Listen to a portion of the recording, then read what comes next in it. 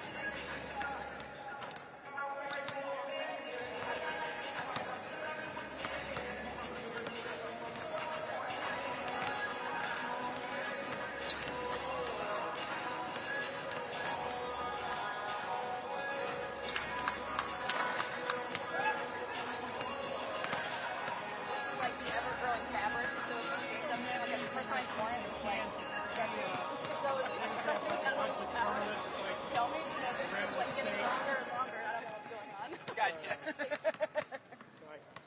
You could have an 18 playing a 6-8 team.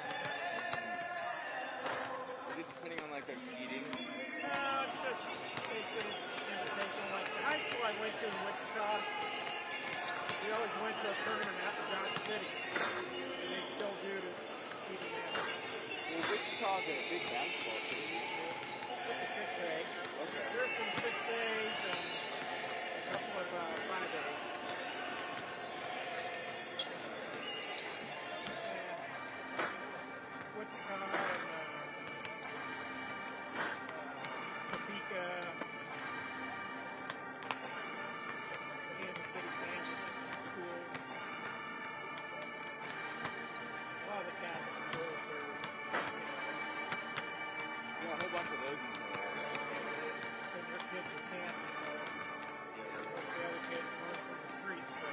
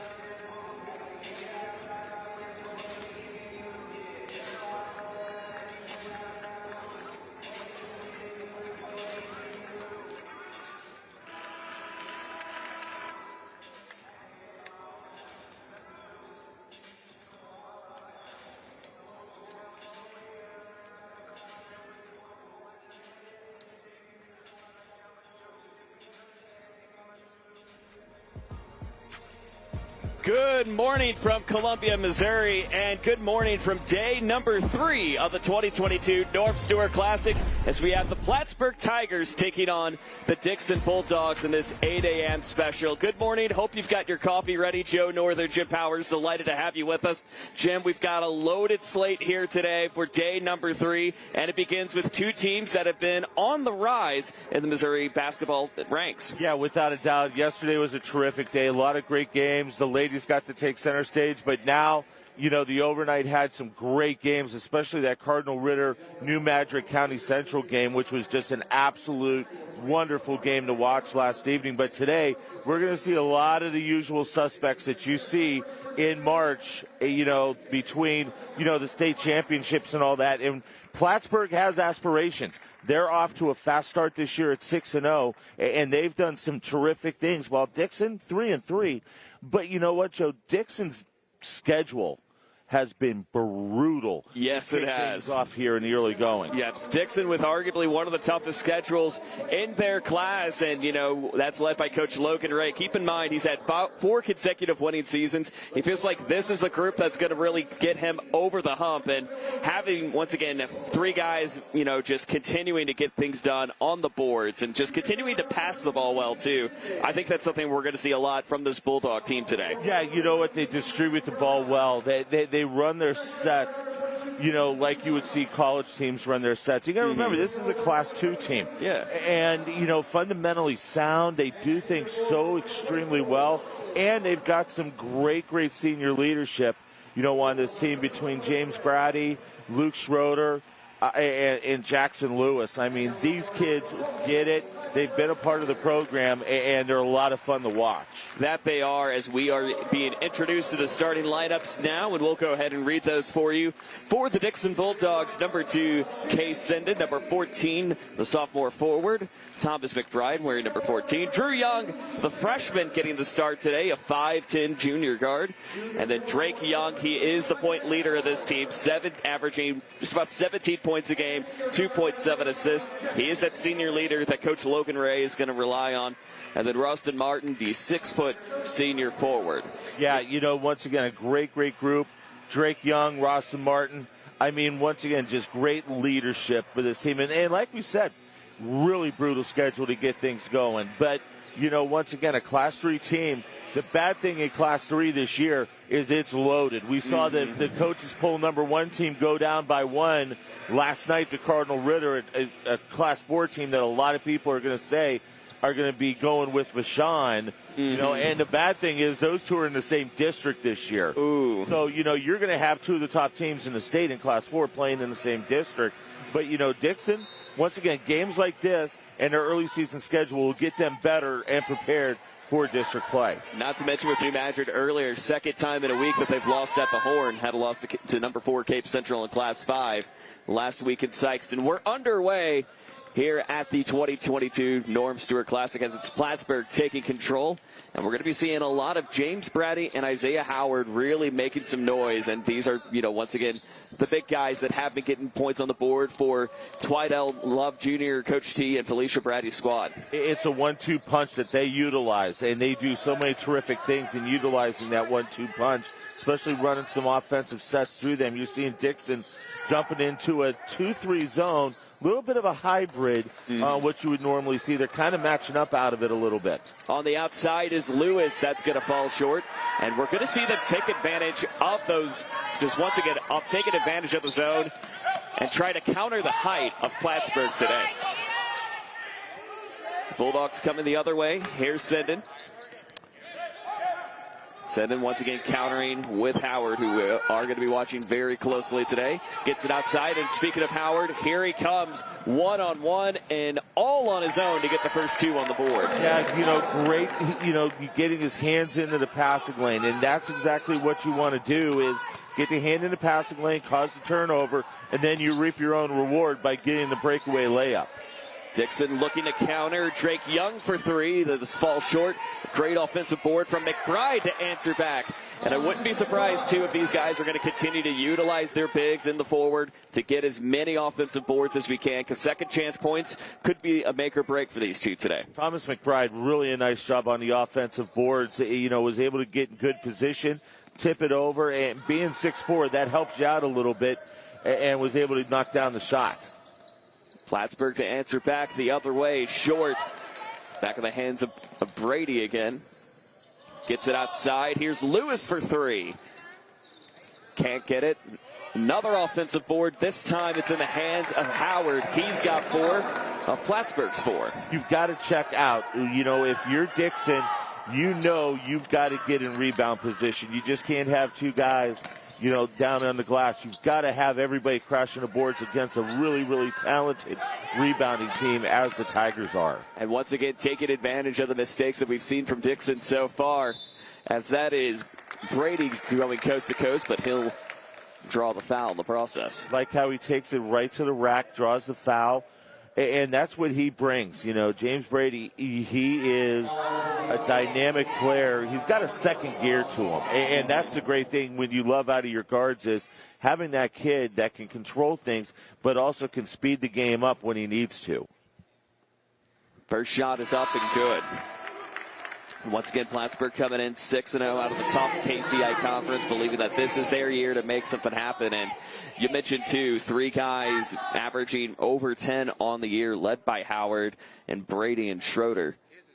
So yeah, the KCI is loaded again this year. It's a traditional conference.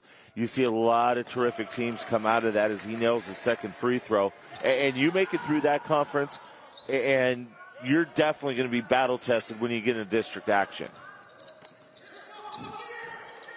And picked away again by the Tigers. Here's Howard, and stolen away from Senden. Really great opportunity to sneak in. Here is Young for 3. Short. And a quick takeaway this time back in the hands of Brady. All on his own and all on the board. Just his ability just to kind of read what Dixon is drawing up on offense and able to take it the other way. All on his own, too. Something special. Love the angle that he took to get to the basketball on making that steal. And then once again, did a great job leaning in, trying to draw the contact, you know, but no contact, and was able to get the lay-in off the transition. That'll be floated out of bounds once more. Just getting underway here in day number 3, officially day number 3. Plattsburgh on top of the Dixon Bulldogs, 8-2. And currently it's been James Brady making things happen off the boards from Dixon. Cross-court pass now to Schroeder. Schroeder outside, almost bobbled away by Langton, and quickly to recover. So we're starting to see Plattsburgh kind of slow it down a little bit, trying to pick apart a little bit of the 2-3 that Dixon has been going with the hybrid, as you said, too, just kind of picking that apart. 3-on-1 double team. That'll be off the foot, and it'll save the Tigers. Yeah, it's a 2-3 in fundamental principles, but they're matching out of it. And so they're looking for double teams whenever they can get it, and it causes a little bit of chaos. If you're Plattsburgh, you just got to quick passes like they're doing right now, and if you get the open shot, you've got the green light to throw it down. Another green light for Isaiah Howard, as he'll get another bucket on the board with a 10-2 score, 4:02 left to go. As we'll be back in just a moment. Plattsburgh on top here at the Norm Stewart Classic. Hi, I am Special Olympics Missouri CEO Larry Linthicum, and this is my good friend Shiver Bear. It's time to get groovy. And beyond. Our disco-themed polar plunges are the perfect way to support Special Olympics Missouri. Choose from 10 funky and frigid bodies of water this January, February, and March. Sponsored by your local law enforcement. Yes! Proceeds support thousands of children and adults with intellectual disabilities throughout the Show Me State. So grab your family and friends and boogie on down to a plunge near you. It's time to get freezing for a reason. Wait, where is Shiver Bear? To find out how you can get involved, visit somo.org/plunge.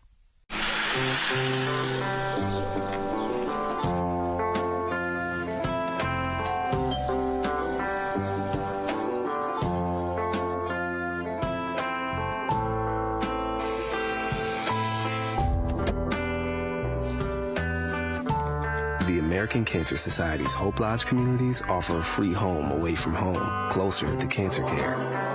People are meant to be together. Donate to help keep it that way.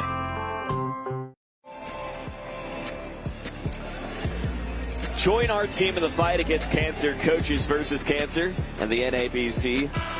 Once again, just a great cause, and what this classic is all about in the Coaches versus Cancer initiative, founded once again with Norm Stewart, and just the ability that he's been able to draw so many teams in this classic, which has been going on for several years. And, you know, it's an important fight that, you know, we all cannot lose sight of day in and day out.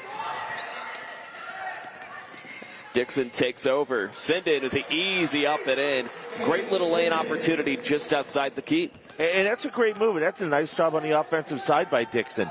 That they were patient. They let things come to them. They got the defense moving. And then Sinden able to take that nice little mid-range jumper. 10-4 our score. Halfway through quarter number one. Sneak inside and good little lay-in from the senior, Drew Schrader. Yeah, nice back cut. And then, you know, had the presence of mind to get the reverse layup. And we're going to have a foul here at midcourt as bodies collide. A little bit of a collision as Ryan Langton slow to get up for a second, but then quickly ready to keep things moving. And now we'll see the inbound coming in from Luke Schrader. Once again, the 6'3" or 6'1" guard forward, the guy who's really able to do both, and having that dual ability just to kind of adjust from what you see from defenses is a really big impact for Coach T. Yeah, no doubt, and he loves that, and that's what he goes. And once again, when you got a guy that can fill it up from behind the arc like James Brady, that's a pretty doggone good thing. Absolutely. Brady again for three, and a block away from Jackson Lewis, and now he comes up with it. Plattsburgh with a 15-4 lead. Been riding the momentum for most of the morning. Here comes Schrader. He floated out of play and forced the turnover. One of the few times it's a mistake on a pass that you'll see out of this Plattsburgh team. They're normally very, very good at handling the basketball and not making big mistakes. And you see Logan Ray directing traffic. You know, one of the great young coaches here in the Missouri area. And that's what we're really blessed about here in the state of Missouri is we've got some outstanding coaches. You see Coach Love Jr. over on the other side doing a great job as well. But then, Sinden saw the seam, was able to break through. And Sinden just making it happen today as well, making it a 9-point game. And just kind of how these teams have been able to counter. But as we've seen so far, Plattsburgh really, really riding things in. There's a shot off the mark, this time from Brady. Now, that was a better job by Dixon that time. They had 3 bodies under the basket to get good rebounding position. And they've got to do that. You have to have 3-4 people in the paint rebounding against a really solid rebounding club with Plattsburgh. And once again, we see that in action once more. Here's Brady. Now gets it up to Schrader. He's up and in and on the board. Schrader with 4, the combo guard forward. He can battle inside with the bigs, but he's also got a great shooting touch and can do a lot of fantastic things offensively. Plattsburgh trying to double team Sinden, can't. Gets it outside. Here's Burns for 3. That falls short, back of the hands of Howard. And here we go once again, fast break opportunity.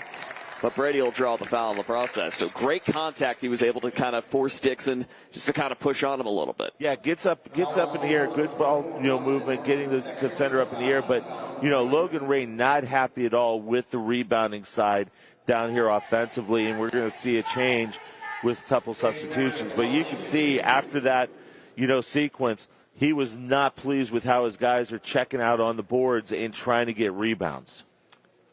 It's again Brady returning to the free throw line. Still perfect from the free throw line. 18-6 our scores. We do have a slew of substitutions coming in for the Bulldogs. And looks like they're going to try to counter a little more height. We do see Drake Young, arguably the senior leader on this team, for Coach Logan Ray and company returning, and getting Thomas McBride back in action too. Second shot from Brady is up and good. Brady a perfect 4 for 4 from the line. He's got an early 9 points, 9 of the 19 for the 6-0 Plattsburgh Tigers. And once again, Plattsburgh just getting off to a fast start. They've done that in the majority of their wins this season, really trying to leave no doubt and just continuing to blaze that trail as they've done all season long. What they like to do, they like to give you that dose early. Punch you in the mouth and kind of see if the opposition's going to respond. Right now, Dixon trying to respond, but it's all going to come down to 2 things. You've got to stop Brady, not let him get that dribble drive, but you got to rebound. And that's been the big bugaboo so far for this Dixon team, is they've been getting outworked on the boards. Here's Schrader, now get it up top to find Brady. Brady back to Howard. Howard's creeping on in. Here's Schrader. Gets it outside. Set it up to Boyle. Howard again. 25 seconds left to go. Shot is up and good. This time it's from Jackson Lewis. I like Jackson Lewis. A senior guard. But boy, I tell you, he can bang inside with the big guys and get some boards. But he's got a nice shooting touch. And we saw it right there. Really squares up his shoulders nicely. Really able to get, in the form, and you'll see it here. And that's just great fundamental shooting. Got his, into the shooting pocket, great pass, and just able to knock down the mid-range jumper. There's a steal once more from Howard. Gets it up and not in, but will draw that contact once more. And Isaiah Howard, you mentioned he's averaging 16.4 boards per game. And, really good, not just necessarily in scoring, but able to get the ball out to his guys like Jackson Lewis, like James Brady. Love the body control, too, with the young man. He knew he was going to get caught from behind. He knew he was going to take contact. And the body control was fantastic to just lean in a little bit more and take that contact to ensure that he was going to either get the and one or to go to the line to shoot a pair. He misses the first of 2. We'll see what he does with number 2. Once again, the junior, 6'5", missing both. Dixon, 2 seconds, 1 second. And a long key from Drake Young is going to fall short. And that is how the first quarter will end. It is all Plattsburgh here in the first 8 minutes. They lead the Bulldogs 21-6. We'll be back in a moment from the Zoo Arena. This is the Norm Stewart Classic.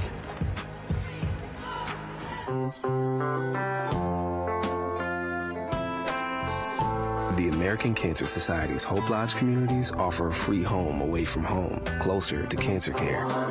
People are meant to be together. Donate to help keep it that way.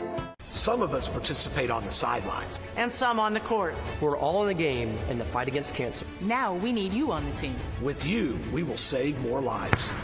You don't have to be a coach to join Coaches versus Cancer. Norm Stewart here, former basketball coach, University of Missouri. When you have a good player, you know you're going to have success. When you have a player that is also a leader, then what you try to do is just stay out of the way, and you really will be successful. That's what happened when Warner Baxter came into the fold and started with Coaches versus Cancer. From that, we went on to CEOs versus Cancer. What a great ride it's been, and how many people he has helped along the way. I want to congratulate the St. Louis chapter of the American Cancer Society. All your help and the corporate leadership in that area has been tremendous. You've helped so many people.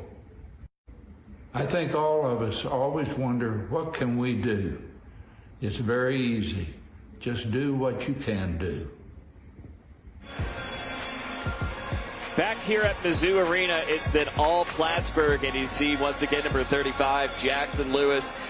Really big fella that's been making things happen on the boards. Currently in rebounds, Dixon has been trailing on Plattsburgh only 7-5, but in terms of total scoring, it's been James Brady with 9 thus far for this Tiger team. Yeah, but the big number is 10-0 fast break points for Plattsburgh, and that's got them out to the lead. And there we're going to get another. Oh, we're almost not going to get another one. Almost at 12. Almost at 12, and we almost saw Isaiah Howard take flight. That's going to fall short, going back to Dixon the other way. Going to be interested to see how they're going to try to counter, because they've also got the height situation they got to deal with too. No doubt about it. There's a good drive, and we're going to get a foul. First quarter shooting, 3 of 9 for Dixon, 8 of 13 for Plattsburgh, and you're going to see the rundown right here, and just left it a little bit short. Just couldn't try to get it all the way in, but nonetheless, we are going to see Dixon for the first time at the free throw line as Senden hits it short. Foul is going to be on number 12, James Brady. That'll be his second. James Brady, Felicia Brady, assistant coach. You saw at the break, when we were coming back out of the commercial, see her sitting there talking with Jackson Lewis, working on, hey, just this is what you got to do, get a little bit more into the shooting pocket. And that's great to see the assistant coaches really getting in there and talking to the guys, during breaks and when they're sitting on the bench, and seeing the guys being receptive to it. That's even better. Oh, absolutely. And, that's just kind of a cream core that's held this team together. And, having that bond is just, impeccable. Isaiah Howard to get it. Now back in the hands of Lewis. Lewis sets up, looks over to Schrader. Dixon again settling in that zone, as we know they have been prone to do. Over to Howard. Gets it inside. Now back out to Schrader. Dixon doing a great job protecting the paint. Really riding the hybrid. Howard drawing it up. Gets it out to Lewis. Lewis tipped away again by Senden. Great read. Nice job, in seeing it. And the one thing that Lewis did not do, when you got somebody up that tight, you want a ball fake. You want to get the defender up. That way you can make an easier pass. Didn't do it that time around. Cross court gets it up and off the mark. Out of the hands of Schrader. Schrader 2-on-1 double team. Gets it up. No good. Rebound back in the hands of the Bulldogs. And the Bulldogs going to have to try to step it up on the boards if they want to try to fight back in this. They are down by 14 in the early goings of quarter number 2. Here's a drive. Gets it out to find Senden again once more. Senden sets up. Looking to find a chance. Throws it up and in. Chase Senden is a junior and is really, really good. He's nice on the defensive side, but offensively, he's not afraid to do that little dribble drive penetration down on the baseline, put the floater up like he just did, but he's also not afraid to take the contact. Plattsburgh trying to counter. Howard again up top.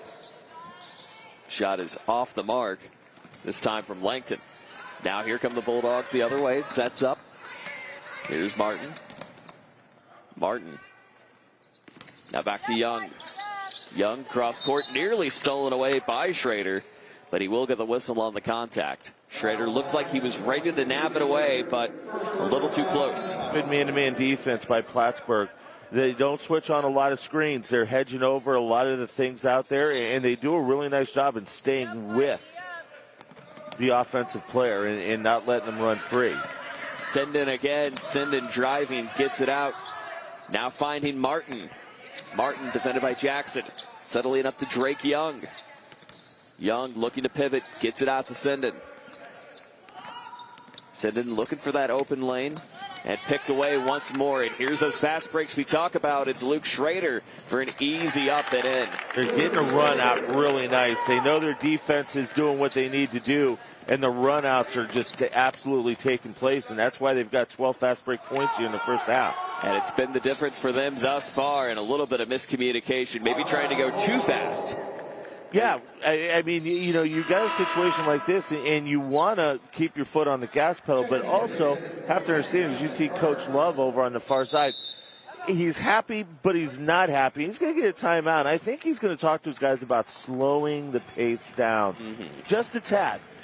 Keep doing what you do, but we can't have a home run ball thrown away like that when we've got a chance to get more fast break points in transition. Yeah, not only that, but you got to think about, too, if you're really just trying to go nonstop fast break over and over and over, your guys are going to get depleted quickly, and then Dixon's going to get the hint like, hey, wait a second. What if we slow it down? What if we find a way to drive and throw it up and in? It's not all about the highlight reel balls, which, I mean, credit, once again, we've seen a few of them already this early from the Tigers. But just kind of containing that consistent pace. Like, if you're really just trying to build that lead, shoot to score X amount a quarter, and really keep that defending and rebounding high, which is what we've seen them do. Oh, without a doubt. And they're very impressive with that. You know, the fundamentals are just terrific. You know, when you look at a Coach Love's team, you know, that he works on them, and that's what they devote a lot of their practices to.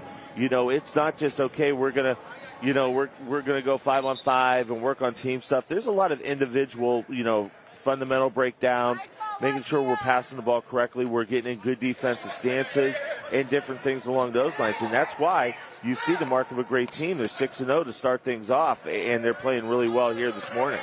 Here comes McBride to throw it up and in, and we saw the thumbs up coming from Sinden.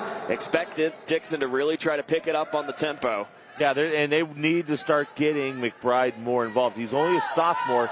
He's 6'4", but you need to utilize him, especially down underneath, because it's some pretty good matchups there that he can take advantage of. Lewis gets it out again to Howard.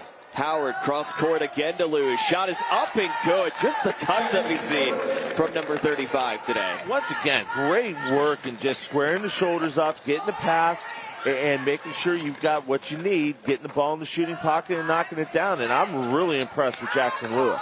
And once again, Plattsburgh up by 14. Sinden trying to drive the control and take it away this time by Langton.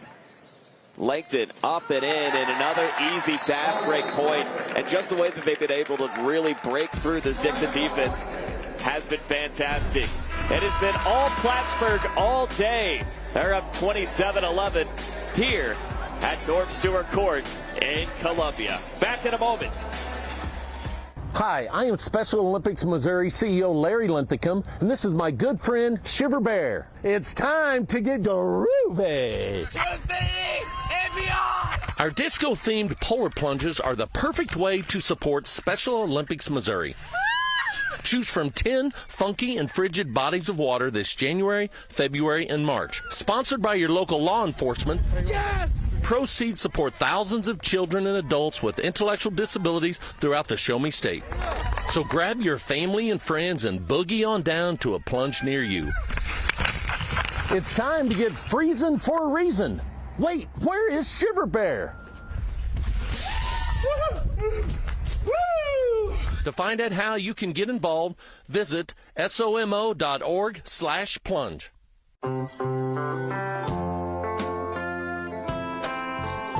The American Cancer Society's Hope Lodge communities offer a free home away from home, closer to cancer care. People are meant to be together. Donate to help keep it that way. Some of us participate on the sidelines. And some on the court. We're all in the game in the fight against cancer. Now we need you on the team. With you, we will save more lives. You don't have to be a coach to join Coaches versus Cancer.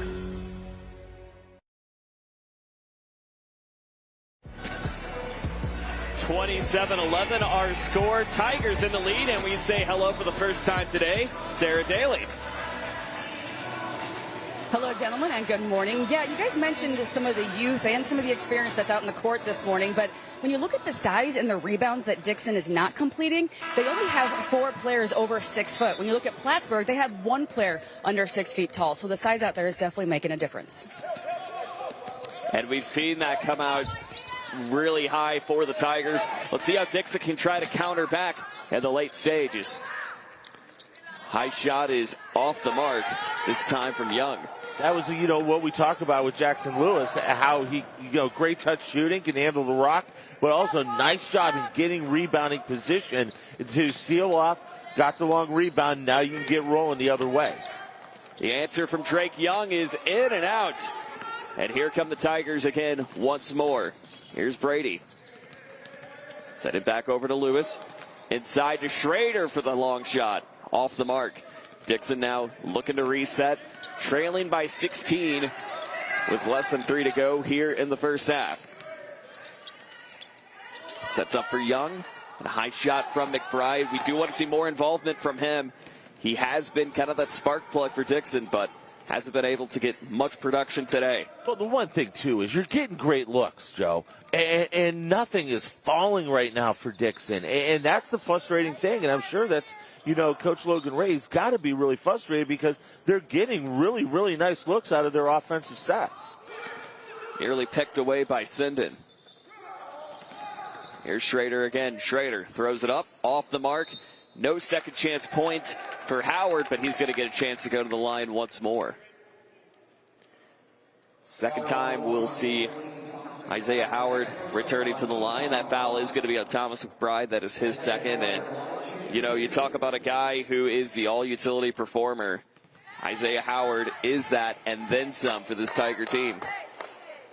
Does a great job, and we see him knock down. We see Howard knock down his first. He was 0 for 2 from the line, stepping into this sequence. Adding on to the Tiger lead, goes 2 for 2. 29-11 our score. Dixon trailing by 11. It's Sinden to inbound and cross the timeline. Here's Sinden again. Sinden looking to try to find an opportunity to penetrate. As Plattsburgh keeping up with that man-to-man. Sinden sends it in. This time to Drake Young.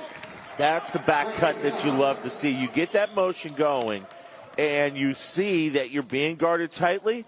But you take a V step, and then you go backdoor, and they ran that perfectly that time around offensively. Here's Plattsburgh to try to counter. It's Schrader. Throws out, but they will bring it back in. So 1:37 to go, 29-13. And Dixon's had some great cuts and great looks, as you've mentioned, but really utilizing that paint where I think we've seen them dominate today. If they can just try to break through some penetration that Plattsburgh has on the man-to-man, they could get something riling up here. Yeah, without a doubt. And that's what they need to do. But look, when you get this, you get a take to the basket and a foul. That's where Plattsburgh's so good, is they just attack, and they get after you, and they go to the boards. And you'll see it right here, coming off the wing. Nice little spin, nice little draw. And once again, left hand. Uses his left hand to put it up and in and draw the foul.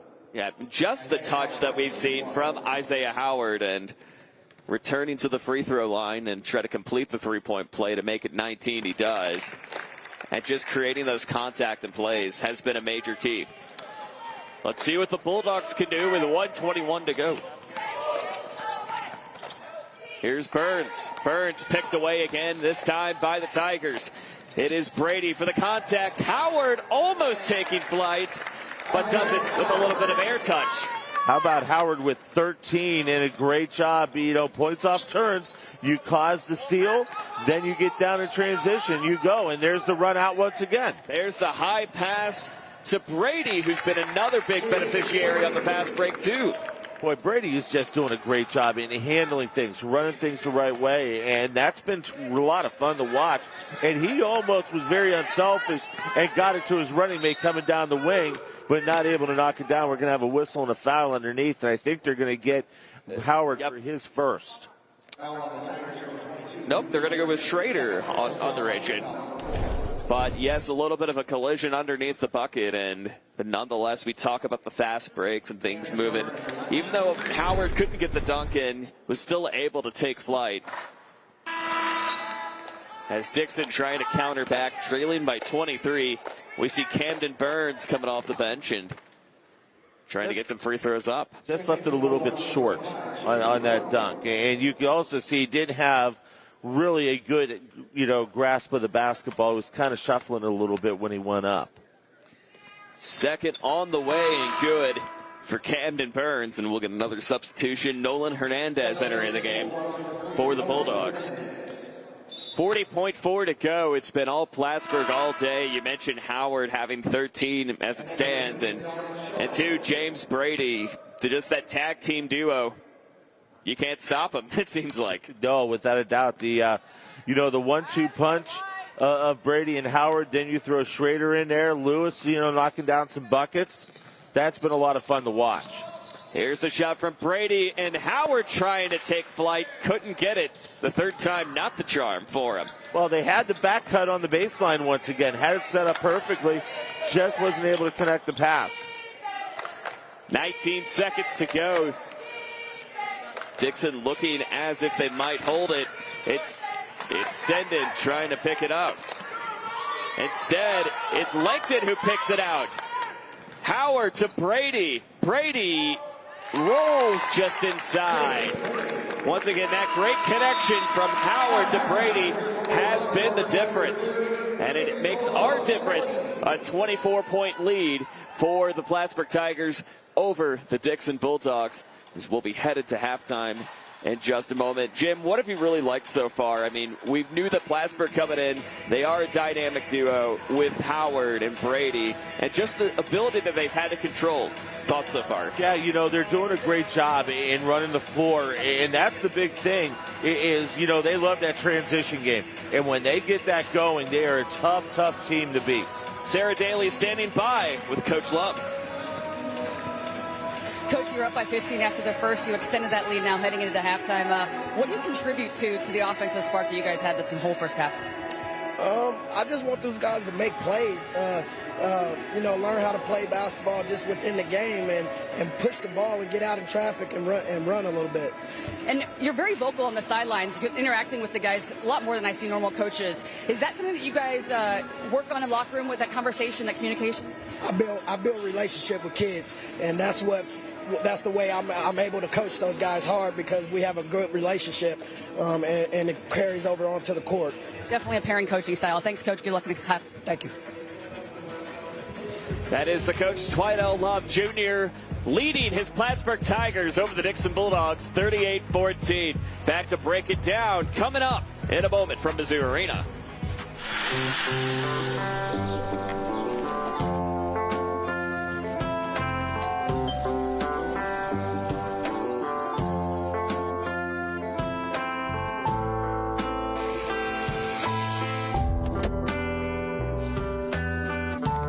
The American Cancer Society's Hope Lodge communities offer a free home away from home, closer to cancer care. People are meant to be together. Donate to help keep it that way. Norm Stewart here, former basketball coach, University of Missouri. When you have a good player, you know you're going to have success. When you have a player that is also a leader, then what you try to do is just stay out of the way, and you really will be successful. That's what happened when Warner Baxter came into the fold and started with Coaches versus Cancer. From that, we went on to CEOs versus Cancer. What a great ride it's been, and how many people he has helped along the way. I want to congratulate the St. Louis chapter of the American Cancer Society. All your help and the corporate leadership in that area has been tremendous. You've helped so many people. I think all of us always wonder, what can we do? It's very easy. Just do what you can do.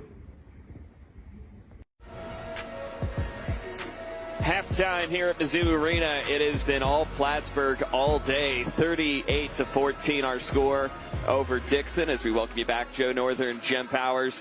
Jim, the one stat that I look at is indeed just one number and one number only, and that is points off the bench, as it's been a starters game today with that one lone point coming from Dixon. Yeah, and that's what these two teams do to you. They ride their starters. And when you look at, you know, the different things, you look at time on the court and all that stuff, when you look at Dixon, a couple guys with just a little over 30 seconds, you look at Plattsburgh, he hasn't subbed. I mean, other than one person, you know, and they brought Gavin Boyle in. But, yeah, you know, you've got two teams that they'll ride their five. And this is how we're going to win. This is how we're going to lose. Some coaches like that philosophy, especially if your starters are clicking on all cylinders. And that's exactly what they've been doing. Another lucky number, if you will, it's with James Brady and Isaiah Howard, both with 13 apiece. And once again, just the way they've also been not only on points, but the way they've been able to share the ball, too, getting 6 of the 7 assists for the Tigers thus far. Without a doubt. And I love the distribution of the basketball that he's been doing. And once again, the other big thing, too, is just the way they get out of their transition. That's where they get a lot of their assists, is they love to push tempo. They get it down the floor. They run out with their one guard. They'll keep 4 down rebounding, but they get that run out. And they're very successful. And once again, really tough to stop when they get that going. And they have got it all going in the first half. We'll see what they'll do in half number 2 as we continue from Mizzou Arena coming up in just a moment. This is the 2022 Norm Stewart Classic. Hi, I am Special Olympics Missouri CEO Larry Linthicum, and this is my good friend Shiver Bear. It's time to get groovy. To infinity and beyond! Our disco-themed polar plunges are the perfect way to support Special Olympics Missouri. Choose from 10 funky and frigid bodies of water this January, February, and March. Sponsored by your local law enforcement. Yes! Proceeds support thousands of children and adults with intellectual disabilities throughout the Show Me State. So grab your family and friends and boogie on down to a plunge near you. It's time to get freezing for a reason. Wait, where is Shiver Bear? To find out how you can get involved, visit somo.org/plunge.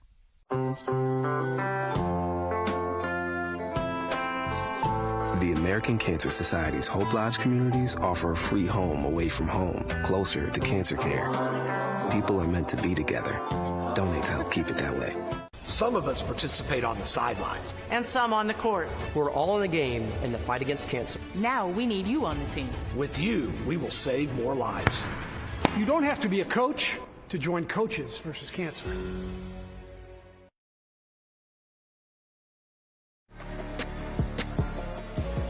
Halftime at Mizzou Arena, Plattsburgh over Dixon, 38-14. As we've mentioned, of course, the two guys that have been making it happen for the Tigers, Brady and Howard. As we take a look at first half highlights, fast breaks have been no problem for Mr. James Brady today. Yeah, no doubt about it. 18 points off the fast breaks, and then nice shot there by Sidnan on getting a nice little transition back himself. But then you see just a great passing game. How they distribute the ball extremely well. And then once again, they get it out in transition on the fast break, leaking out that guard. Then a nice little lean in that time around by Ryan Langton.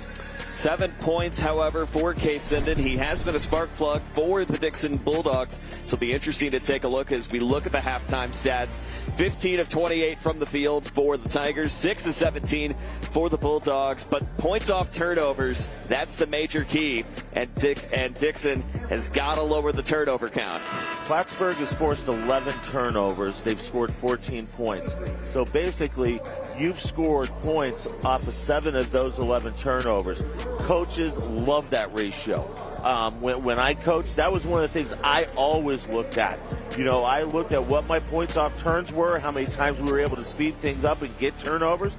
You got to convert over 50% of your turnovers into points. Or, you know, what's the sense of it? so to say. So, I think Plattsburgh has just done a terrific job. And the other number, real quick, before we go to break, 7 assists to the 15 made buckets. You're in that 50% range once again. That just shows great distribution of the basketball. Great distribution and a great first half effort from the Tigers. We'll see what happens in half number 2 from Mizzou Arena in just a moment. I am Special Olympics Missouri CEO Larry Linthicum, and this is my good friend Shiver Bear. It's time to get groovy. Our disco-themed polar plunges are the perfect way to support Special Olympics Missouri. Choose from 10 funky and frigid bodies of water this January, February, and March. Proceeds support thousands of children and adults with intellectual disabilities throughout the Show Me State. Yes! Wait, where is Shiver Bear? Norm Stewart here, former basketball coach, University of Missouri. When you have a good player, you know you're going to have success. When you have a player that is also a leader, then what you try to do is just stay out of the way, and you really will be successful. That's what happened when Warner Baxter came into the fold and started with Coaches versus Cancer. From that, we went on to the CEOs versus Cancer. What a great ride it's been, and how many people he has helped along the way. I want to congratulate the St. Louis chapter of the American Cancer Society. All your help and the corporate leadership in that area has been tremendous. You've helped so many people. I think all of us always wonder, what can we do? It's very easy. Just do what you can do.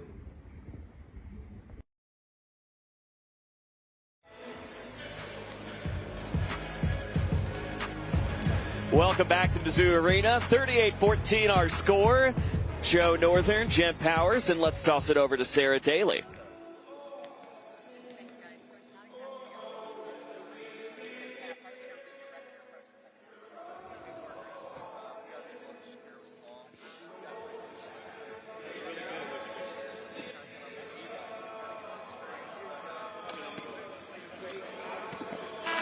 Trying to have a little bit of a mic difficulty, but that's okay. We'll talk a little bit about what we need to see in half number 2. And, Dixon, the big thing is trying to limit those turnovers and try to control the possession more and more, which we've seen that be an issue today for the Bulldogs. Yeah, it's basically cleaning some stuff up. Also, you got to start rebounding a little bit better. I mean, Plattsburgh has 6 offensive boards out of their 15.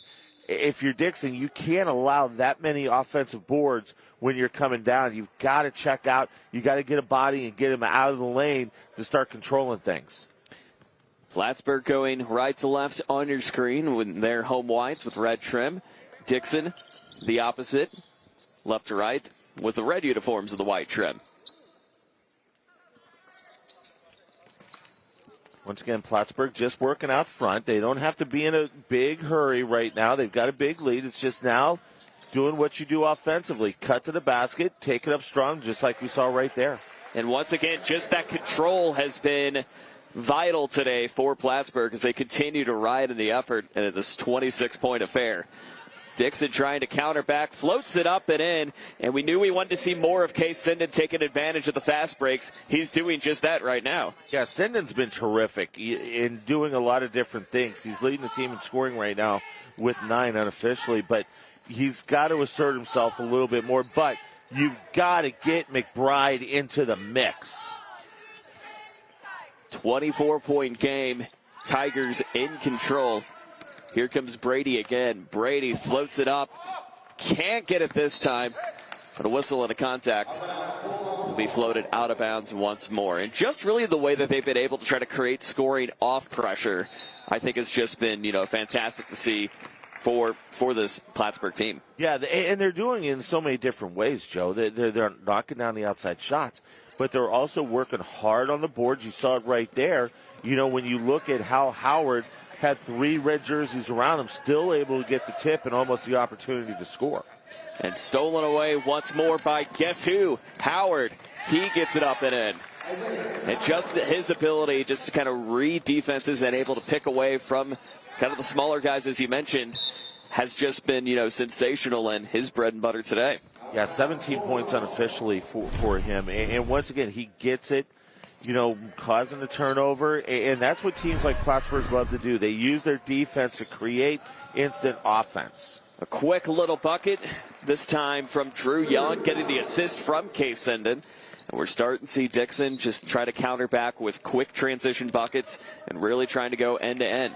But the only way you can kind of, go punch for punch is you got to get some defensive stops. You have to get Plattsburgh sped up to the point to where you're causing some turnovers just like that, or a shot that you don't necessarily want to see.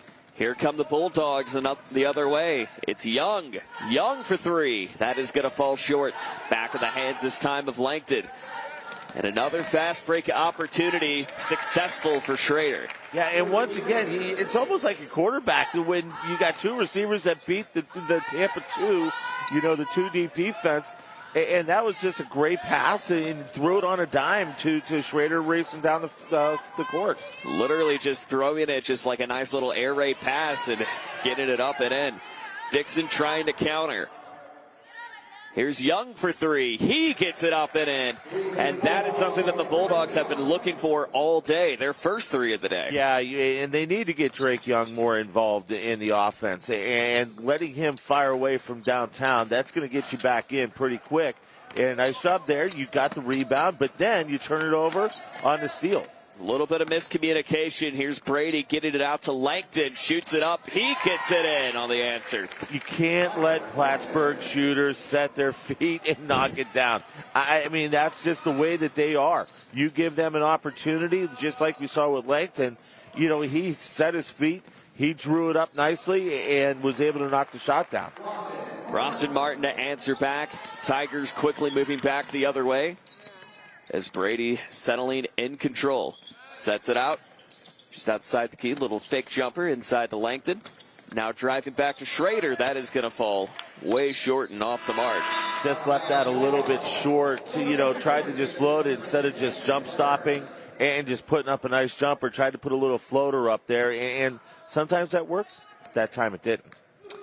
One thing I've really loved from Dixon here in this third quarter to start things off is just the ability that they've kind of forced Plattsburgh to take some shots that maybe they otherwise wouldn't take, and really settling in with their defense and just trying to cause them to get a little bit of fits. Yeah, great job by Logan Ray, the head coach for the Bulldogs, in making some halftime adjustments, and that's what a great coach does. And you're seeing some of the things that he wanted them to do coming out of the halftime locker room. And there's another big three by Drake Young. Drake Young currently with the 2 threes for the Bulldogs, still trailing by 20, but we're starting to see some sparks from him.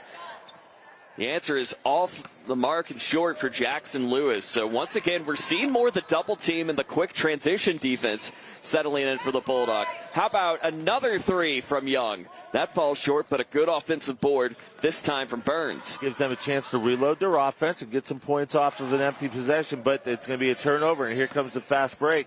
And another transition bucket, this time stolen from Howard and then back to Brady. And just the way that they're able to just go quick up and up, back and forth, it's going to cause teams problems all season long. Yeah, without a doubt, especially in Class 2, where you're going to have some great opportunity to make some hay in the postseason. That is picked away this time from Sinden. Brady was trying to connect with Howard, but now the Bulldogs looking to counter back the other way. Trailing by 22. Here's number 2 for 3. He gets it in. 3 threes for the Bulldogs this half, and we're starting to see him get a little bit of a spark here. And once again, they could have folded the tents up at the half, but they came out with a little bit more of a sense of urgency. They've come out of the gate, and this is what you love to see. And they are going to take a chance to reset, and so will we. Tigers leading by 19. Dixon doing well from the 3. We're back in a moment.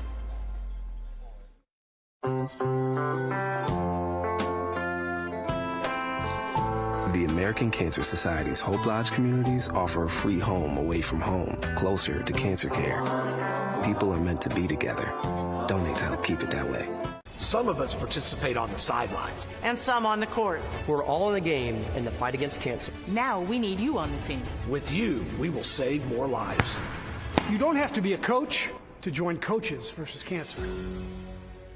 Hi, I am Special Olympics Missouri CEO Larry Linthicum, and this is my good friend Shiver Bear. It's time to get groovy.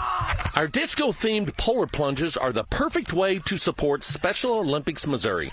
Choose from 10 funky and frigid bodies of water this January, February, and March. Proceeds support thousands of children and adults with intellectual disabilities throughout the Show Me State. Yes! Wait, where is Shiver Bear?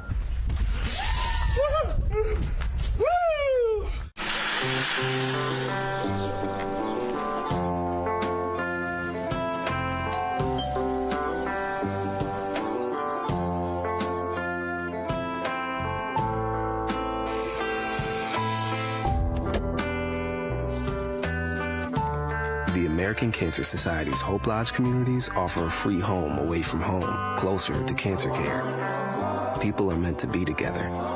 Donate to help keep it that way. Join our team in the fight against cancer and the Coaches vs. Cancer Initiative. And learn more from the American Cancer Society, coachesversuscancer.org. And that's really what this Norm Stewart Classic has always been about, to continue that fight with Coaches versus Cancer. That's a cause very near and dear to the former Missouri head coach Norm Stewart, and just the ability of what they've been able to do to make this shootout arguably one of the most exciting and successful in the state. Well, not even in the state, in the country. And, you got to remember, back in 2007, Norm got an idea to do this. We played 4 games in one day over at Columbia College, and look to what it's morphed into. 3 weekends of nonstop basketball. 2 weekends ago, Sophie Cunningham, legendary women's basketball player at Mizzou. Also, played at high school, Rockbridge, which I had a chance to call quite a few of her state championship games, when she played for the Bruins. But, with her stepping up, and then last weekend, the real 48 hours down in Springfield, and then we're here for the Classic. And it's just great. And it's great to see the kids bringing awareness to cancer, and to see them get involved has been terrific. And we've seen for most of the games yesterday, check presentations, with the players taking the initiative and showing that, hey, this is bigger than basketball at the end of the day. It absolutely is. And it's great that the kids are understanding that. And it's great that, we're getting checks donated to the American Cancer Society. And it's just really, really great to see, our youth really grasping that, give back to the community type thing. There's a shot that's going to be up and in from number 42, Maverick Yoakum. And, you mentioned the growth. 4 games in 2007, and now 16 years later, we've got 3 full days of action. We're not getting as much sleep as we used to, obviously, during these, but it's been, just exciting to see the growth. And there's a shot up and in this time from Schrader. I mean, I once again began this over at Columbia College in 2013 as a PA guy, bouncing back and forth with you all down in the booth, and just the growth that you've all been able to do has just been incredible. Yeah, I have a blast in organizing the announcers for the broadcasts, and it's people that do great work, but also they understand what the cause is. They understand that we want to highlight, showcase, but also raise awareness as we get another fast break bucket by Langton, coming down for Plattsburgh. And once again, just the awareness that we've seen them just continue to ride on the fast break. They're up to a 23-point lead, less than 45 to go. This Dixon team is going to be really good. And once again, the schedule that they've played has been brutal. They kicked, to jumpstart their season, but I really expect them to make a lot of noise once we get into, full-fledged conference play in January, and then, their district. They've got a really, really good district that I think they can come out of and make a lot of noise. They'd be looking for their first district title in, 11 years as it stands. Last time they won that was the 2010-11 season, and Coach Logan Ray, he's had 4 successful winning seasons leading the Bulldogs, but he really wants to try to take them over the hump, and feels like this is the team to do it. Here is Brady again on the fast break. That'll fall short. But Plattsburgh in complete control as we end the third quarter, 56-31. We're back in the fourth in just a moment. You're watching the 2022 Norm Stewart Classic.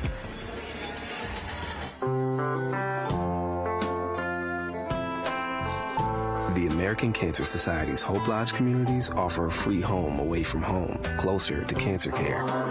People are meant to be together. Donate to help keep it that way.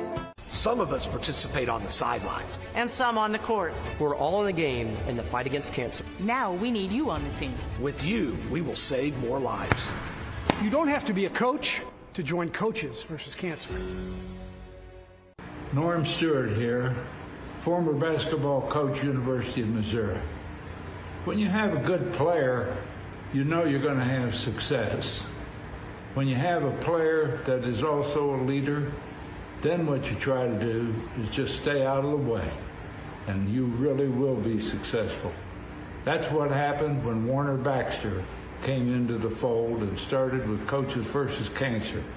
From that, we went on to CEOs versus Cancer.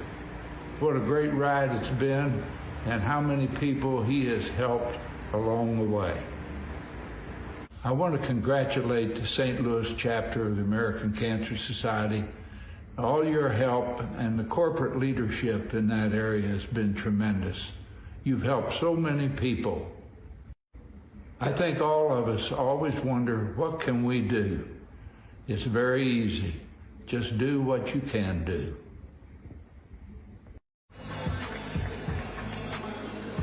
Well, we can tell you we've got quite the slate today here in the final day of this 2022 Norm Stewart Classic. Coming up at 10 o'clock, you'll be seeing the high-flying Battle Spartans taking on Oak Park out of North Kansas City at 10. Jenny Hopkins will be sliding over the play-by-play chair. I'll be joining her at 10.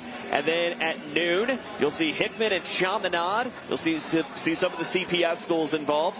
Rockbridge and Peoria at Notre Dame coming up at 2 p.m. And then we've got quite the slate for the evening games tonight, which you'll be able to see Jefferson City taking on East St. Louis at 4, CBC and Springfield Kickapoo at 6, Tolton and Bartlesville. That's going to be a fun one tonight at 8 p.m. You can catch some of those late games also on Stadium tonight. Yeah, we'll start our coverage on Stadium Network starting at noon today, and they'll take the last 5 games. You'll also be able to watch the live stream as well. But, yeah, just a great slate of games here. You know, seeing a lot of the Columbia schools, seeing some of the big kids on the block from the St. Louis area that are going to show off their talents. In fact, as you see the bucket put up and in by Howard, CBC and Chaminade, both in the same conference in St. Louis in the Metro Catholic. They played last night. CBC won by 7 in just a terrific game, and a lot of aspirations from those two teams. CBC is the defending Class 6 state champion here in Missouri. And it's going to be exciting to see both of those play just once again coming off the game. Exciting game last night in St. Louis, and really going to be interested to see how Chaminade's going to counter with a really tough Hickman team that has just completely risen up the ranks over the past couple of seasons under Coach Cray Logan. You know, Cray's done a great job. You know, I remember when he took over the program and they were kind of shuffling their heels a little bit. Mm-hmm. And, you know, what he's been able to put together is we see another 3 reining in by Drake Young. You know, he's got the pieces to the puzzle this year. Great guard play, great post play. You know, Chaminade's going to have to, you know, be ready for the physicality, and especially, you know, a quick turnaround playing at 7 o'clock last night against, you know, arguably your arch bitter rival in the MCC in St. Louis on the basketball side. That game will be at noon on, of course, the live stream, and then you'll be able to catch that on Stadium Network. Check your local listings for the channel in your area. So far, Dixon, they had a very impressive third quarter. 17 third quarter points, 9 of those fueled from the three-point arc. Yeah, you know, and once again, they got some things going. They answered a few things. They cut the rebounding margin down a little bit, but they've turned the ball over 16 times, and guess what? The difference of the game is Plattsburgh scored 22 points off turns. That is incredible numbers right there. Plus, Plattsburgh controlling the paint. They've scored 34 points in the lane to really, you know, take control inside. 24-point game, 6:17 left to go here in the fourth. Plattsburgh slowing it down a little bit. You don't have to try to force the big plays, but just kind of slow it down and do what you do best. And one quote that I really loved from Coach T earlier was just saying how he wants his kids to continue to learn playing the game within the game. Right. And that's, you know, just a great coach. You learn every day, and you want to teach your kids every day, and you want to keep them within themselves, not ask them to do too much, not asking them to do things that they're not comfortable doing, even though you want to create some uncomfortable, in certain things that you do. But I love the way that he coaches his kids and teaches them the right way. And love that steal off the fast break from number 12, James Brady. That float short. We almost saw that quick transition offense picking up for Dixon. They're going to be settling in just a little bit more. 5:24 left to go, and Tigers going man-to-man as they're trying to read what Dixon's going to cook up. Here's the shot. Reaching over to McBride. McBride sets up now for Senden. Senden looks up, throws it in the bucket, and I love what we've seen from Case Senden, too. Just able just to kind of sneak in. I mean, the 5'8 guys, the short guys out here like me, we get work done, too. Absolutely, the short guys do. And that's it. Case Senden has just been a terrific, spark plug for this Dixon team here this morning. And just knocking down some shots. He's playing some great defense out front, forcing the Plattsburgh guards to do some different things.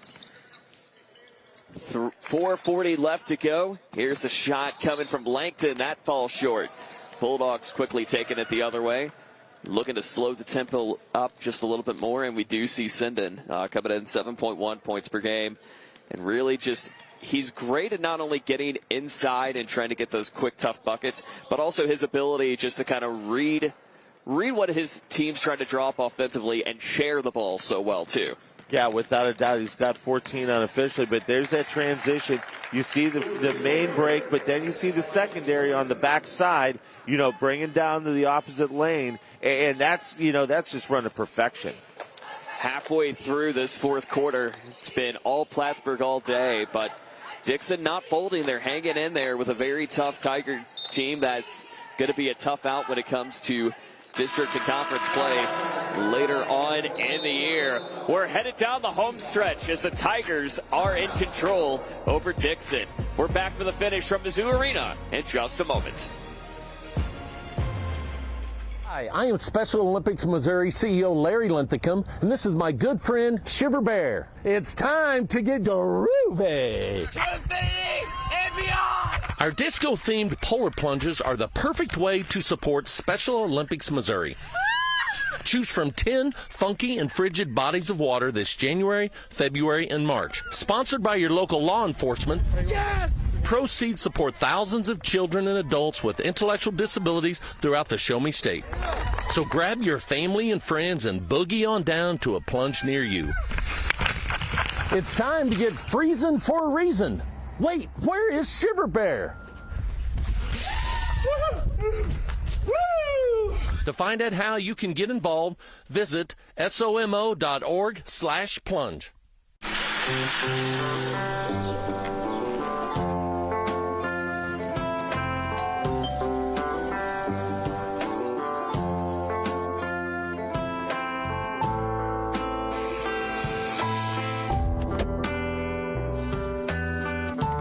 The American Cancer Society's Hope Lodge communities offer a free home away from home, closer to cancer care.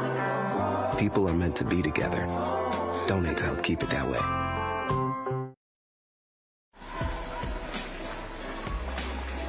.60-36 our score. Plattsburgh in complete control. Joe Northern, Jim Powers, Sarah Daly, the entire crew from L2 Productions, and what a fantastic job that they've been with us all weekend long, and just, some great basketball that we've seen all weekend. Not completely over yet, but we're only halfway through the marathon. What are you talking about? No, I know. We still got a bunch of games, and we'll finish up you guys will finish up about 10 o'clock tonight. But no, this is what it's all about, and this is why we love doing it. We have so much fun. The kids, really enjoy. Yeah, some of them play at 2 a.m. in the morning, but guess what? They just love being able to be a part of the Norm Stewart Classic. And, it was funny, last week, in my full-time job back in St. Louis, took my kids down to Springfield. We played our conference rival at 6 o'clock in the morning last Sunday morning. My kids weren't too happy when when me as the athletic director said, well, it's going to be a 4 o'clock wake-up call. We're on the bus at 4:30. And that didn't go over well, but they had a blast with it. And that was the cool thing about it was, they get an opportunity to play, it's for such a great cause. And, it was a lot of fun to see our kids be able to participate last week in the 48 hours down in Springfield. Yep, and that's the first year of the 48-hour event in Springfield. Formerly, it was up here in the Norm Stewart Classic of the 48-hour concept. The first 3 years of it at Columbia College from 16 to 18, and then moved to Mizzou Arena for the 19 and 21 editions. And you mentioned with some of those early games, the 4 a.m. and 6 a.m.s, I mean, you've seen some memorable moments. I go back and think about the 2019 triple overtime game that our colleagues, before we came on, James Stanley and Cam Thomas had the call for. And, you see some wacky things that happen, but the kids have fun with it no matter what. Well, we saw it last night, with New Madrid and Cardinal Ritter. And Cardinal Ritter, two teams that are state powers, New Madrid, the number 1 team in the latest coaches poll, Cardinal Ritter, the number 3 team in their classification. And it was a steal bucket with 1 second left that gave Cardinal Ritter the victory. And it's just those great games that you see in the overnight. And those kids get after it just as hard, at 2 o'clock in the morning as they would at 7 o'clock on a Friday night when they're playing a conference game. 2:23 left to go. It's been all Tigers all day with a 26-point lead. I love, Dixon. There's been no quit. They're getting positives out of this. And we've seen some sparks. We've seen some dings that they need to work on. But also we've seen some great play that's really going to help build.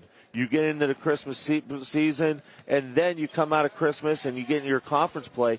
Like I said, I really think we're going to see some big things out of the Bulldogs once you get into January and February. Here's a 3-point shot, this time coming from Hernandez. Falls short, floated out of play. He'll go back to the Tigers. And, both of these two teams are going to have some tough roads ahead of them coming in out of the holiday season into conference and then into February. But, I think we're looking forward to seeing exciting things. And you mentioned exciting things down the road. I mean, I'm looking at, the stat lines for Brady and Howard and the looks that they're going to be getting down the road, too. Yeah, without a doubt. And it's great, too, as you see both teams, both coaches, getting some of the younger guys out there, letting them get an opportunity to play here in Mizzou Arena on the Norm Stewart court. And you got to love that the coaches are getting those kids some great things that they're going to remember. And there's another big bucket by Jackson Lewis.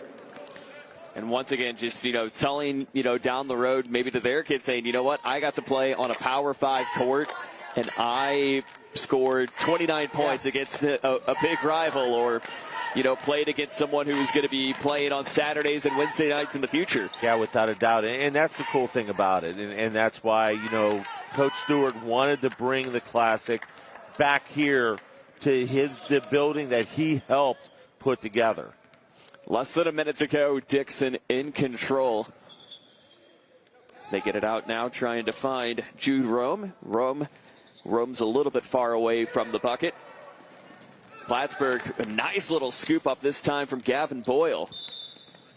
But it'll be a little crossover violation, and the Bulldogs will take over with 36.2 left to go.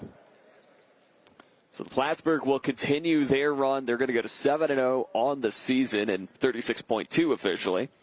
And just going to be excited to see what they have in a very tough KCI league coming up in January. Not going to surprise me if we're going to see this Plattsburgh team break into the coaches' top 10 poll in Class 2. I think they deserve it. They've got a really solid team up and down, and you could see them in there. And I know I'm going to call a couple of the coaches that are on that panel and say, you got to get these guys in there. They're really talented. Happened, no question, and that's how we've seen them today.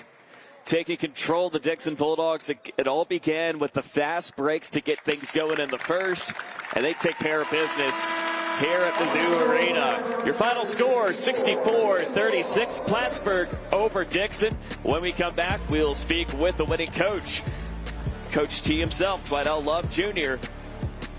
Coming up. This is the Norm Stewart Classic.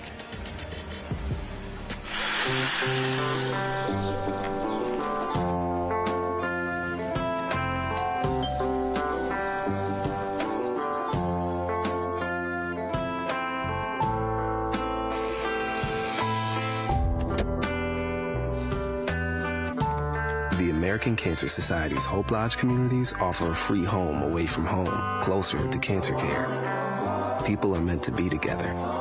Donate to help keep it that way.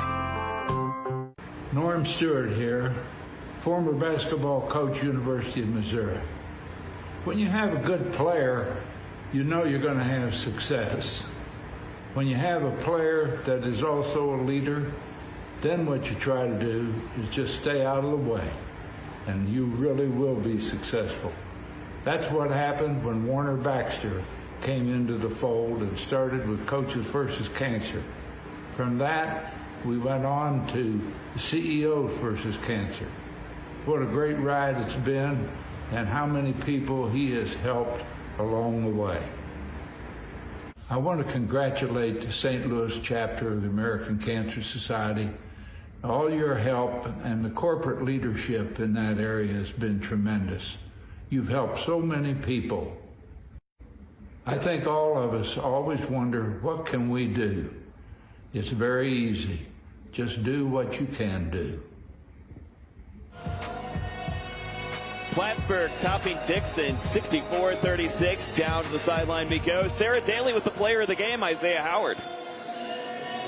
I think so. Yeah, Isaiah, you're averaging 26 points a game this season. What are you attributing that success on the court to?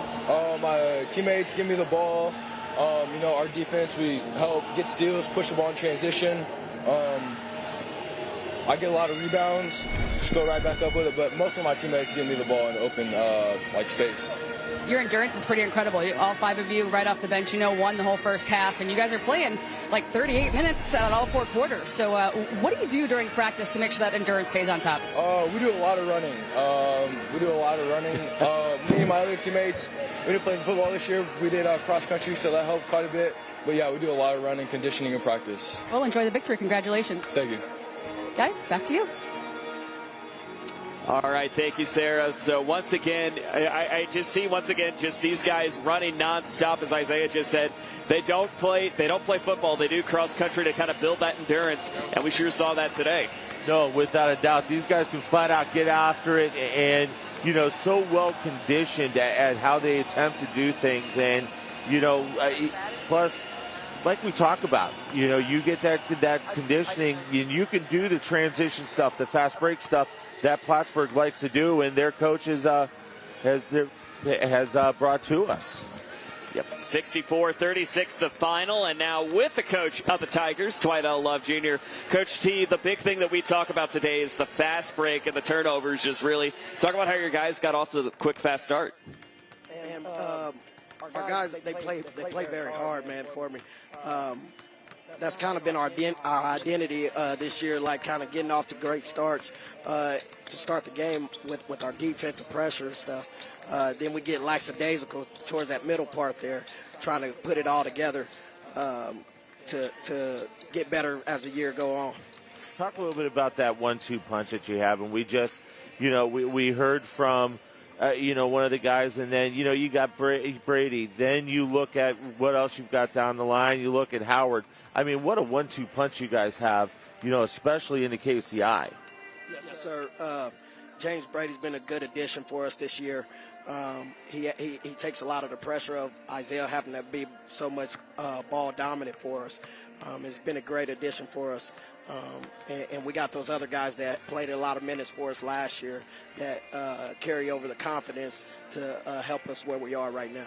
Coach, the one thing I love, too, is just your rebounding. You guys get after it on the boards. And as a former coach, that's what I used to preach was, if we're going to win and lose games, it's going to be underneath. We got to get bodies checking out people. And that really turns into your fast break to where you're able to get, 26 fast break points in a game. Yeah, I like to get it and get it out and go before the defense can get set up. At our level, we see a lot of zone. We see a lot of zone action throughout the teams that we play. So fast breaks and transitions is key for our success. Quote that I loved earlier at halftime that you spoke with Sarah about was that you want your guys to continue to learn the game within the game. Really just what are some of the biggest lessons that you've kind of imposed on them in this early season? I'm just teaching them spacing and just how to be ready for the next play and just be ready to make plays. We got a lot of sets, but I shouldn't have to call a lot of sets for those guys to be able to make plays. You got to be ready for the next play before the ball gets to you. 8 a.m. on a Saturday morning, being in Mizzou Arena, playing at the Norm Stewart Classic. How special is it for you and your kids to be a part of this outstanding event that raises awareness for cancer? This was a great event, and we thank everybody for allowing us to be a part of it. I wanted to give these guys that experience of playing in a big arena, playing outside of their comfort zone. They're used to playing against teams just in their area, and this was such a great experience for them. And we thank everybody for allowing us to be able to come showcase our talents here. Congratulations on the win. Good luck the rest of the way, and thank you for being a part of this as well. All right, thank you guys. The final score in this one, it is Plattsburgh 64, Dixon 36. Coming up at 10 o'clock, we'll have Oak Park taking on the Battle Spartans. Jenny Hopkins and myself will join you for that one at 10 a.m. For our entire crew, Jim Powers, Sarah Daly, Joe Northern saying so long for now from Mizzou Arena. We'll see you at 10 a.m. for Battle at Oak Park.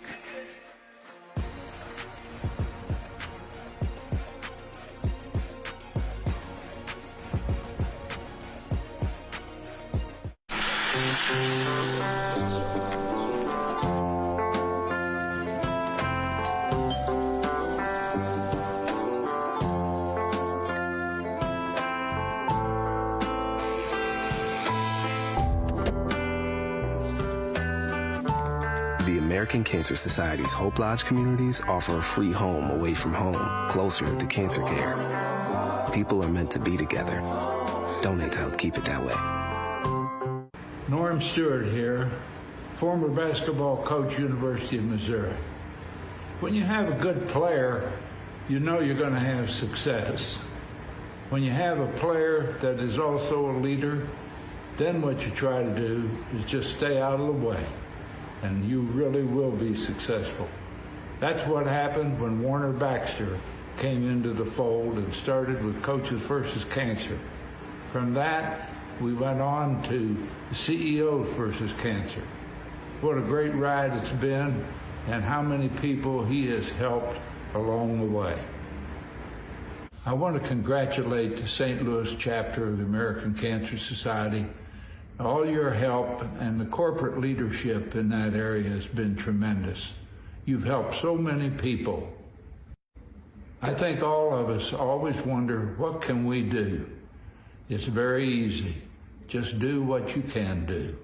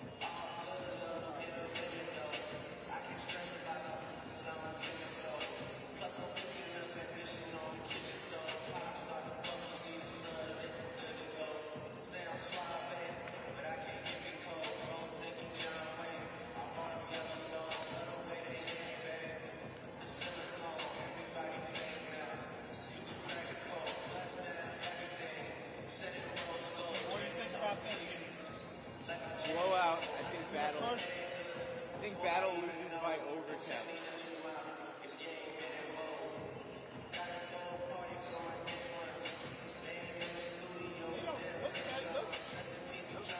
Don't have a lot of heat on them. Yeah. Can't shoot the free throws. It's always that. They just don't have a lot of height, I think. Skinny.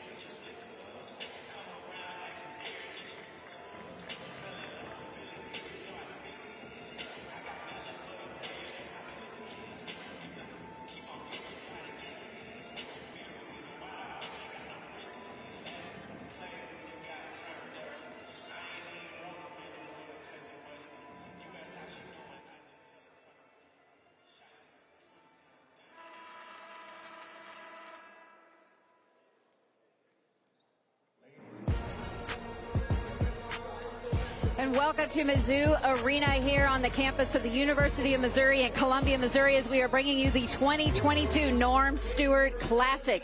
I'm Jenny Hopkins, and this is Joe Northern. And Joe, this is going to be a great game. We have Jim Powers as a sideline. We're going to be getting all kinds of information from him. But Oak Park taking on Battle. And these are two teams that are going to be big, physical, and present throughout this game. Right now, Oak Park undefeated on the season, 6-0. Want to make it 7-0 thanks to Corbin and Winston Allen. Battle countering with Tate McCubbin and, of course, Justin Goolsby, a dual sport athlete. No matter what court he's on, he's going to be a dominant force today. So looking forward to seeing what these two teams are going to give us here this morning. And I think they are wide awake. They've been warming up for a while, and I think they are ready to go. Let's look at some of the starters for Oak Park. The Northmen, number 3, Winston Allen. He's a 6'6" senior forward. Number 4, Josh Corey. He's a 6'4" freshman guard. Number 10, a 5'8" guard freshman, Adam Tanner. Number 11, a 6'4" sophomore guard, Corbin Allen.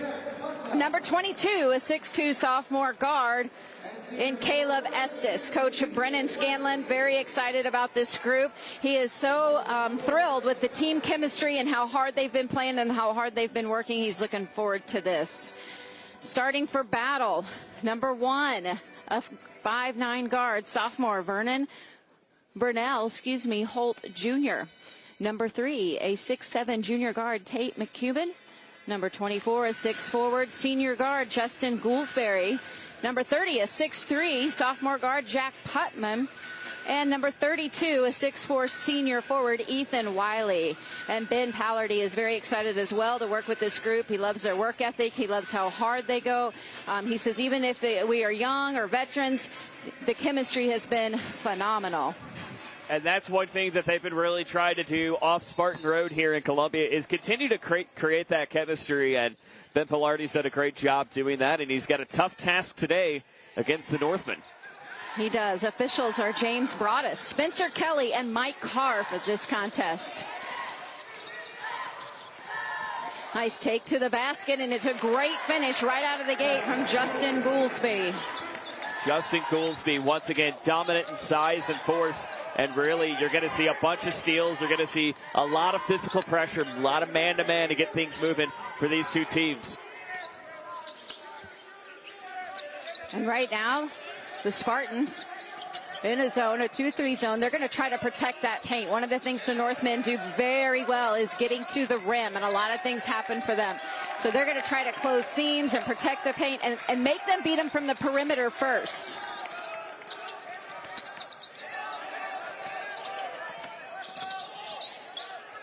Great little cut, but not enough penetration. Battle expect them to move very quickly in transition. That has been a bread and butter and has led them to getting some high scores in this season, too. Nice take over. Goolsby again for the three-pointer. That's going to be off the mark. A rebound by Corey. Nice long three-pointer. I love it when you can step up and stop and pop a three-pointer. Tremendous job there. Love the transition play this time coming from Josh Corey. And also, too, just the quick physicality that Coach Brendan Scanlon has brought to this team. You're going to be seeing a lot of quick run and gun, but you're going to see guys not be afraid to take on some of the big height that we'll see from Battle, too.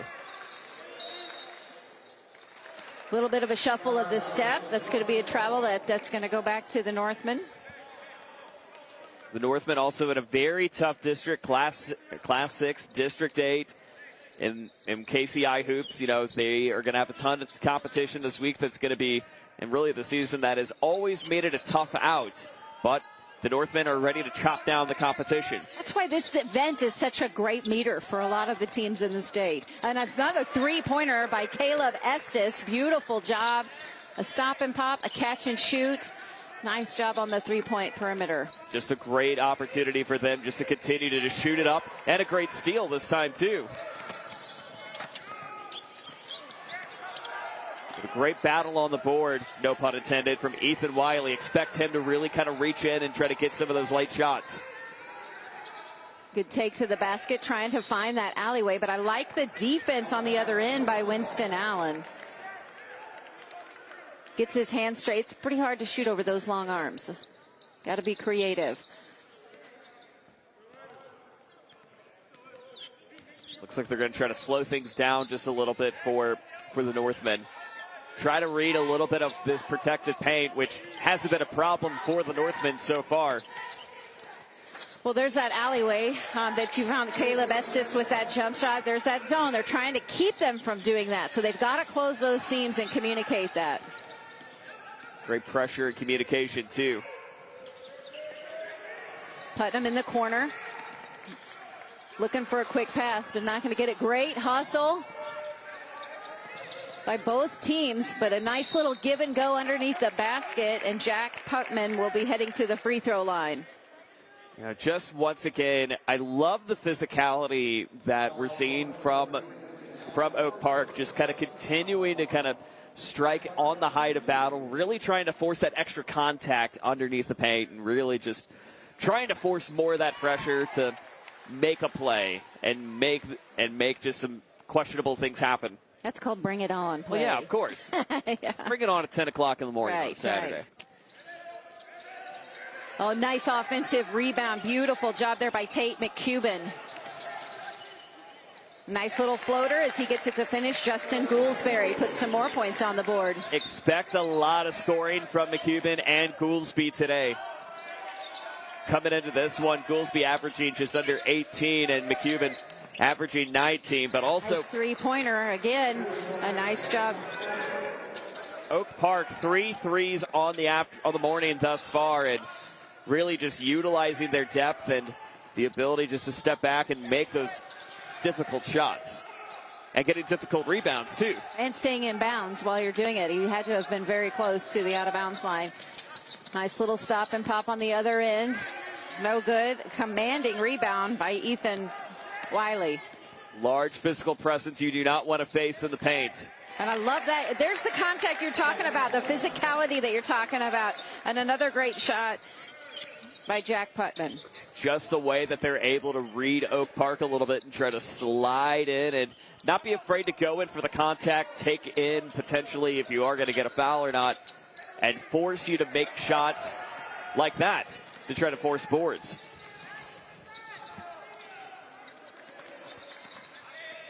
Goolsby swings it over. McCubbin. And another steal. Nice job there by Corbin Allen as he finishes the steal and the layup. That's his second steal he's gotten off the ball. Nice bounce off the foot from McCubbin. Does a really great job of forcing that out, and already a quick 5:21 going here.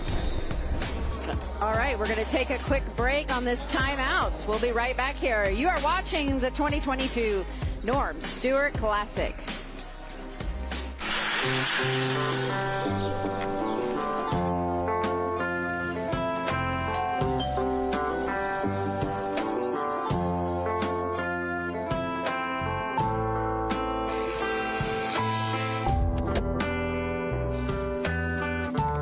The American Cancer Society's Hope Lodge communities offer a free home away from home, closer to cancer care.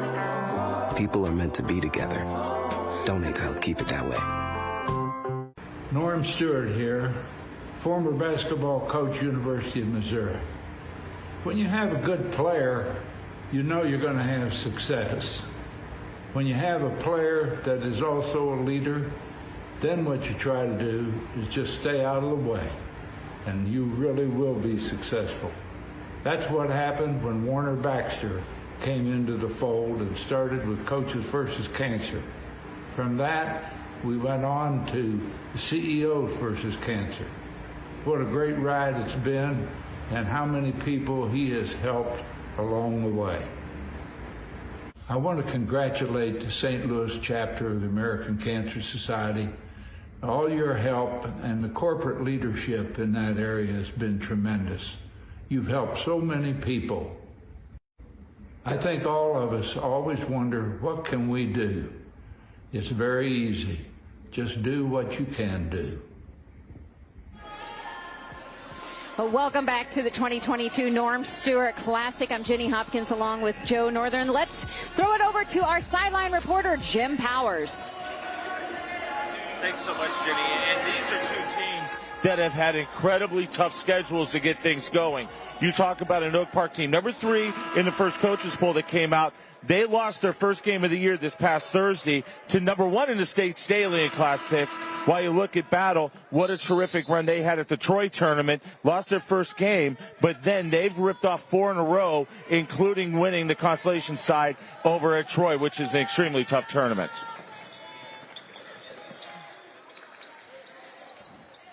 Thanks to Jim Powers. I reported great battle underneath the basket to reclaim that possession, and a good take to the basket, but that pass is off the mark. Love the fight that we saw from Vernell Holt Jr. just to kind of slide in and keep the play alive. And we're going to see a lot of the offensive boards that Ben Pilardi has been forcing. And Jim mentioned it during his report, is that Battle always likes to build their schedule tough. They want to get you ready for those tough February games. And not to mention, too, the league that they're in, the CMAC, has quickly become one of the toughest leagues to get a W in every season. And Battle wants to make their name well known. Nice take to the basket on the lane line, and I like the spin off the backboard. Beautiful shot there by Vernell Holt Jr. Just a smooth little sneak in, nice shot inside the lane.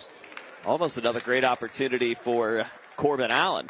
And he's showing off a little bit of footwork himself on that reverse. It's a nice take to the basket. Corbin Allen, a 6'4" sophomore guard. He's got a scholarship offer from Lamar University, and he's interested in a couple of other big schools that are looking at him. And he's been kind of a spark plug for this team, too, because there's so many names, so many faces that you can see that Corbin Allen's been a part of. But the one thing that kind of sticks out to me a little bit is just his ability to get the boards and share the ball. He's led the team coming into this game with 19 assists. He is a very selfless player. I could tell you just a tiny quick story. I'm staying at the same hotel they are, and I saw him in the lobby, and I had tea and I had bags and all this. He came over and said, "Can I help you, please?" And he did. He helped me. He held my tea, and he was very polite. What a nice gentleman, and I love to see on the court skills and off the court manners. Oh, well, that's the way you should see it. I mean, if you're treating others with respect on and off the court, that's what it's all about. It makes you a star player, not just on the court, but in life. Yes, nice gentleman. 3-pointers off the mark, and that defensive rebound, Aiden Fields. Good footwork underneath the basket.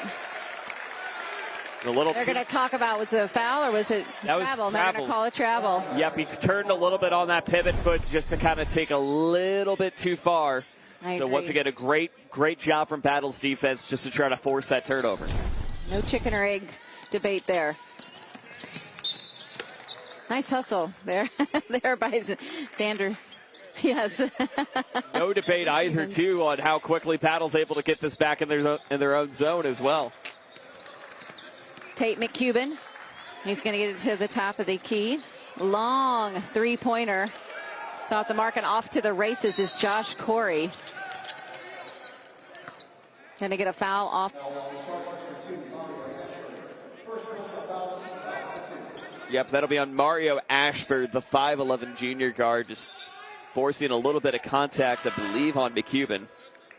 Or excuse me, I beg your pardon, Winston Allen picking up the foul. Holt checking back in along with Chris White for Battle. Corbin Allen checking back in for the Northmen. Allen to inbound. I want to see how these two teams are just going to try to counter some defense with each other, and they haven't given each other really good looks at shot. We saw the Northmen fire from all cylinders at 3, but haven't made a 3 since about the 5-minute mark in the first quarter. So could it be interested to see how Battle is going to try to counter those tough shots? Commanding rebound there by Allen. All the way down, coast to coast. That shot, though, is no good. Xander Stevens with the defensive board as he's off to the races. Great transition play and a bucket by Vernell Holt. Great run and gun and great lay-in from Vernell Holt, the sophomore, making some noise. And believe me when I say this, he's going to be one of the dominant players over the next couple of years since he's got some time to go, and he's only going to get stronger and better. He has so much speed, and you can have speed, but you got to have it in control, and he controls his speed, and he uses it to his advantage. A great hustle on the floor by both teams. Great hustle by Josh Corey diving on the floor. I just love the physicality between these two teams, just hiding, or just trying to get every single possession, fighting for it's like your last, and just, how they're able just to kind of pile all over each other without getting too much physical contact, that is. Nice drop step on the left side. Gets his own offensive rebound. Gotta love the defense over there by Allen, making it difficult for him to get the shot off that he wants. But he's heading to the free throw line, Ethan Wiley. Great job trying to force the contact off Oak Park, and going to be interested to see what we see from Ethan Wiley. He is the big man when it comes to rebounds, 9.8 per game. He's a 3-year varsity starter, and he is Coach Pallardy says he's dominating on the boards, which Exhibit A, of course, and he's scoring a high clip inside, and he's one of the strongest players. He works really diligently on his strength and his athleticism, and he's definitely somebody that can defend around the rim. Rebounds, he finishes, and Coach Pallardy can't say enough good things about his play underneath the basket. He's been doing fantastic. Cuts it within one, too, we might add.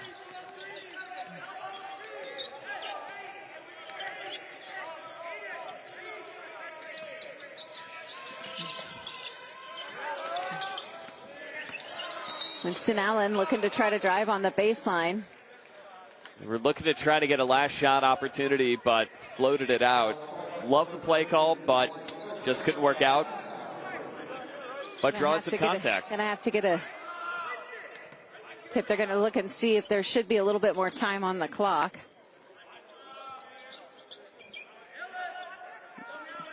Coach Scanlon thinks there should be a little bit more time on the clock.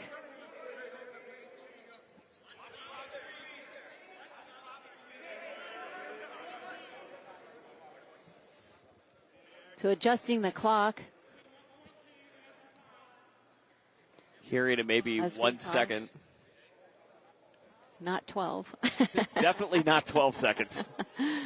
Yes. So they're going to switch that up and put 1.2 seconds on the clock, which is a good call on their part and nice diligence on our officials' part. That shot is off the mark. First quarter, Oak Park ahead by 1 over Battle, 14-13. Stay with us, viewers. You are watching the 2022 Norm Stewart Classic. I am Special Olympics Missouri CEO Larry Linthicum, and this is my good friend Shiver Bear. It's time to get groovy. Infinity and beyond! Our disco-themed polar plunges are the perfect way to support Special Olympics Missouri. Choose from 10 funky and frigid bodies of water this January, February, and March. Sponsored by your local law enforcement. Yes! Proceeds support thousands of children and adults with intellectual disabilities throughout the Show Me State. So grab your family and friends and boogie on down to a plunge near you. It's time to get freezing for a reason. Wait, where is Shiver Bear? To find out how you can get involved, visit somo.org/plunge.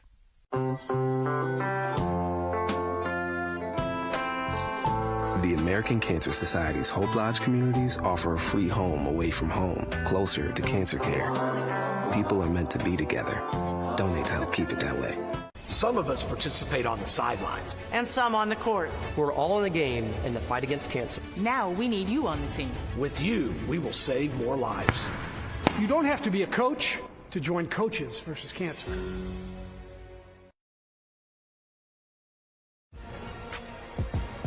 And welcome back to the 2022 Norm Stewart Classic. Join our team in the fight against cancer. Our charity of choice for the Norm Stewart Classic is Coaches versus Cancer.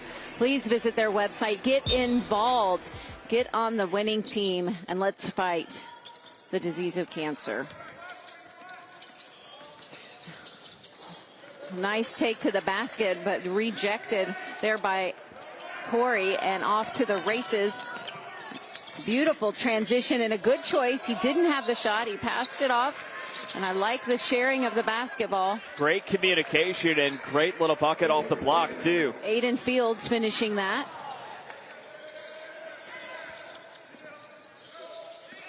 We're going to Whitman swings it around. Nice hard take to the basket. Hits Wiley right on the forehead. Wasn't ready for that pass. And again, a nice take, left hand, but they're going to call a charge on that. And a nice defensive position by Jack Putman as he takes the heat. Once again, Jack Putnam just ready to get down and try to beat Josh Corey just to try to force that contact. And the one thing I love in this first minute or so in the second quarter is just they have been going quick back and forth, transition, fast break, a little bit of run and jump. A nice three-pointer. They needed that shot in the arm. Tate McCubbin provides it. Has his first points of the day, and he's making them count.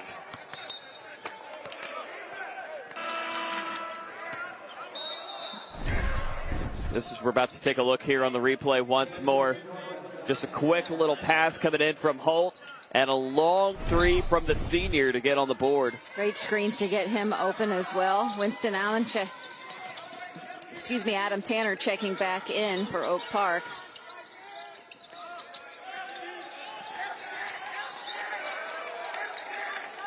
Good defense. That's closing off the seam. The Spartans now in a man-to-man. Really love the 2-to-1 pressure. And a good take to the basket and finish, and they're going to call a block on that. Heading to the free throw line, Corbin Allen to try to get a chance to get an and one. And Corbin Allen, once again, just setting up with trying to get a little bit of contact from Wiley as we take a look here at the replay once more. Here's what I like about that. I like that he took care of his shots. You know, a lot of times on transition, they're gonna take the shot up and they want to try to draw the foul and they want the whistle, but he takes care of his shot first. If the whistle blows, it's just a perk. Right, and once again, just, you know, you don't want to try to do too much and draw too much. Just focus on the task at hand, which, of course, for the Northmen is trying to get 2 points on the board. And if you do happen to draw a foul, that's a bonus. If you happen to draw a charge, that's a negative.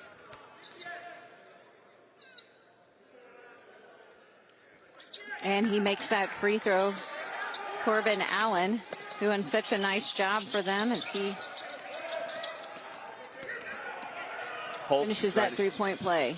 And Holt trying to force himself out of the battle for the Oak Park transition.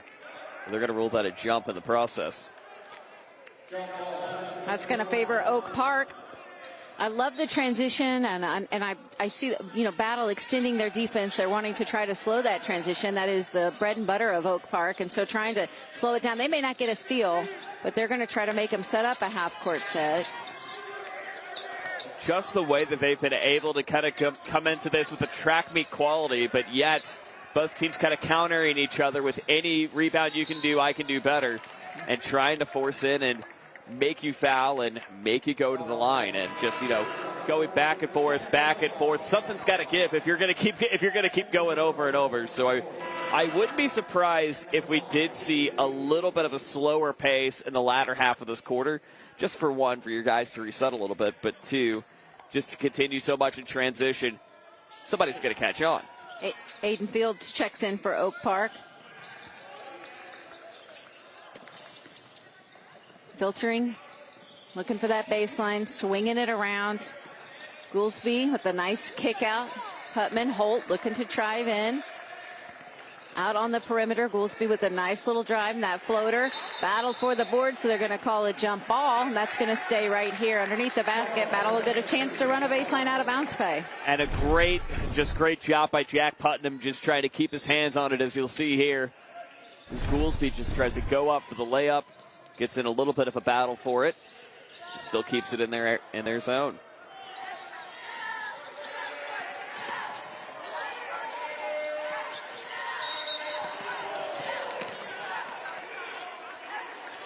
That foul, that is going to go against Adam Tanner. He's got such quick hands, and he gambles. He goes for the ball, and he most of the time is successful. So, you know, I give him the green light, and every once in a while you're going to pick up a hustle foul like that. Yeah, Adam Campbell, just, you know, the ability for him to just kind of drive in and steal a little bit.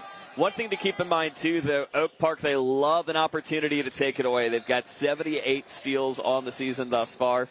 We've got a few in this game, but going to be interested to see how they're going to try to force out ball control. Three-pointer by Xander Stevens. Just checked into the ball game, and he hits a three-pointer for his team. Nice alley-oop. Nice job putting that in. That's a beautiful job by Corbin Allen. Once again, just a great answer back from the three off the bench, and just continuing to counter any punch that comes neck for neck. I mean, that's how you win games. Long three, that's going to be off the mark. Great hustle by Holt to save it, but he hits it on the back of the backboard. That's going to be Northman basketball. Just flew a little bit too high, but once again, I love how Holt is just kind of that scrappy player that's going to be fighting for every board. He's going to be really just kind of trying to detect you down a little bit. Kind of a true detective in this evening for the basketball. Caleb Estes with the drive. Off the front of the rim. Good defensive rebound by Xander Stevens. And now we're seeing a little bit of a, man-to-man. Looks like Oak Park was trying to set into a little bit of a zone, just trying to keep protecting that paid 2-3, but Burnell Holt will head to the free throw line. So we've got a slew of substitutions, and Winston Allen checking in as well, and then also for the Northmen stepping on the floor for the first time is Carter Satter.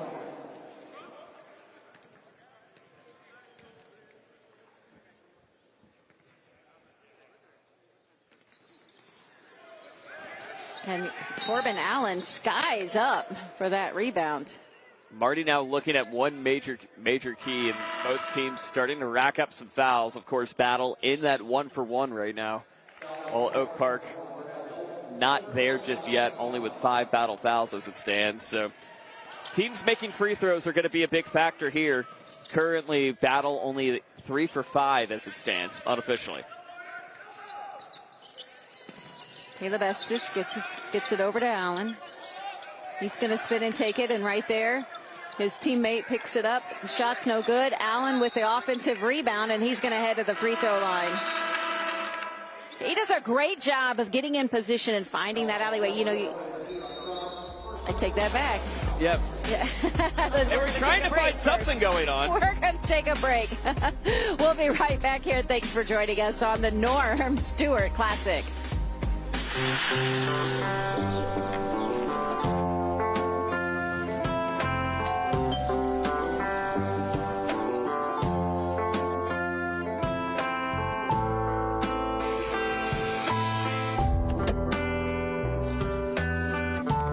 The American Cancer Society's Hope Lodge communities offer a free home away from home, closer to cancer care. People are meant to be together. Donate to help keep it that way. Norm Stewart here, former basketball coach, University of Missouri. When you have a good player, you know you're going to have success. When you have a player that is also a leader, then what you try to do is just stay out of the way, and you really will be successful. That's what happened when Warner Baxter came into the fold and started with Coaches versus Cancer. From that, we went on to CEOs versus Cancer. What a great ride it's been, and how many people he has helped along the way. I want to congratulate the St. Louis chapter of the American Cancer Society. All your help and the corporate leadership in that area has been tremendous. You've helped so many people. I think all of us always wonder, what can we do? It's very easy. Just do what you can do. Oak Park 21, Battle 19. Let's check in with our sideline reporter, Jim Powers. Thanks so much, Jenny. And Ben Pilardi's really happy with how his kids are playing. In between the quarters, he wanted to kind of switch things up defensively. They're looking to trap a little bit more and double team up on the wings. That way they can cause a little bit more chaos with what their guard play is doing for Oak Park. And guess what? They've been very successful in doing that here in the second period, cutting the Oak Park lead down to 2 going into this timeout. Thank you, Jim Powers. And that's true. You know, Coach Scanlon, he started out in a 2-3 zone, switched it up. Coach Pallardy. And then now they're in this man-to-man, and they've had a little bit more difficult time getting their shots off. And really, too, once again, just kind of double teaming on those wings and forcing shots that we would normally see from leaders such as Corbin Allen and Caleb Estes, not getting as much shot selection as we anticipated that they'd be getting. And keep in mind, I mean, both teams not scoring as much here in the second quarter. Just the defensive grit that we've seen from these two because of that change from Coach Pallardy, really making his guys drive in a little bit deeper. And Adam Tanner's going to pick up his second foul and head into the free throw line. For the Spartans is going to be Keon Cross. One thing I've noticed, though, too, for the Spartans that sticks out to me from the first to the second right now is that Battle has been taking advantage more of the paint than Oak Park has. Unofficially 10-4 in paint points, and really just how Coach Pallardy is really forcing his guys to drive in and protect what's theirs. And now we've seen that since they've made the switch to kind of go into that man-to-man, take more of that three-point shot. Tanner with the ball up top, directing a little traffic. Freshman has been valuable at handling the ball. He's definitely one to watch for this team. Stepping up when he needed to in the lineup today. Turnover and Exhibit A on his quick hands and his defense. Another steal by Tanner. Long three, that's off the mark. Defensive board there by Keon Cross.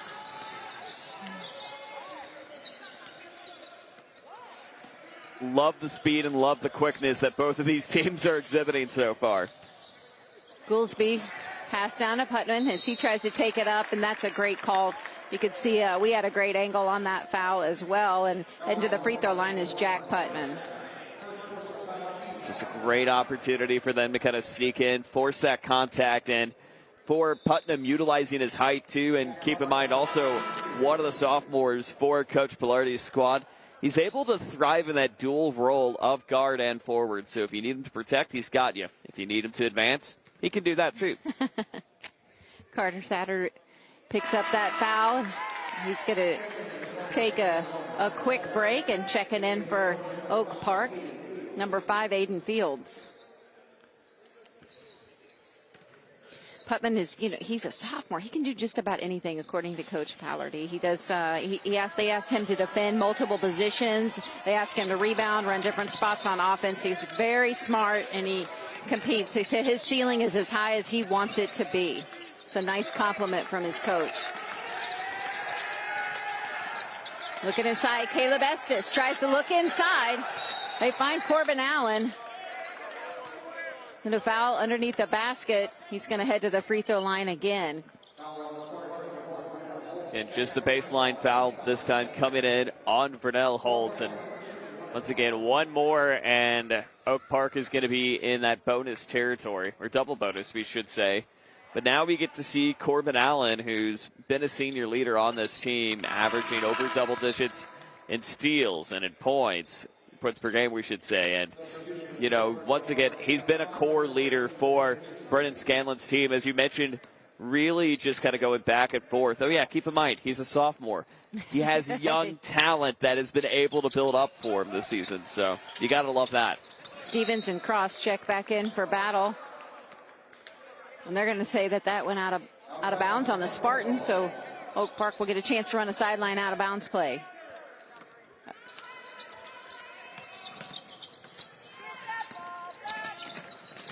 Allen up top. Swings it around. Battle settling back in that zone a little bit. Winston Allen looking to try to attack. And carrying the ball like a football. He takes it up and it's short, but Corbin Allen skies up for another alley-oop bucket. Corbin Allen always ready to fly and ready to go, getting the assist from Aiden Fields. Three-pointer off the mark, and who is that again getting the board? Corbin Allen. Just an absolute guy who is always going to fight for you no matter what. Tate McCubbin throwing the ball in, and as Oak Park sends their defense to put some pressure on them. A lot of quick transition man-to-man, and great ability, too, from number 3, Winston Allen, to kind of force it off the battle foot to bring it back their way. So just that quick pressure and intensity. It's making a difference. So we're going to see maybe that quick shot, quick transition plays coming up. Corbin Allen looking to take it to the basket. Passes up, nice long three-pointer, but that's no good. Rebound there by Goolsby. Goolsby passes to Putman. Tries to get it, but a nice defense there by Caleb Estes, who gets a hand on the ball. Great reach in from Estes. And one thing that I noticed a little bit from Goolsby, too, utilizing his quarterback abilities. Yes. Just heaving it over to his other big man in Jack Putnam. I expect a lot of that from the senior today. Corbin Allen directing traffic, saying get into your set, as he lowers his shoulder, and he's going to take it to the basket. Defensive board by Keon Cross. Long three-pointer in the corner. Great offensive rebound, put back, but a block there by Allen. Off to the races. It's moving like a pinball. Nice job. A great finish by Corbin Allen. I am very confident he adjusted his body and squared up to the basket in midair. Not sure how that happens. I mean, we can see how it happens. Like, he kind of uses his shoulder a little bit just to kind of provide himself some leverage, and then kind of moving around and taking the decent fall. But what a great What a great draw on contact. What a great ability just to focus on the bucket and do it in midair, too. I mean, that's a trifecta of anything. He's very athletic.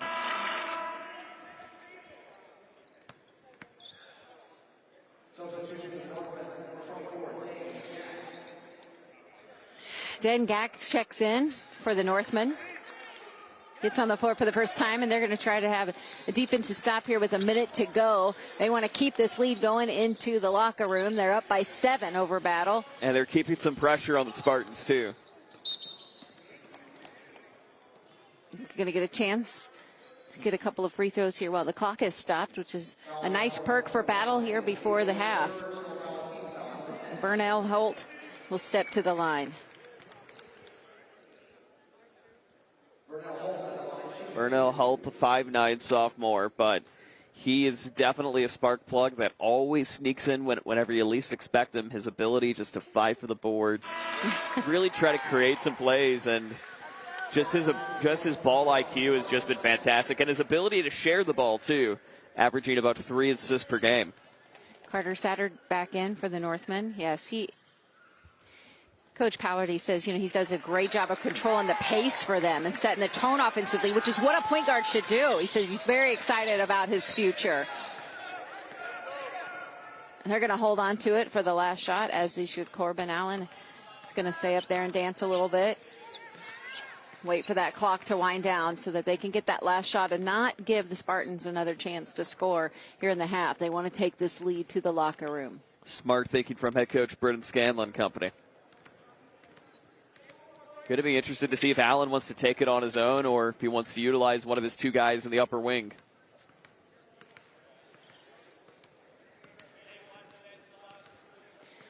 $15 seconds left in the half. And they're going to call a timeout. They're going to call a timeout and set up a play. Coach Scanlon wants to get set, make sure that they are going to get a good shot, not just a shot off of this. Checking in for Battle is Mario Ashford and Jack Putnam.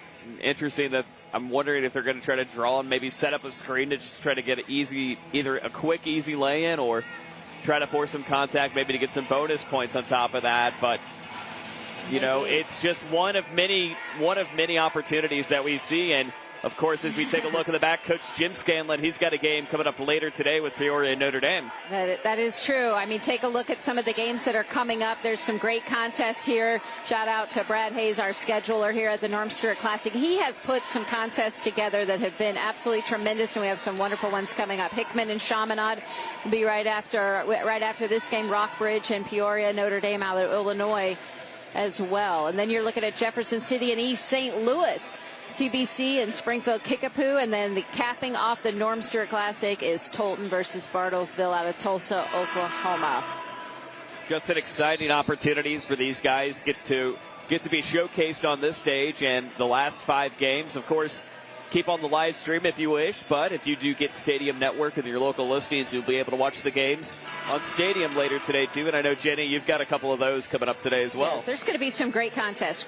There's going to be some great battles. I'm looking forward to it. Some veteran coaches. I'd love to dissect, especially in the first half. I'd love to look at what the game plan is and then how they make adjustments along the way, and then how those players carry out those adjustments. Allen to inbound for the Northmen. 12 seconds on the clock. And a block shot. He says, no, I'm here. Justin Goolsberry comes over and says, you wanted to run that play. I just blocked that shot. Beautiful job on defense. And just, once again, Goolsby reading that pressure just to try to force, now Oak Park to think it over again once more. And it's just like, the defense that Goolsby was, or the offensive play, I should say, that Goolsby was reading, just to kind of get that block and say, not today, to number 22, Caleb Estes. I just love, the abilities. We take a look again on the replay. You see Goolsby going up to the top of the wing and just preventing it. He does a tremendous job of tracking it. He doesn't swat. He finds the ball, and he gets a hand on it. And Coach Scanlon, another timeout here.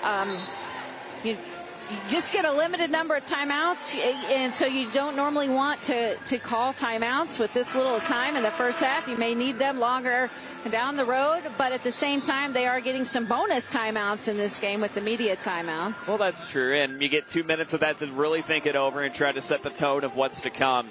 But now you think about kind of that timeout trouble that Oak Park will have. I believe only have 3 going into the second half, not counting the media timeout. So, and it looked like number 11, Corbin Allen, called it just to try to get his team to reset. I have a feeling they may be trying to zip it right back to Allen. Nice take to the basket. They did a great job of clearing that lane out by design, and Allen gets to head to the free throw line to try to get an and one, and great momentum. An and one, taking it into the locker room. That's a great momentum change for Oak Park. That's exactly how Coach Brendan Scanlon really drew it up. Try to force the contact with so much left, and that's, the positive momentum you need going into half number 2. That is so true. That is so true. Well, a great first half. Oak Park is up by 7, 30-23 over Battle. We're going to get a quick interview right now with Coach Scanlon. We're going to throw it over to our sideline reporter here in just a quick moment, and we're going to kind of get to see what kind of halftime adjustments he's going to make and what he thinks about this first half. We're going to go over to Jim Powers. Thanks so much, Jenny. And Coach, couple timeouts there in that last sequence, but you got what you wanted finally, the and one, to get you into the locker room with a little bit of momentum. Yeah, we needed to score there. Kind of burned too late, but we get the TV timeouts in the second half, so we'll be fine timeout-wise. But it was important to get a bucket there, so glad it worked out. Talk a little bit about, Battle made a couple adjustments, kind of doubling things up on the wing. Kind of threw you guys off kilter a little bit, but then some great responses coming out of that later on in the period. Yeah, credit goes to Battle. They're doing a good job. They're playing harder than us. We'll go in right now, and our guys got to play harder, and Battle's outplaying us right now. So credit goes to them, but we'll see how our guys respond. Thanks so much, Coach. Good luck in the second half. Thanks. Back over to you guys. And thank you to Coach Brendan Scanlon and Jim Powers for that interview. We're going to step away and take a quick break, and we'll continue to talk in just a moment. You're watching the Norm Stewart Classic. Hi, I am Special Olympics Missouri CEO Larry Linthicum, and this is my good friend Shiver Bear. It's time to get groovy. Infinity and beyond! Our disco-themed polar plunges are the perfect way to support Special Olympics Missouri. Choose from 10 funky and frigid bodies of water this January, February, and March. Sponsored by your local law enforcement. Yes! Proceeds support thousands of children and adults with intellectual disabilities throughout the Show Me State. So grab your family and friends and boogie on down to a plunge near you. It's time to get freezing for a reason. Wait, where is Shiver Bear? To find out how you can get involved, visit somo.org/plunge.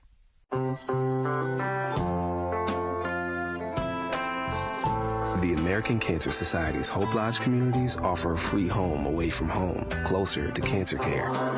People are meant to be together. Donate to help keep it that way. Some of us participate on the sidelines. And some on the court. We're all in the game in the fight against cancer. Now we need you on the team. With you, we will save more lives. You don't have to be a coach to join Coaches versus Cancer.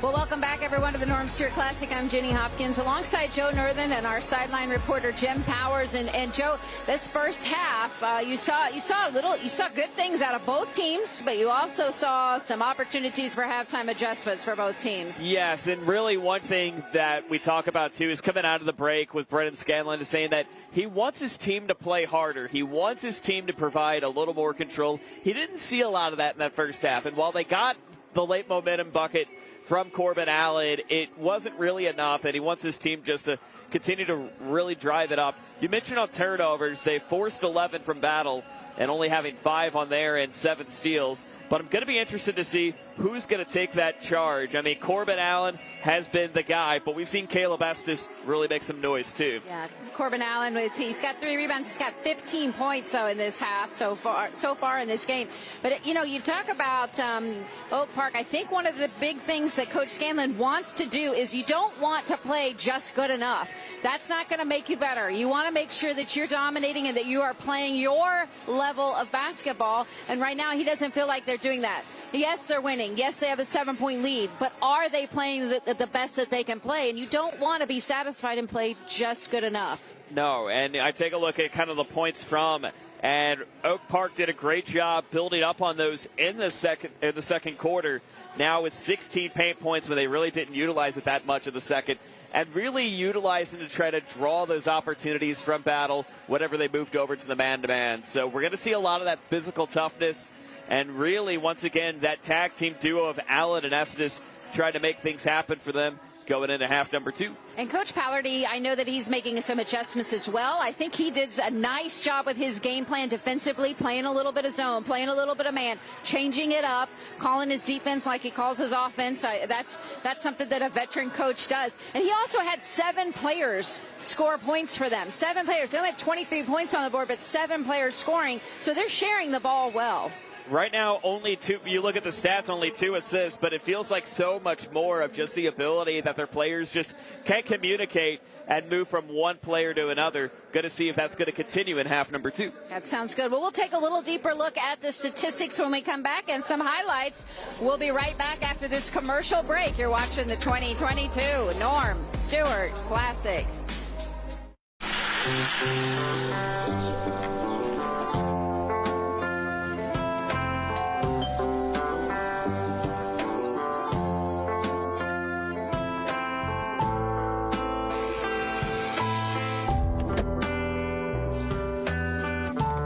The American Cancer Society's Hope Lodge communities offer a free home away from home, closer to cancer care. People are meant to be together.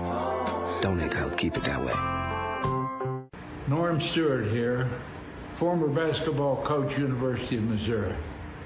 When you have a good player, you know you're going to have success. When you have a player that is also a leader, then what you try to do is just stay out of the way, and you really will be successful. That's what happened when Warner Baxter came into the fold and started with Coaches versus Cancer. From that, we went on to CEOs versus Cancer. What a great ride it's been, and how many people he has helped along the way. I want to congratulate the St. Louis chapter of the American Cancer Society. All your help and the corporate leadership in that area has been tremendous. You've helped so many people.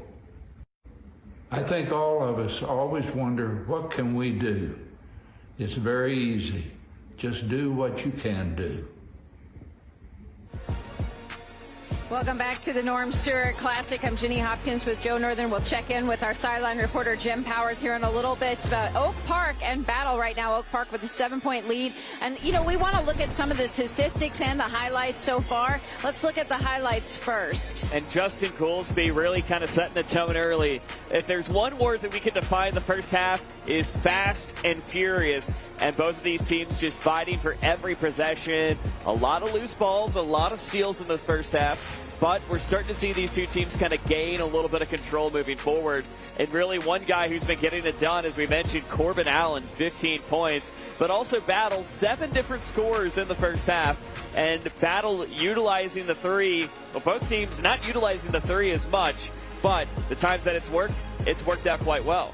Cuban and Stevens hitting those last 2 3-pointers that you saw. And here comes Corbin Allen with that layup that I swear he squared up to the basket when he had left the ground. And he's done a nice job. He's gotten to the free throw line as well, and he's drawn some fouls. He's got 15 points, 3 rebounds. He's 5 for 9 from the field, and that's all the free throws they've shot. And so looking at this team statistics here, field goal percentage is not that great for Battle, 7 for 23. They're getting shots. They just got to finish them, especially those points in the paint that you were referring to earlier. Yeah, and that's one thing that's killed them. Only 10 in the paint, but Oak Park taking advantage, 16 of the 30 on the board. in the paint, but the rebounds, Battle's been doing great. They've just had some trouble capitalizing. Even looking at shooting, second quarter, only 20%, 2 for 10. You can't have that if you want to win a game. This is true. This is true. And Battle is winning on the boards 24-17, and Oak Park is going to be challenged. Let's go over to Jim Powers over on this sideline as he's with Coach Pallardy. Thanks so much, Jenny. And Coach, some really nice adjustments between the first and second quarter, especially doubling out on the wing. And then kind of Oak Park figured a few things out. What was the message you'd have for your guys? Well, the biggest thing for us is to take care of the ball. They're winning the turnover battle by 6 turnovers. I think if we can take care of the ball and run a good offense, get some good shots, I think that we can turn the tide. Yeah, for sure. Bigs are doing a really nice job inside. Talk a little bit about what you talked to them about to keep that momentum going, especially working hard rebound-wise. Well, the biggest thing for us, we've been really working hard on walling up inside, making sure that we defend without fouling. And then when we do that, we've got to make sure we crash down and we help those guys out, boxing out and getting those rebounds. Awesome, Coach. Good luck in the second half. Thank you so much. Thank you so much, Jenny and Joe. Back over to you guys. All right, thanks to Coach Ben Pallardy and Jim Powers for that report. We'll take a quick break and then second half action in the Norm Stewart Classic. Hi, I am Special Olympics Missouri CEO Larry Linthicum, and this is my good friend Shiver Bear. It's time to get groovy. Our disco-themed polar plunges are the perfect way to support Special Olympics Missouri. Choose from 10 funky and frigid bodies of water this January, February, and March. Proceeds support thousands of children and adults with intellectual disabilities throughout the Show Me State. Yes! Wait, where is Shiver Bear? Woo!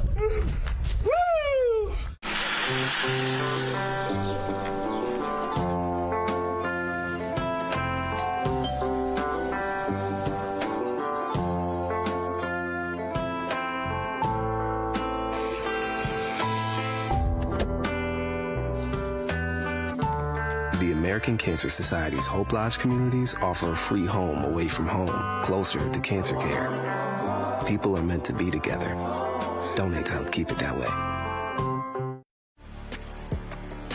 Well, welcome back to Mizzou Arena here for the 2022 Norm Stewart Classic second half action coming your way right now.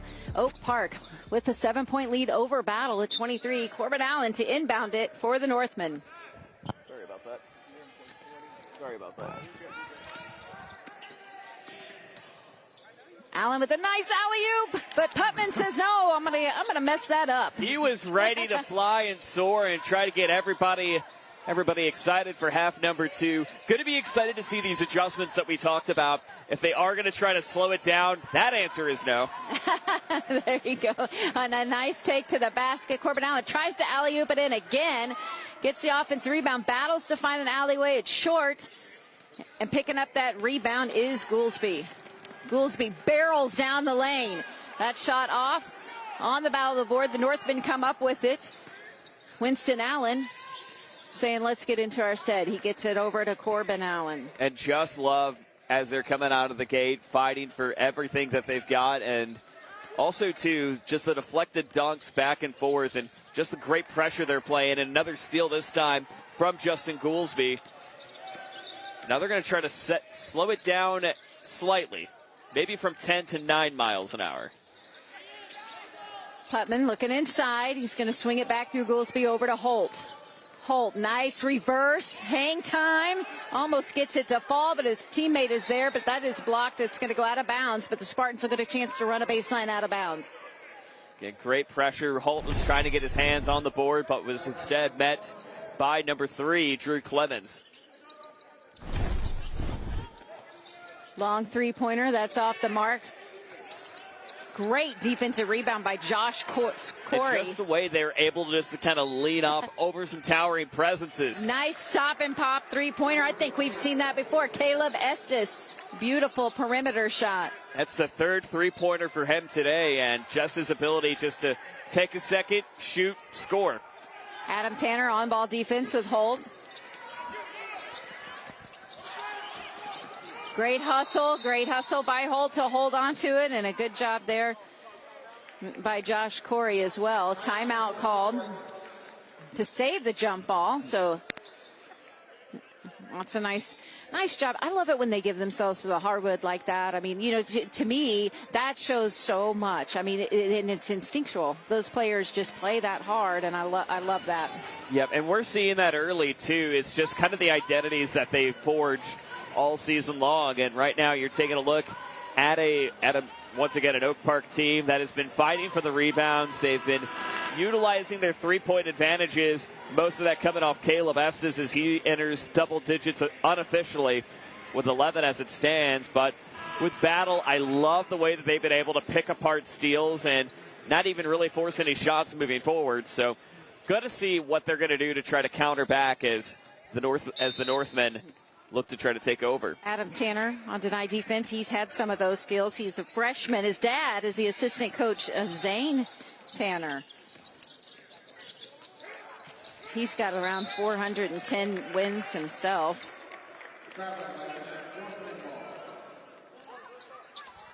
Looks like Goolsby took too many steps, Holt took too many steps, so the Northmen going to get another opportunity. Allen looking over, finds Tanner. Tanner's going to squeak it over to Estes as he peeks inside. And stepping on the line, Josh Corey, and that'll be Spartans basketball.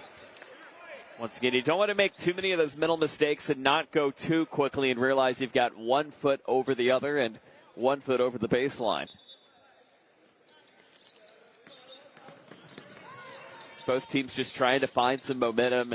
Not a lot of scoring and really not a lot of contact here in this third quarter. Allen coming up with the rebound. He's going to push it up the floor to Tanner. Tanner on the left side. Nice hesitation. That's blocked. Putman with the defensive board as the Spartans are pushing the ball up the floor. Gets it over to Goolsby. Goolsby takes it up, but it is a charge. A charge on that. He did a nice job of getting the right angle, but great defensive effort. Oh, no question. On Josh Corey. Take a look. First off, how about Vernell Holt just taking some height for the block? And then you see Goolsby just looking to try to force the draw. But instead, again, just a great job from the Northland just to try to force it down.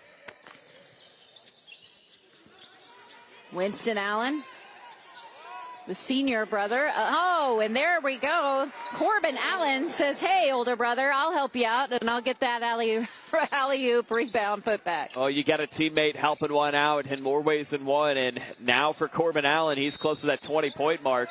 And his ability just to kind of read the putback to get things moving for him.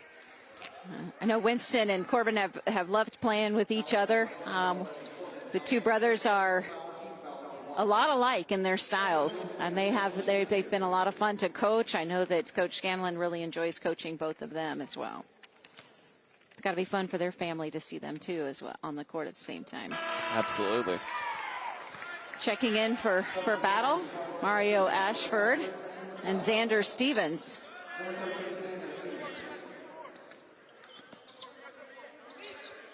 Now we're going to see Justin Goolsby, the 6'4 senior, who's had a quiet day so far, only 7 points after the missed free throw. But Goolsby, he's been a senior leader for just about any sport he's played this season, and he's been a great key component for why Battle's been able to kind of work their way up after falling in a little bit of a rut early on and winning that Troy Tournament consolation bracket. Tanner with the long three, and he gets it to fall. Nice shot there on the perimeter by Adam Tanner.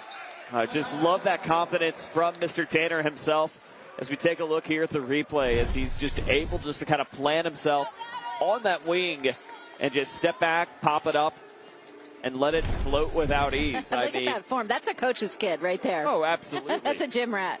Yeah. I love that. Yeah. I love that about him. And he loves that his dad's on the coaching staff, and I think that's going to be a fun 4 years for him. He's definitely one we're going to have to keep our eye on. Absolutely. I'm going to be excited just to see, his ability just to continue to grow, shoot the threes, and really just try to fire his team up, which, as we mentioned, Oak Park, they're a growing force in Class 6. And we're seeing a lot of teams really try to ramp up their ability to play, just as we do every year at the shootout. But I feel like we're starting to see a little bit more parity between these teams moving forward. Well, Oak Park has a great tradition. With the Utah Jazz and KU standout Ochai Obachi from this program, and that's something that is a source of pride for them. Jarrett Sutton from MU, and he's now a scout for the Pelicans. He played at Oak Park as well. Donovan Ross, he was an all-conference, all-district football defensive back. But the thing that is so cool is Coach Scanlon says we really focus on not just our team, we focus on an entire program. They include their middle school. Their middle school team won the city championship during their COVID year, which is these freshmen and sophomores. They went undefeated, 15-0. And watching these young kids play, that's no surprise. I love that terminology, to make it a program, not just a team. A team, it encompasses obviously your team that you're with right now. You're doing the activities day in and day out. But to make it a program and make something that's really larger than yourself at the end of the day, I mean, for most players and teams, that makes it more than just a team and makes it something that you work towards in that program. Coach Scanlon's dad and uncle are both coaches. You mentioned earlier at Rockbridge and at St. Michael, respectively.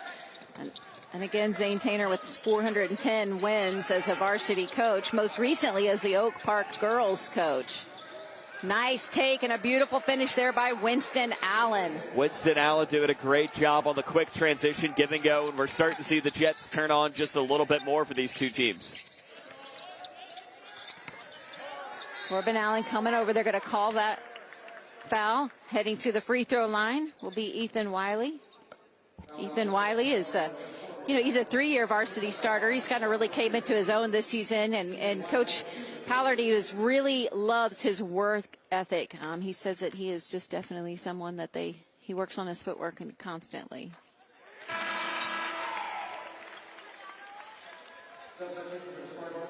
Oak Park doing a really great job of just controlling everything in this third quarter, I should say. Once again, 10 points for the Northmen, only allowing Battle to get one bucket on the board too. So I think just the great defensive pressure we shouldn't lose sight of for the Northmen in this third quarter. Really trying to lock it in deep on Battle. The Cuban back in, checking in for the Northmen is Dink Gak. And we're going to have a timeout here on the floor, and we'll take a quick break and step away. Hey, everyone, stay with us. We have the great contest here and some coming up in the future. You're watching the Norm Stewart Classic.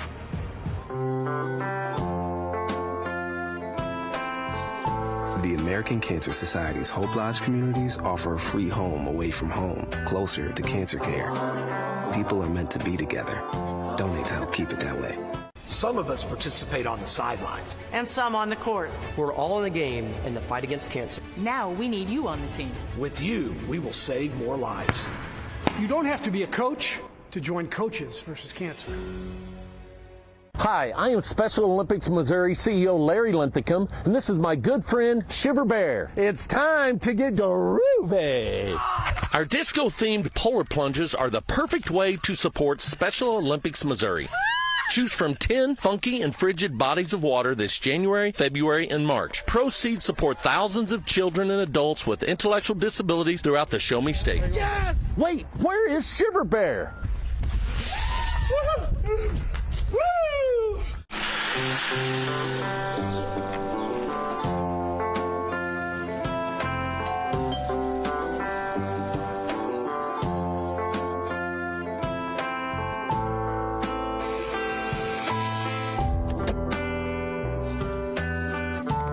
The American Cancer Society's Hope Lodge communities offer a free home away from home, closer to cancer care. People are meant to be together.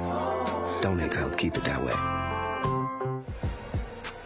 Welcome back to the Norm Stewart Classic. Join our team against the fight against cancer. Go to Coaches versus Cancer and get involved. Let's throw it over to our sideline reporter with his sideline consultants, Jim Powers. I got a lot of friends all of a sudden, and this is really cool. You know, a lot of people don't realize that, you know, we talk a lot about the basketball teams. What about the cheerleaders? And the group from Battle here, they do a terrific job. And, you know, all the cheerleaders, they're just as important to game night experiences as the basketball team. So we had to get the ladies here to have a little bit of fun with us.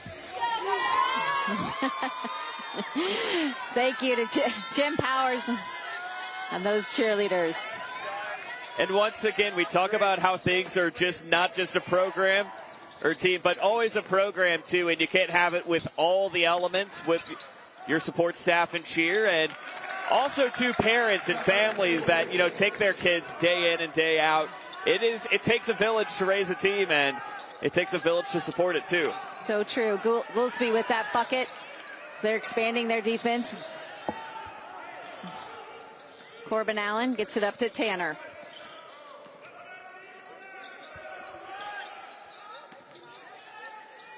Long three-pointer, that's off the mark. Love the crashing of the boards. I love the controlled tempo, too, that we're starting to see. Not quick run and gun, but more so just trying to take advantage of your lead, not try to force anything silly at this point in time. And again, it's only a 12-point lead. We've seen wackier things happen at these games. This is true. That's just taking it in the middle of the lane, the floater. That's no good. A rebound there by McCubbin. McCubbin pushes the ball up the floor to Holt. Holt's going to stop and pop from the three-point line. That's no good. Defensive board there by Caleb Estes. Great job from Estes trying to shut that down and get the Northmen to reset once more. Corbin Allen, they're isolated. They overload one side and they say take it one-on-one, but he says it's not right. I'm going to pass it back out to Tanner. Great hustle there by Tanner, trying to secure that possession for them. You got to love the scrappiness of that freshman player. And really just, you know, the opportunity to try to get those dead ball inbounds and force them back your way. So once again, I love the isolation that they're doing to just try to stack somebody to leave those open shots. They just haven't fallen in this last series. Corbin Allen looking to take it. If you don't get it on the first reverse, get it on the second reverse to find that alleyway, but he doesn't finish the shot. Foul called, and the Spartans will take the ball out of bounds. Goolsby will inbound to Keon Cross.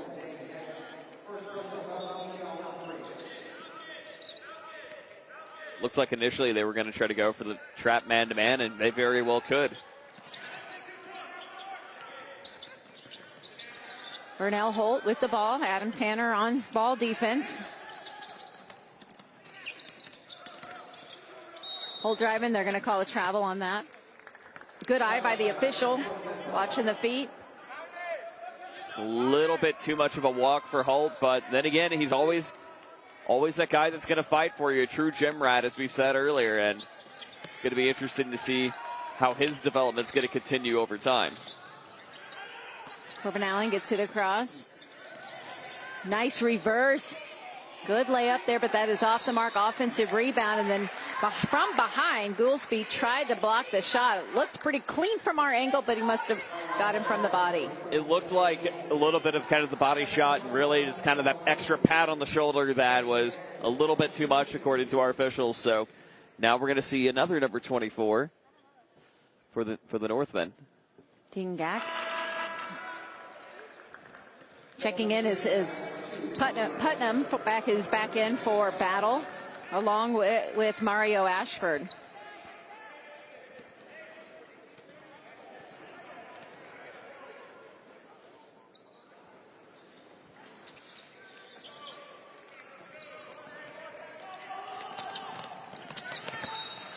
The long pass, that's going to go back to Oak Park.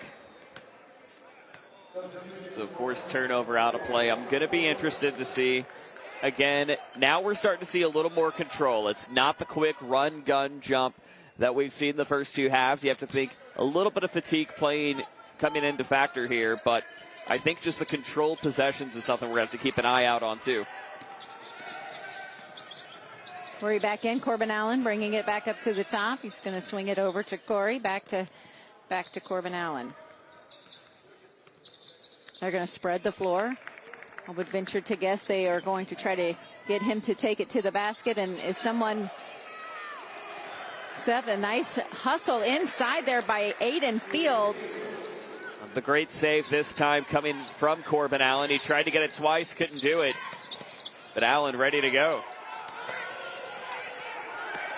Pushing the ball up the floor. Fields gets it to Corbin Allen with the reverse layup on the left side, right hand. A little bit one after one and another. And Burnell Holt Jr. on the ground trainers coming out to tend to him along with Coach Pallardy. He hit the floor hard. Looks like his right ankle. But he's going to walk over. He's going to walk over to the sideline and get some attention over there and see if they can't get him back on the court. He is tough. He hit the floor hard. Took a little bit of the fall and the slip as we see, which hit him hard. Thankfully, he's able to walk off the court in his own power. But Oak Park transition bucket. Still putting on a little defensive pressure. Nice deflection out of bounds there by Josh Corey. Switching it up, and Putman's going to throw the ball in.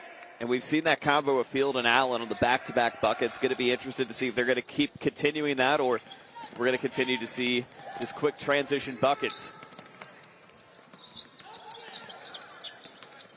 Nice. Little fake turnaround. Looking inside. They're going to call underneath the basket. They're going to call a foul on Corbin Allen.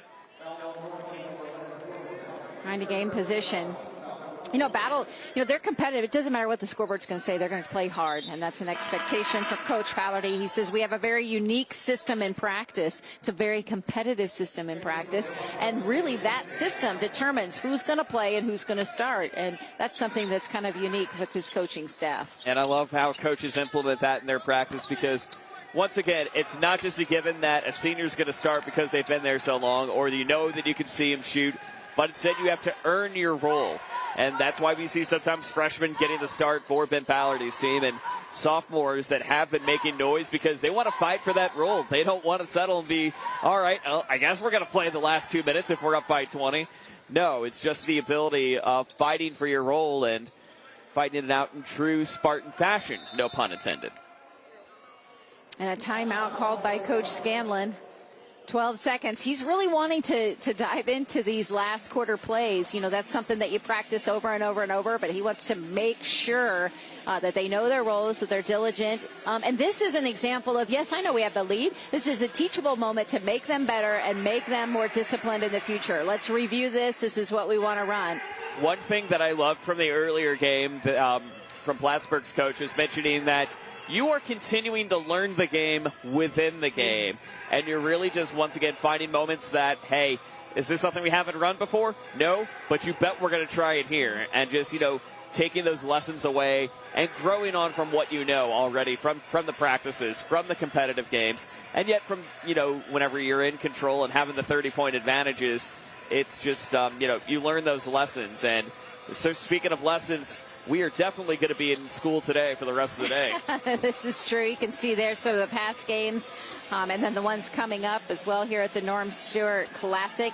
And one of the things, too, he's got a lot of young players that are integral parts of the on-the-floor contributions, and learning to read from a board is a skill. And so that is not something that comes easy, translating from a board and being able to execute it on the floor. And so he wants to go over those. He wants to talk to his auditory learners. He wants to show his visual learners, and he wants his kinesthetic learners to put it into play. And I think that's something that is a great teachable moment. Let's see what they can do. They had the last possession both quarters. They will for number 3. Tanner with the ball.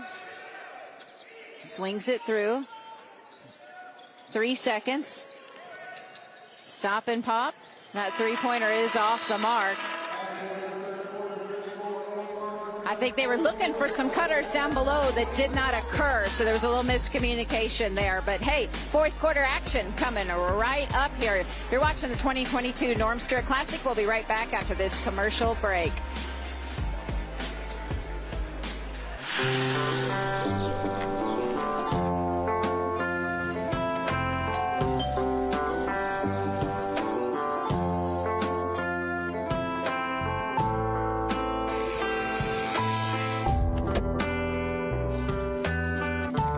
The American Cancer Society's Hope Lodge communities offer a free home away from home, closer to cancer care. People are meant to be together.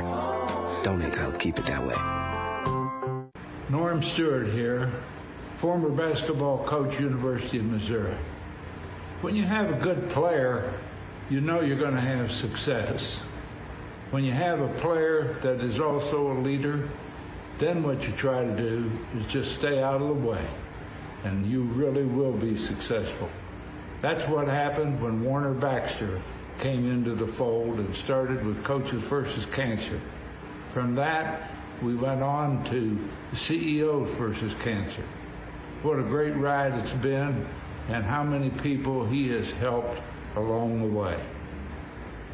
I want to congratulate the St. Louis chapter of the American Cancer Society. All your help and the corporate leadership in that area has been tremendous. You've helped so many people. I think all of us always wonder, what can we do? It's very easy. Just do what you can do. Welcome, everyone, back into Mizzou Arena here in the Norm Stewart Classic. Adam Tanner to inbound for Oak Park, who's got a 44-28 lead over Battle.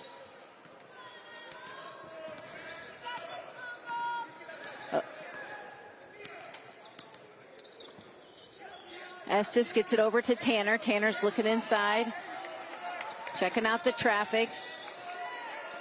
Back over to Estes as he drives baseline. He's going to pull it back out. Nice defense by Putman. Great chance of him reading that defensive opportunity and just trying to pull him back just a little bit more.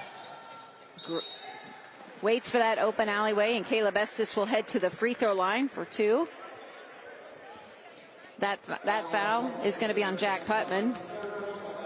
That's his third. Caleb Estes checking out the free throw line. He's got some Division II schools and some NAIA schools looking at him, and he's been a great leader for this team. He does some really nice jobs. Coach Scanlon said before that he has an obnoxious amount of speed and athleticism. I don't think he used the word obnoxious. I think that's what I've witnessed so far, but he's talked about his speed and his athleticism and what that brings to the table. I mean, if it's an obnoxious speed that's resulting in an obnoxious amount of points, I wouldn't say that's a bad thing. It's a very good thing. That is a very good thing. Nice deflection there by Tanner.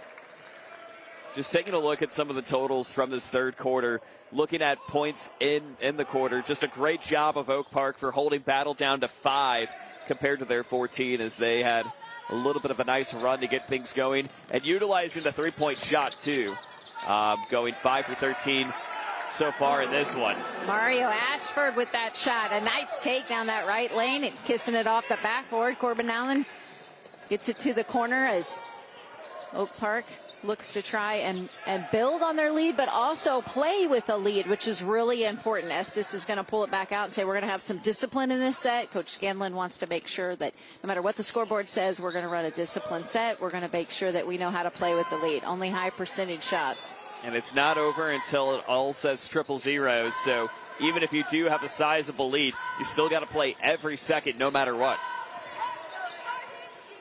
Corbin Allen, a nice spread offense and a great read on the defense as he assists the shot to his older brother, Winston Allen. Love that precision, love that opportunity. Great work.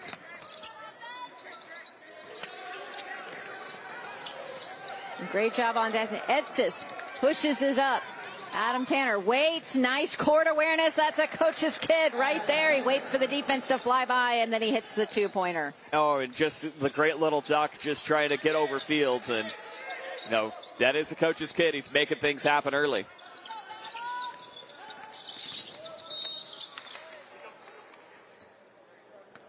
Underneath the basket for Battle. Checking back in for them is going to be Justin Goolsby. Fields back in for Oak Park. Goolsby currently leading the Spartans right now. He's got 9 points, but turnovers haven't been kind to him. He's also leading the team in that right now with 4 on the game. Swing around, nice drive to the basket, and again, Mario Ashford kisses it off the glass. He's got that shot down. Love the touch and shot control that Battle's been able to have. Unfortunately, hasn't been terribly successful for them, going 8 for 32 coming into the fourth. Fields tries to make a pass back out to Corbin Allen, but it's tipped out of bounds. Allen to inbound.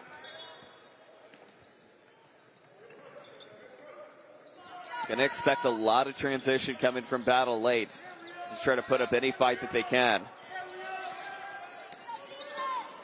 But I love how they're implementing that spread out defense too, just really trying to force you to go man to man, but then making you take it yourself. With the ball handlers that they have, a lot of things can happen. A lot of reads. And wherever the help defense comes from, you know that's where you're going. Oh, no question. Pass. And there's no reason to rush. They're going to let that defense, as soon as they find a weakness, they're going to do just that as Caleb Estes hits that floater. And Coach Scanlon's going to call a timeout so that he can have a discussion with them and make sure that they get their defense set up. All right, we're going to take a quick break. You're watching the Norm Stewart Classic. We'll be right back after this message from our sponsors. Hi, I am Special Olympics Missouri CEO Larry Linthicum, and this is my good friend Shiver Bear. It's time to get groovy. To infinity and beyond! Our disco-themed polar plunges are the perfect way to support Special Olympics Missouri. Choose from 10 funky and frigid bodies of water this January, February, and March. Sponsored by your local law enforcement. Yes! Proceeds support thousands of children and adults with intellectual disabilities throughout the Show Me State. So grab your family and friends and boogie on down to a plunge near you. It's time to get freezing for a reason. Wait, where is Shiver Bear? To find out how you can get involved, visit somo.org/plunge.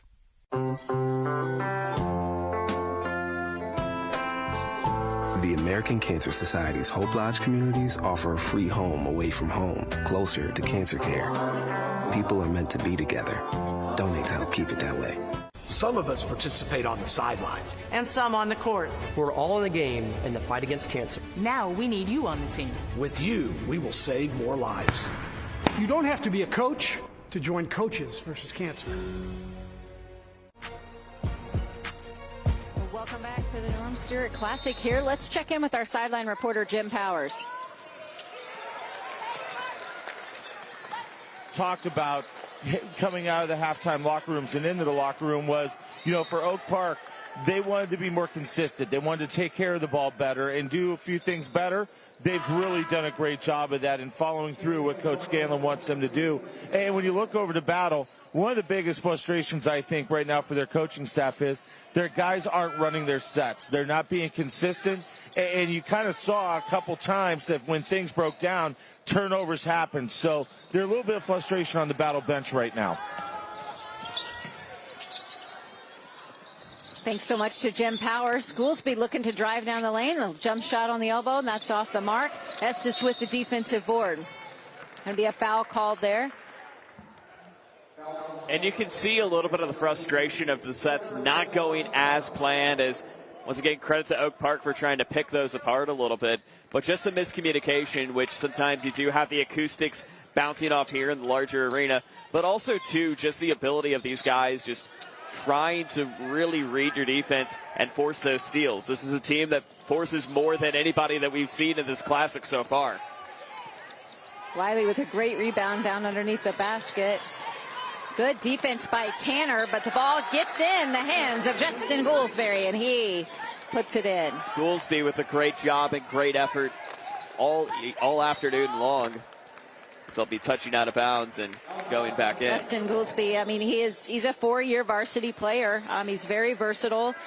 Coach Pallard, he says, he's so fun he's our most vocal leader. He's fun to coach because he can play with such confidence, and he's also a great football player, as you mentioned earlier.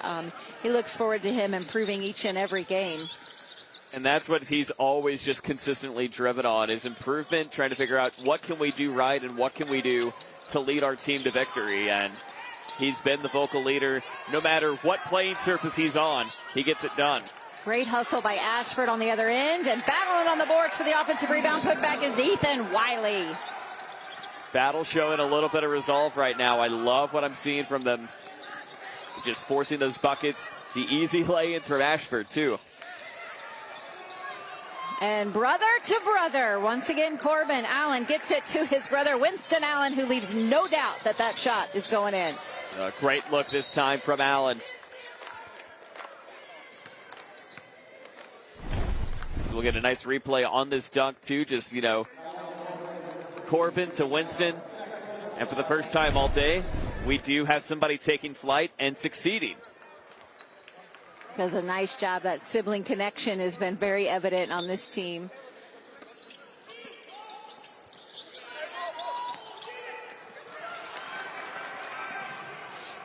Nice hustle. Finish the shot. Beautiful job by Josh Corey. Just a great look at transition, just to force the bucket all on his own and leaving no doubt and no man in front of him. Looks like we'll get another contact on the 1-and-1 as we have players colliding and flying all over the place too. That foul's going to go against Corbin Allen. That's his 4th foul. He got up a little slow that time. Got a little bit of a limp, but he is also a very tough player as well. And he shakes his head, says, no, I don't want to come out. Nope, okay. I'm staying. We're going to be fine. We've got this.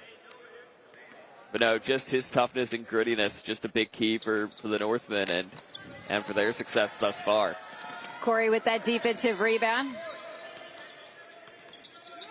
Estes directing traffic up at the top, getting into this wide set again. Let's see what they can do. They find and dribble, penetrate a seam, kick out. Nice job by Battle coming up and keeping them out on the perimeter. They want to try to do a little bit of double teaming and jump into a passing lane. Nice footwork, but that shot is no good. The rebound is going to go to Allen or Josh Corey. Just once again forcing those great offensive boards. Been a key for Oak Park. And Josh Corey with a beautiful 3-pointer and a nice assist from Adam Tanner. Once again, also great communication from the coach's son to try to force those threes, something we haven't seen terribly much of Oak Park, only their 6th today. Great take there by Keon Cross, the sophomore guard. Goes right down the middle of the lane without any hesitation.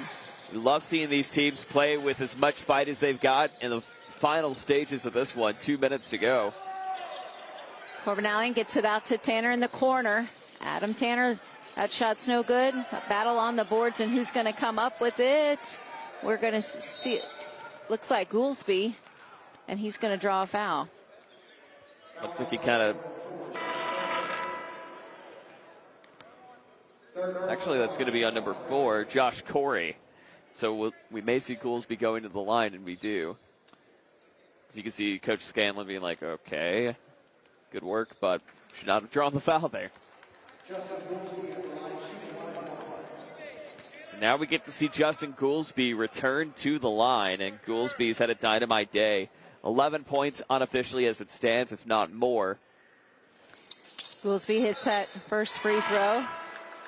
I think that, Oak Park did their homework. They had a nice game plan. Tate McCubbin, who is, he's a 6'7" wing, and he's done a lot of things on the court, but he's a great leader and a hard worker. He's averaging 19 points and 9 rebounds. But the game plan kind of didn't get him the touches that he normally does, and some of the other players have had to step up to score.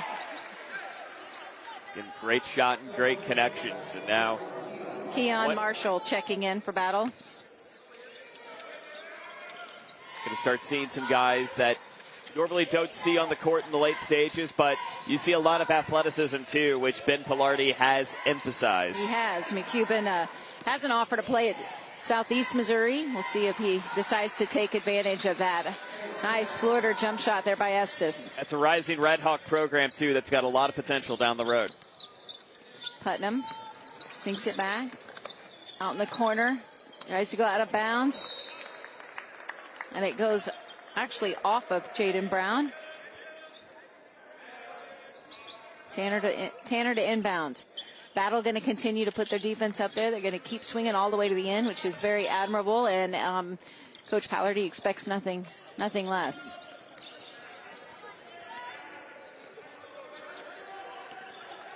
A 5 out.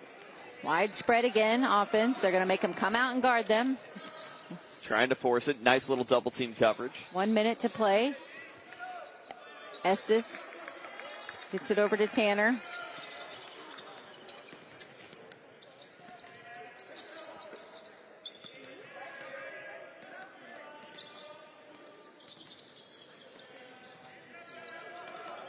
Playing a little old-fashioned game of keep away, dribble, penetrate, kick, dribble, penetrate, kick. That's exactly what you can do whenever you've got the advantage so late. And up Tanner pushes it. He's going to kick back out to Corbin Allen. He's going to swing it back over to Estes. Battle rotating. Tanner to Estes. Estes back to Tanner as he's going to explode down the middle and try to kick it back out. But Corbin Allen says, nope, we're going to stay out here. 10 seconds to go on the clock. Coach Scanlon wanting to see this discipline and be able to hold onto the ball and capture that victory. And that's exactly what they've done. So credit to Coach Scanlon for making it happen for him. And, you know, bouncing back after the big loss to Staley earlier in the week. This team is going to be a very tough one to watch all season long. And credit to Battle, too, for keeping their composure and their team on the rise as well. Okay, we'll take a quick break. And when we come back, Jim Powers will have our Gary Filbert MVP. You're watching the Norm Stewart Classic. Hi, I am Special Olympics Missouri CEO Larry Linthicum, and this is my good friend Shiver Bear. It's time to get groovy. Our disco-themed polar plunges are the perfect way to support Special Olympics Missouri. Choose from 10 funky and frigid bodies of water this January, February, and March. Proceeds support thousands of children and adults with intellectual disabilities throughout the Show Me State. Yes! Wait, where is Shiver Bear? Norm Stewart here, former basketball coach, University of Missouri. When you have a good player, you know you're going to have success. When you have a player that is also a leader, then what you try to do is just stay out of the way, and you really will be successful. That's what happened when Warner Baxter came into the fold and started with Coaches versus Cancer. From that, we went on to CEOs versus Cancer. What a great ride it's been, and how many people he has helped along the way. I want to congratulate the St. Louis chapter of the American Cancer Society. All your help and the corporate leadership in that area has been tremendous. You've helped so many people. I think all of us always wonder, what can we do? It's very easy. Just do what you can do. Welcome back, everyone, to Mizzou Arena. Let's go to Jim Powers, who has the Gary Filbert MVP. No surprise, Corbin Allen. Thanks so much, Jenny. And Corbin, what a fantastic game today.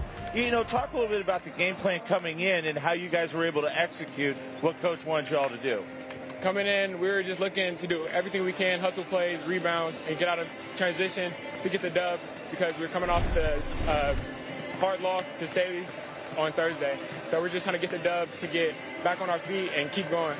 You're one of the youngsters on this team. Talk about how you fit in with the upperclassmen and how everybody's getting together, especially with you and your freshman running mate that's out in the guard position. We get along very well with the upperclassmen being my brother, Winston Allen. We have really good chemistry already, so then we bring that to the team, and they all just form around us, and we're really good. How much fun was it Saturday morning playing here on Norm Stewart Court in Mizzou Arena, part of the Classic? It was really fun. This is one of my dreams, to be able to play in a school like this. So you got a chance to live it out a little bit. Yeah. No doubt. Congratulations. Good luck the rest of the way, my man. Corbin Allen joins us. Let's go back over to a very happy coach with Jenny and with Joe. Thanks, Jim. We appreciate that. Congratulations to Corbin Allen on being the Gary Filbert MVP. Brendan Scanlon, congratulations, Coach, on this victory. Your team did a great job. You made some adjustments throughout, but I thought they showed a lot of grit in the second half, and they did what they needed to do. Yeah. First half, we were just sloppy. Maybe playing in this environment, in a big arena. Kids just weren't ourselves. We had a lead, but they played a lot better second half, and just happy to come out with the win. And you mentioned, too, happy to come out with the win after the loss on Thursday. To do it here in an area that you know quite well with a bunch of the family connections, just talk about what playing in this tournament means for you and your team. Well, it is just a privilege to play here in the Classic, and it's good for the kids to experience this. It's for a good cause. I grew up in Columbia, so being able to come back here and play in front of some family and friends, it was a good day. I'm just more than anything happy for our kids. They played well, particularly second half, and good thing is we're headed back to Kansas City with another win. That's all that counts at the end of the day, doesn't it? Thank you, Coach. Well, they did a tremendous job, and you could tell your players that they did what they needed to do, but I also think they made themselves better in this game. So congratulations to Coach Brendan Scanlon. Appreciate that. All right. There's a lot of action happening here. We're still rolling here at the Norm Stewart Classic, so stay with us. We'll be right back here. Thanks for watching the 2022 Norm Stewart Classic. I'm Jenny Hopkins with Joe Northern, our sideline reporter Jim Powers, and thank you to Carl Harper and the entire L2 production crew.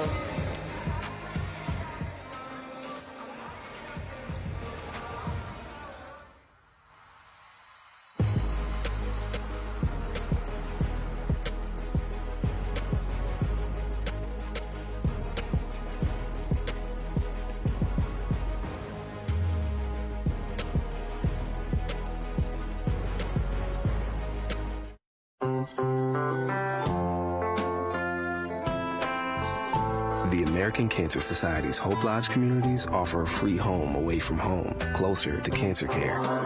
People are meant to be together. Donate to help keep it that way.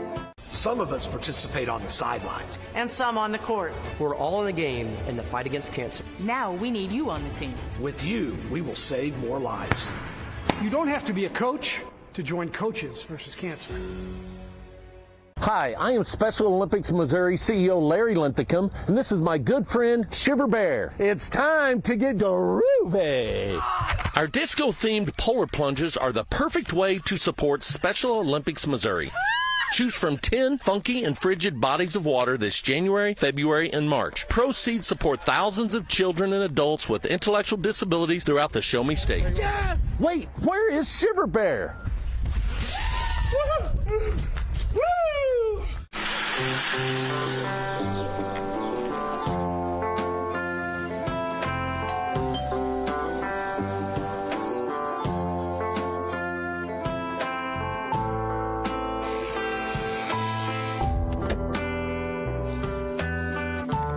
The American Cancer Society's Hope Lodge communities offer a free home away from home, closer to cancer care. People are meant to be together.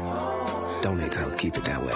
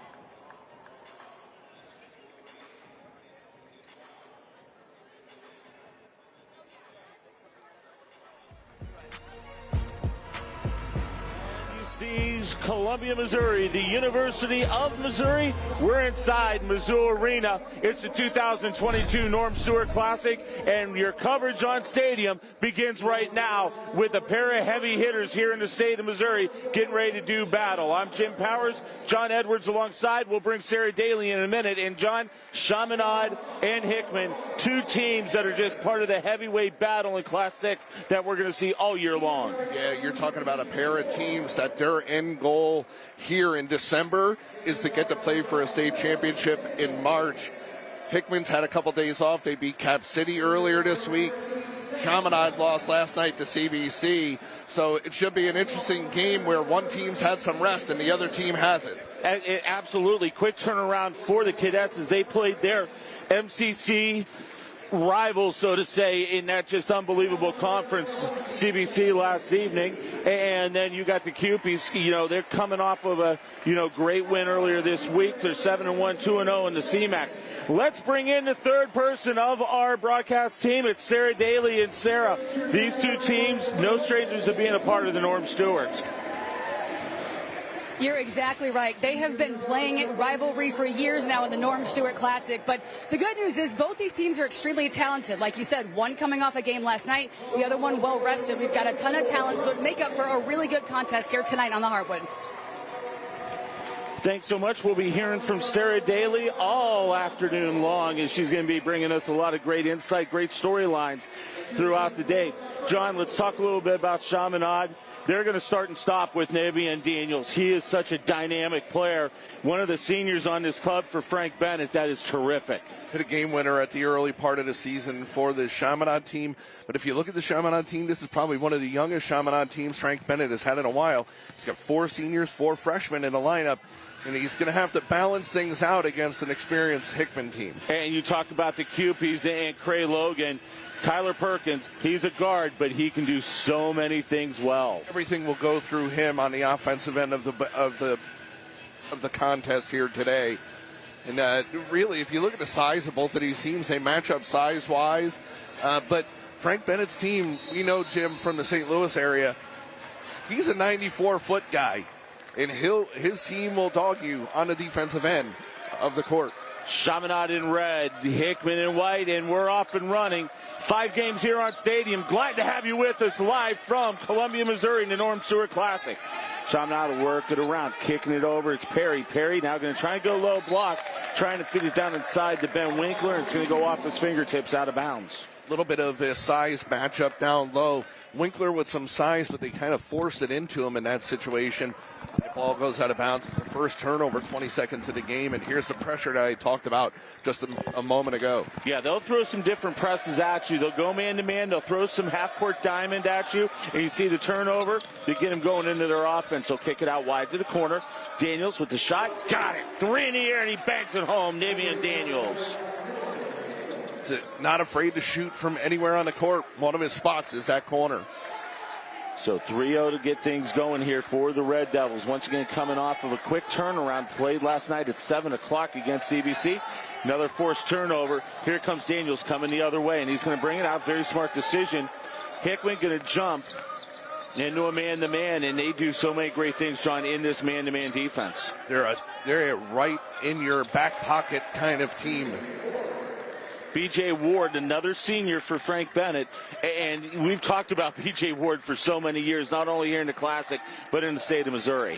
Probably one of the top 5 point guards in the St. Louis area. And we're going to get a whistle and a foul. They're going to get Winkler for his first. Good take to the basket and drawing the harm. It's going to be Rashawn Nichols. So he'll step to the line for the first time for 2. And John, you look at the Hickman, and they're 7-1 on the year, and they only have 2 seniors on the squad and a lot of sophomores that are getting a lot of playing time for Coach Logan. Yeah, they're both of these teams are, they have some senior leadership and they have some underclassmen. So these guys have had to have a quick learning curve, especially learning to get into this season. Because like I said earlier, both of these teams' end goal isn't this weekend to play here, but to play in March for a state title. Second one up and good, so Nichols hits both. The 6'1 guard.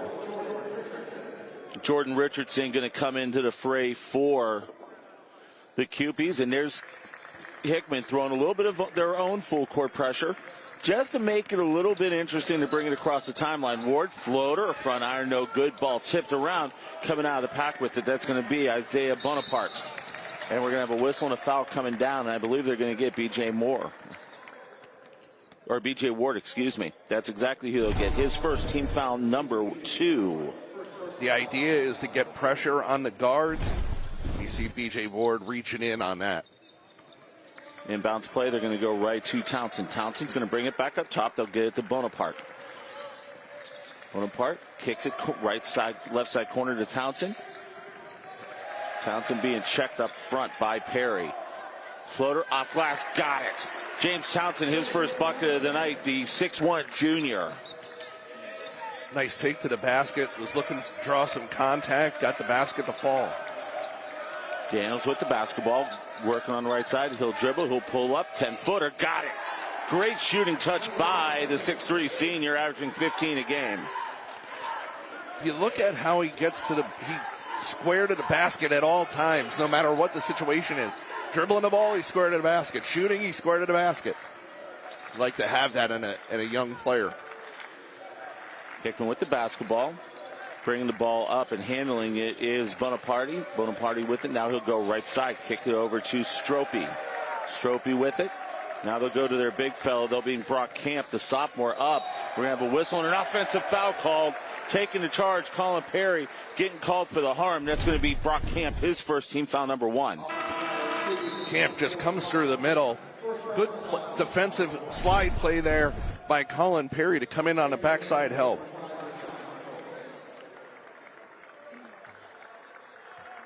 Good work taking the charge. Now Chaminade back with the basketball. Hickman coming at you once again with that full court man-to-man. They're not getting up close and putting a ton of pressure. They're just making it difficult to bring it across the timeline. Daniels misses shot. Rebound put back. Ben Winkler. And what a great job. And he's only a sophomore, but he's got great footwork underneath and knows how to get great position. He's learning his body as he starts to get bigger and he starts to mature. Starting to figure out his body a little bit more. Trying to run an isolation for Bonaparte. Now they'll go into the trees, bring it back out, and they're going to reload the offense. Good decision that time by Hickman. Now we'll get the floater. No good. Rebound grabbed by Daniels. Pass inside. Great run out by Winker, and we're going to have a timeout called by Cray Logan. And great job in getting the run out off the missed shot and coming down the other way and noticing where Winkler was and able to put it up. If you get a look at what happened there, B.J. Ward just looked right up. Winkler working both ends of the floor, was able to get down the floor, beat the defender back into the spot, and he was able to lay it up and in pretty easily.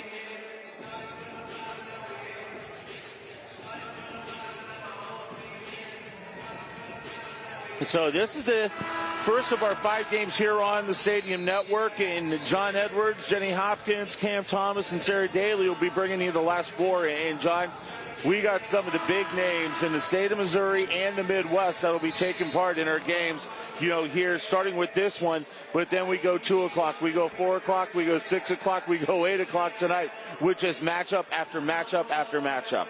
You couldn't ask for any better matchup than what we've had here all week. Rockbridge, local team playing Peoria Notre Dame, a really good school, coming in here this afternoon. And then you go 4 o'clock, 6 o'clock, 8 o'clock, Jim. You can't get any better than what we've asked for here on a Saturday afternoon. Without a doubt.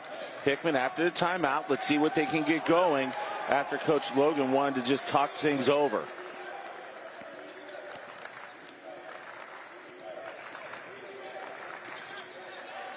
Skip, they bring it through. Now they're going to go back down to the baseline. Great defense by Chaminade. 3 from the corner. Got it! Isaiah Bonaparte. So Bonaparte with the big 3 from the corner, and that's his wheelhouse. When he loves to shoot, he loves to let it fly from the corner. He was able to get to a spot, Jim, and he was open. Skip pass to him in the corner, puts it in. Come down the other way, high off the glass, no good. Rebound, and we're going to have a traveling call. Nice work by Hickman in blocking out and keeping everybody off the glass.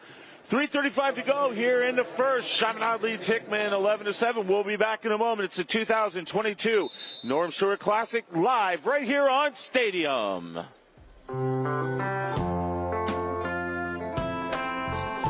The American Cancer Society's Hope Lodge communities offer a free home away from home, closer to cancer care. People are meant to be together. Donate to help keep it that way.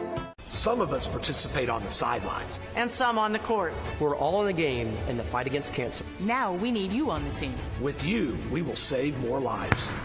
You don't have to be a coach to join Coaches versus Cancer. Hi, I am Special Olympics Missouri CEO Larry Linthicum, and this is my good friend Shiver Bear. It's time to get groovy. Our disco-themed polar plunges are the perfect way to support Special Olympics Missouri. Choose from 10 funky and frigid bodies of water this January, February, and March. Proceeds support thousands of children and adults with intellectual disabilities throughout the Show Me State. Yes! Wait, where is Shiver Bear? Woo!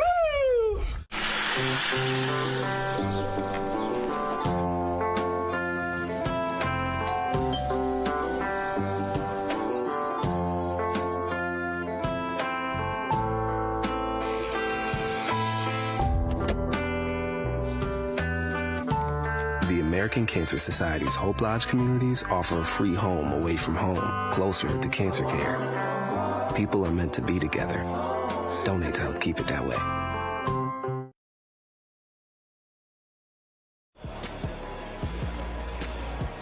We want you to join our team in the fight against cancer, Coaches versus Cancer. It's the great organization that Coach Norm Stewart, who just actually walked in to start watching games. He's been here all weekend. But, you know, John, he started this, a bunch of years ago, and it's just exploded. And now there's events all around the country. The college coaches buy into it. There's the suits and sneakers stuff. I mean, we want everybody to join our team because we've both had people affected by cancer, and we want to figure out a way to finally get rid of this disease once and for all. And it's events like this that will get money to help towards research. And not only does it, the coaches buy in, but the kids buy in. And they know what it means too. So it's not just the adults, it's these kids who come here, play this weekend, and they learn so much about what it means to be here and have an opportunity to play on such a stage. Go back to work here after our media break. Chaminade leads 11-7. Jim Powers, John Edwards, Sarah Daly, and the rest of our L2 crew taking care of all sorts of great things and knocking that shot down for Hickman. Number 24 bringing it in is Brock Camp, and he is a big dude that does so many great things inside. About to see, Winkler's got some size on him height-wise, but definitely a little bit more stocky as Camp. Talking to Cray Logan, he really is impressed with how his bigs are getting after it so far this season. Great defense. Coming down on the layup, and he got it. That play was started by Rashawn Nichols, kicked it out to Stroop, and then he's on the receiving end of the pass, and we've now got a tie ball game, John, at 11-11. 4-0 run by the Cupies here.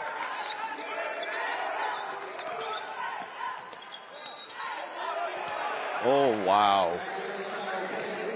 Winkler got fouled, and the ball just went up in the air, and it went in. And they'll go to the free throw line for a three-point play, but let's look at the steal, Jim. Point guard, yes. Colin Perry got turned around, got his pocket picked, and an easy layup at the other end for Rashawn Nichols. Yes, exactly. Winkler with 6, now going for the conventional three-point play. For point number 7, it's going to be a little bit high off the iron, no good. Come down the other way. Hickman, they love to get in transition. That's who they like to go to. Rashawn Nichols, a sophomore, he's got 6. Nichols was trying to make a pass across the court. Had the ball deflected back to him, and he was able to put it home. And once again, it's just the active hands, and there's a big 3 from the right-hand side. Jamison White, the freshman forward, stepping in, coming off the bench. This is a team that's not afraid to shoot the 3. They like to get the ball inside. They pressure you. Coach Frank Bennett, one of the great basketball minds in the St. Louis area. If not the state of Missouri, and he's coached some great kids that have come through that Chaminade program. And great defense by Chaminade. Ball goes out of bounds, and it will go to the Red Devils. You know, the one thing, John, two very storied programs. Hickman trying to make a rebound a little bit. You know, they've had some lean years. You know, Cray Logan took over a few years ago. And you got to love the momentum he's got going with this team right now, especially, you know, starting off 7-1. And they have not played an easy schedule to start the season. No, they played a couple of tournaments early this season. Competitive schedule. When I was walking the hallway earlier, the two coaches actually saw each other in the hallway. They're going to play each other over the next couple of years. Yeah. They've talked about setting that up for next year and the year after. Well, the great, you know, as they go in, great rebound, good work underneath. Now we're going to have a whistle and a foul. Hold that thought, because I'm going to tell you, these two teams are going to be playing a lot against each other. So they're going to get Jamison White for his first team foul number 3, and Brock Camp going to go to the line to shoot a pair. You know, Columbia Hickman doesn't shy away from anybody, and they regularly make trips over to the St. Louis area. They'll make trips over to the Kansas City side because they want to play the top talent in the state, because that's going to get them ready for the state tournament. One of the advantages of being in the middle of the state is you get the best of both worlds. You could schedule with anybody you want as long as you play that conference schedule. And they'll also go down to Springfield to play the Kickapoos of the world, which you'll see later on. You know, they'll play, you know, great Nixa teams. So this is a team that doesn't shy away. And Frank Bennett with the Red Devils, as they're back on offense, working the ball around, they don't shy away from anybody either. They play in some big-time shootouts throughout the year. They played over at Edwardsville to open up the season and got a nice victory. Daniels, 3 in the air, front iron, no good. Rebound controlled by Nichols. Fight for the basketball underneath.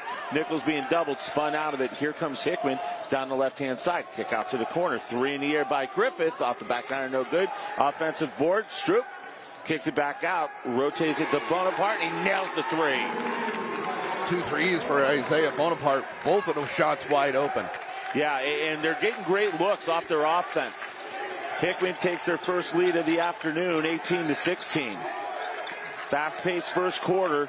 Knew that we would see something like this. Start our coverage here on Stadium. 3 in the air, left it a little short. Rebound grabbed away by Hickman, and coming out of the pack with it, that's going to be Stroop. He'll quickly end up court. Get it down to Camp. No good. And that was the one thing that Coach, Logan had talked about. His bigs will run. And we're going to have a whistle and a foul with 4.2 left.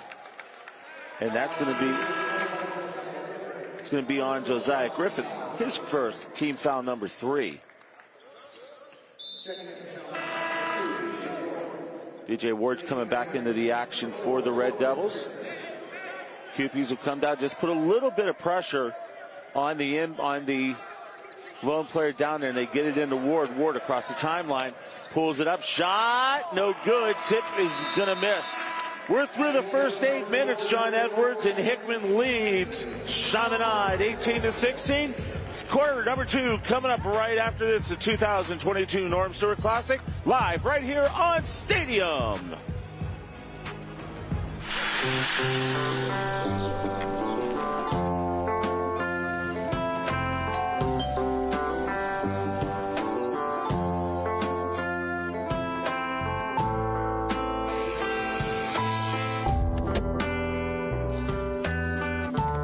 The American Cancer Society's Hope Lodge communities offer a free home away from home, closer to cancer care. People are meant to be together. Donate to help keep it that way. Norm Stewart here, former basketball coach, University of Missouri. When you have a good player, you know you're going to have success. When you have a player that is also a leader, then what you try to do is just stay out of the way, and you really will be successful. That's what happened when Warner Baxter came into the fold and started with Coaches versus Cancer. From that, we went on to CEOs versus Cancer.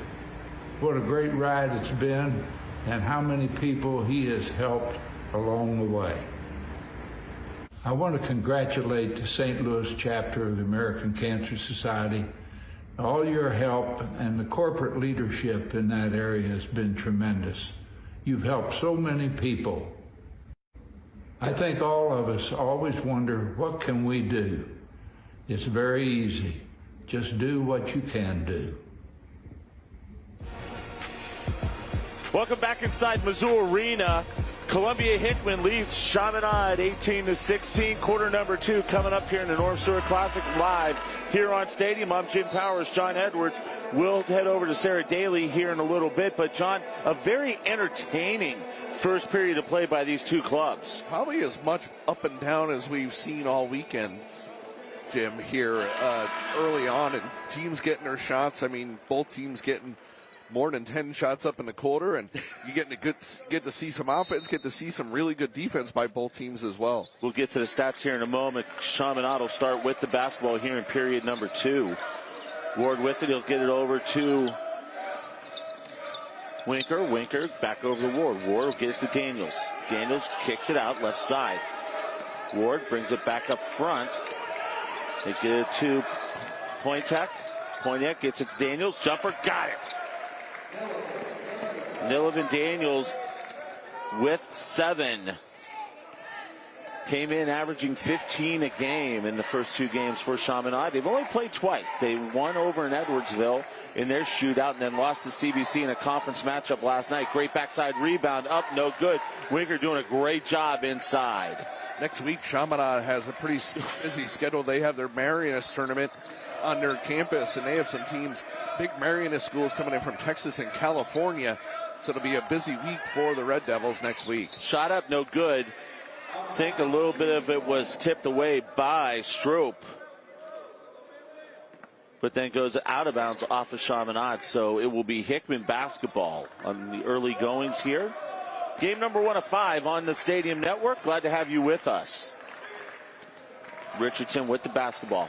Wanted to drive, nothing doing. Great defense by Daniel. He'll bring it back out front to Townsend.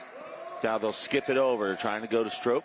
Drive, finger roll, no good. Offensive board, fought for, and no. It's going to be a foul on Stroop. Nice job by Winker in getting good position rebounding-wise, John, to secure the ball and make Stroop come over the back to force the foul. Yeah, reached in and grabbed the arm of Winkler, and going to look at head coach Frank Bennett.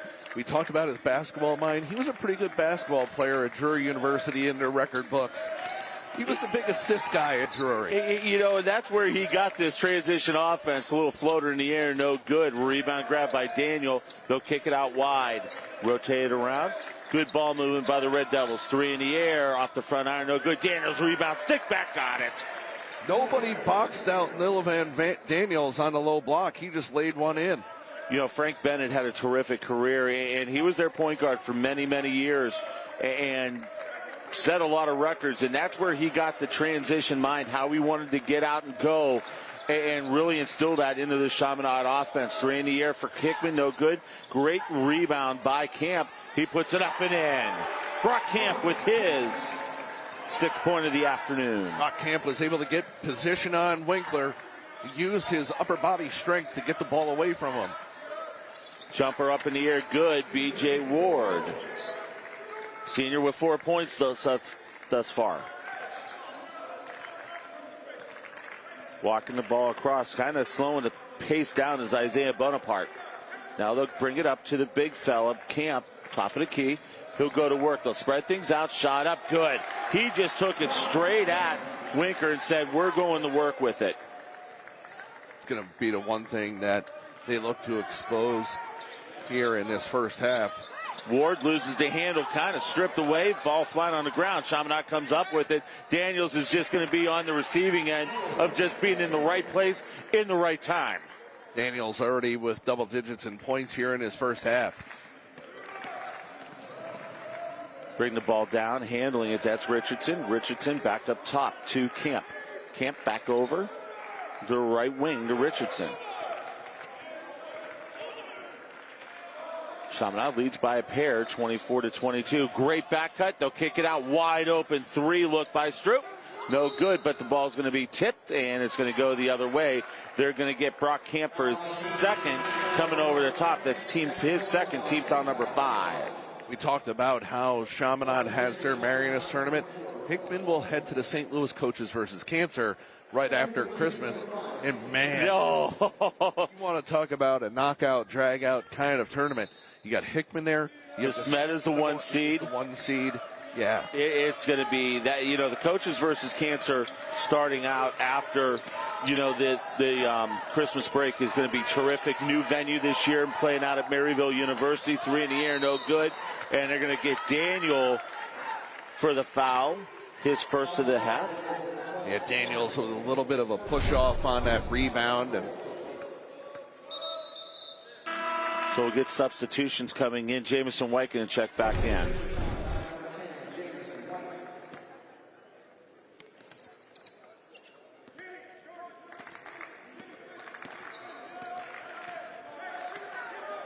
Bring it down to Hickman, handling the ball. I like how Bonaparte, the junior, does a nice job in picking his spots.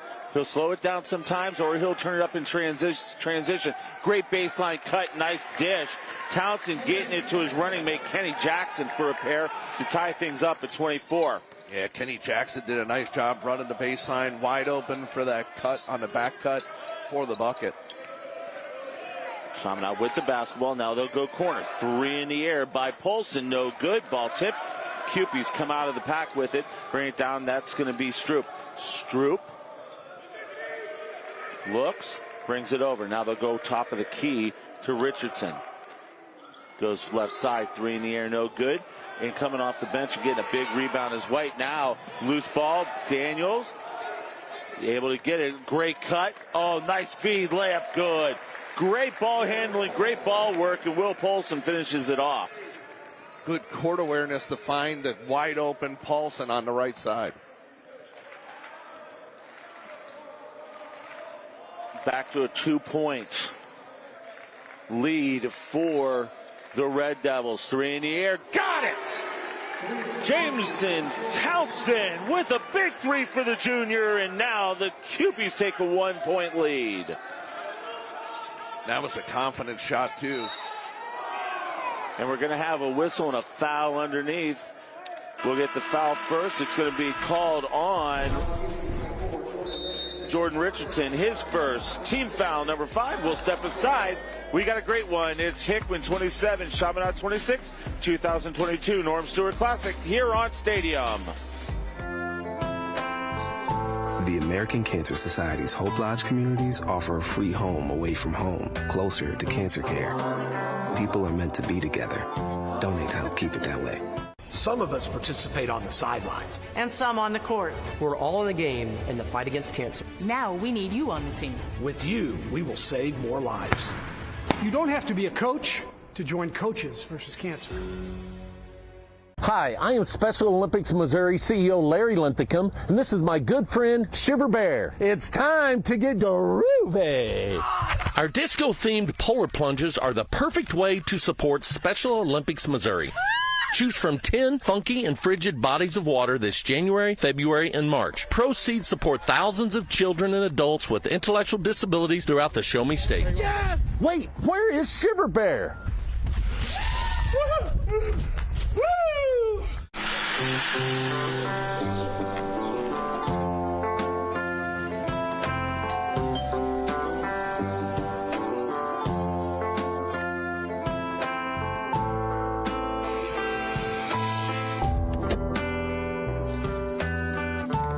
The American Cancer Society's Hope Lodge communities offer a free home away from home, closer to cancer care.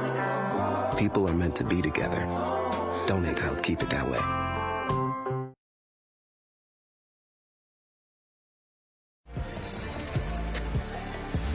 Hickman holding on to a 27-26 lead over Chaminade. 2:41 to go. Let's go over to the third member of our broadcast crew, Sarah Daly. And Sarah, Hickman, we talked a little bit about it a minute ago. They do not have an easy schedule coming up.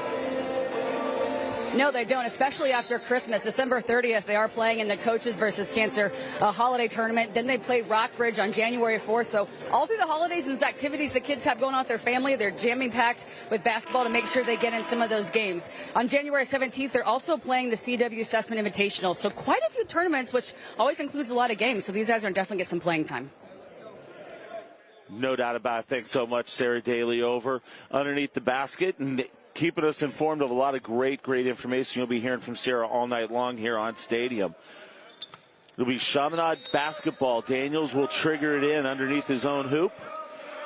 They're going to bring it back out front now. They'll try and run Ward and then pop up Daniels. Trying to get something off the inbound. Floater, got it. B.J. Ward. What a jump stop by B.J. Ward in the middle of the trees.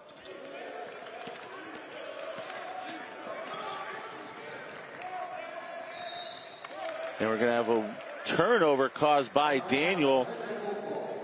Townsend just kind of lost the grip of it and trying to readjust himself. Yeah, he lost it. The pass was a little high for him, and when he stepped right there on the sideline, he turned around and looked at the official. If he sees the replay of that, he'll see how far out of bounds he was. And what a great up and under move by Jamison White coming the other way. He's got 5. And an errant pass, and Chaminade speeding Hickman up a little bit, and it's caused back-to-back turnovers. This is the speed that Chaminade plays for 32 minutes. Hickman might not be ready for that kind of speed for 32 minutes because Frank Bennett uses his bench. He's not afraid to play players that are giving him that hustle that he wants at every minute of every game. Daniels with the basketball. He's going to bring it back out. Hickman still in the man-to-man, but they're sagging really deep into the lane to try and stop the rebounding. But Daniels shot, miss. He gets the board, puts it back up and in. Melvin Daniels is having a great first half here for Chaminade. If Hickman wants to win, they have to box him out after a shot. He's gotten to every loose ball. He's got a motor. He just doesn't stop. Long three, no good, misses everything. Backside rebound by White. He's going to get it to the senior leader, B.J. Ward, 6'1" guard. 3 in the air. Daniels got it as he falls down into the Hickman bench. LeVan Daniels is just a player possessed this afternoon. 8-0 run. Shot up, no good. Rebound controlled by Daniels. And he's going to look, takes it, off glass, no good. Rebound grabbed away by Jordan Richardson. Under a minute to go in the first half here at Mizzou Arena. And we're going to have a whistle, and it's going to be a bump. They're going to get Matting Irving on, hit the defensive bump, his first. And you're going to see just a great dish, sets his feet, gets a little love tap as he comes down to go into the bench. But, you know, that's just, this is almost a coming out party for him. He had so many kids, players around him last year. This year he knew this was him and BJ's team. And he's really stepped up here in the early part of the season. He's 3 in the air, coming, no good. Offensive board, and it's going to be stolen away. Go ahead, John. He's been one of those players over the last 4 years, done anything that Frank Bennett has asked him to do. And this year, as you said, it's his coming out party. This is his team. This team will go as much as he does, and I hope that the rest of the team can keep up with him. 9-0 run for Chaminade after that layup off transition by Madden Irving. 3 in the air, after skip pass, got it. That was a big 3 by James Townsend, his second of the afternoon. And we're going to have a whistle and a foul coming down the other end. It's going to be on Isaiah Bonaparte, his first. This game has a little bit of everything, Jim. It's got inside play, outside play. That big 3 right there from James Townsend. Man, he was outside the college 3 area when he took that. He was standing right in front of Frank Bennett, where it was saying Norm Stewart on the floor. B.J. Ward stepping in the line for one in the bonus. He knocks down first. Only the second and third time, and there you see the old ball coach himself. They've named the place after him that we're playing on right now, Norm Stewart Court. And between games, we will catch up with the former head coach here at Mizzou, the legend. And, without what he's done in his tireless efforts as Ward hits the second, Coaches versus Cancer wouldn't be going on. I mean, just all sorts of different things. And he's been here every day, John, and he's just sitting there loving watching basketball. He's been in that same spot for all 3 days of this play, and it's great when you see everybody walk over to him, say hello, shake hands with him, take pictures. I mean, tremendous experience. Bonaparte with the 2, Ward with the floater, he got it at the buzzer. B.J. Ward with 10. He answers the shot from the other end by Bonaparte. And we'll head to the halftime locker room with Chaminade leading 41-32. As you're going to take a look, John, you just see here's the play, and you see B.J., he knew how much time there was and was able to knock the shot down. In his mind, he knew how much time he had and where he needed to pull up from. Pulled up at the spot, right at the elbow. Sarah Daly now with Chaminade head coach Frank Bennett. Go ahead, Sarah.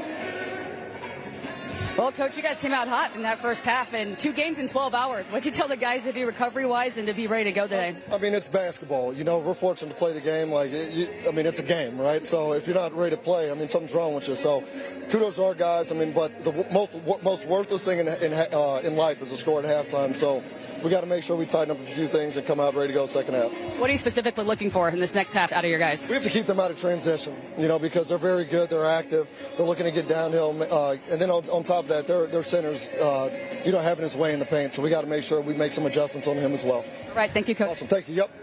Guys, back to you. Thanks so much, Sarah Daly. Talking it over with head coach Frank Bennett. Chaminade leads as we head to the half. When we come back, talk about some of the matchups. We'll have first half stats and numbers coming up next right here on Stadium.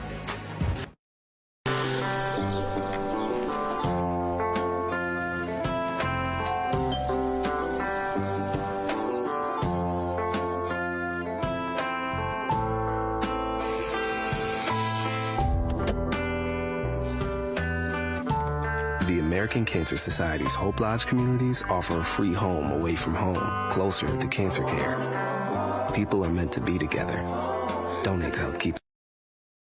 Hi, I am Special Olympics Missouri CEO Larry Linthicum, and this is my good friend Shiver Bear. It's time to get groovy. Our disco-themed polar plunges are the perfect way to support Special Olympics Missouri. Choose from 10 funky and frigid bodies of water this January, February, and March. Proceeds support thousands of children and adults with intellectual disabilities throughout the Show Me State. Yes! Wait, where is Shiver Bear?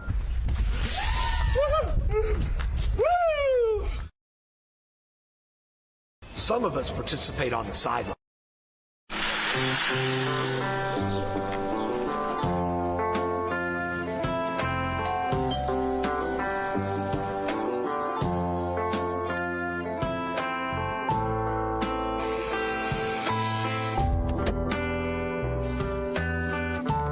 The American Cancer Society's Hope Lodge communities offer a free home away from home, closer to cancer care. People are meant to be together. Donate to help keep it that way. 41-32, Chaminade leads Columbia Hickman in our first game here on Stadium Network of the Norm Stewart Classic. But, John, this hasn't been the first game of the weekend. We've had a lot of terrific action starting this past Thursday and rolling through tonight. But, the shootout started back in 2007 with just 4 games, and look at what it's morphed to. It's morphed into something that other states want to do. Yeah. And it's now morphed into here in Missouri, where you'll see last weekend was another 48-hour classic down in Springfield. And it continues to grow. They had the Sophie Cunningham, which is for the girls. So it's evolving every year. And you love to see that it's evolving every year because there's so much community engagement, not only just from the teams that are participating. The Columbia, Missouri area have done a great job here all week. People from Mizzou have done a great job here all week. Yeah. And, it can't get done without all of those people. And it's been a great weekend of basketball. And all the proceeds go to the American Cancer Society and Coaches versus Cancer, an organization that Coach Stewart set up, started doing. And it was great when in St. Louis they first started doing the Coaches versus Cancer. They brought Norm and they brought Lou Henson in. 2 guys that, when they coached against each other, absolutely could not stand each other. But once they retired, with everything Norm went through, with everything what Lou went through, they became best of friends. And just to see how those two have guided this thing, and especially Norm. Yeah, it's been an absolute honor to see Lou, how that relationship is evolved. Because what you do with the X's and O's really don't matter. Right. It's all about what goes on afterward, because there is life after basketball, especially for everyone.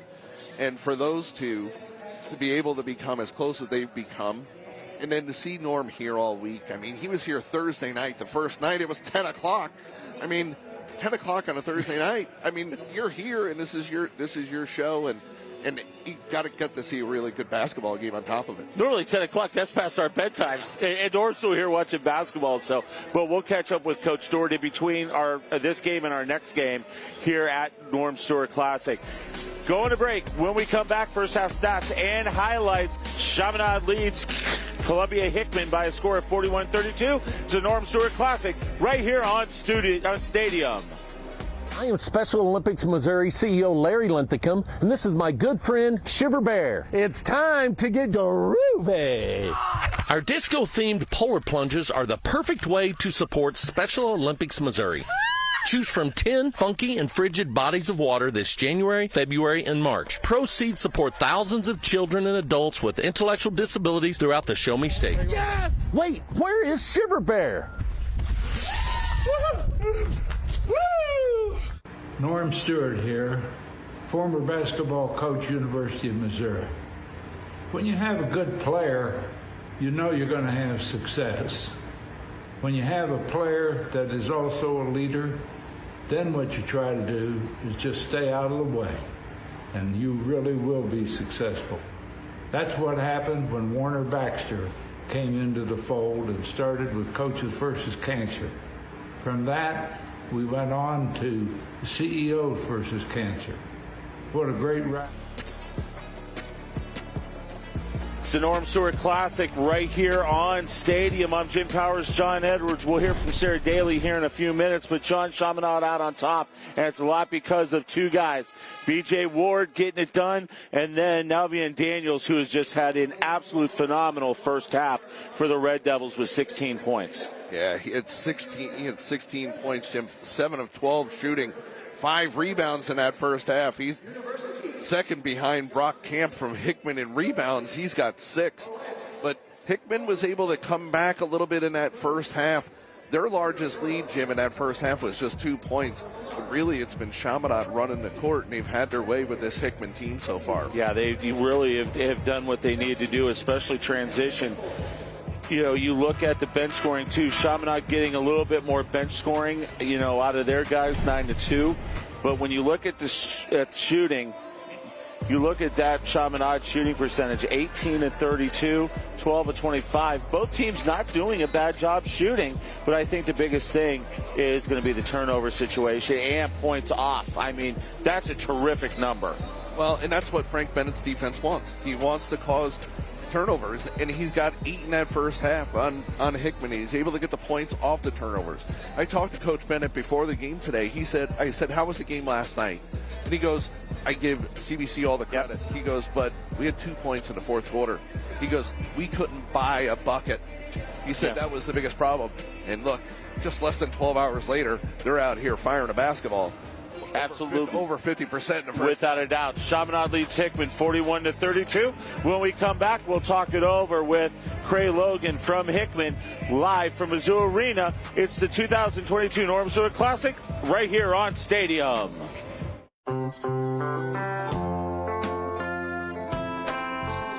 The American Cancer Society's Hope Lodge communities offer a free home away from home, closer to cancer care. People are meant to be together. Donate to help keep it that way. Some of us participate on the sidelines. And some on the court. We're all in the game in the fight against cancer. Now we need you on the team. With you, we will save more lives. You don't have to be a coach to join Coaches versus Cancer. Norm Stewart here, former basketball coach, University of Missouri. When you have a good player, you know you're going to have success. When you have a player that is also a leader, then what you try to do is just stay out of the way, and you really will be successful. That's what happened when Warner Baxter came into the fold and started with Coaches versus Cancer. From that, we went on to CEOs versus Cancer. What a great ride it's been, and how many people he has helped along the way. I want to congratulate the St. Louis chapter of the American Cancer Society. All your help and the corporate leadership in that area has been tremendous. You've helped so many people I think all of us always wonder, what can we do? It's very easy. Just do what you can do.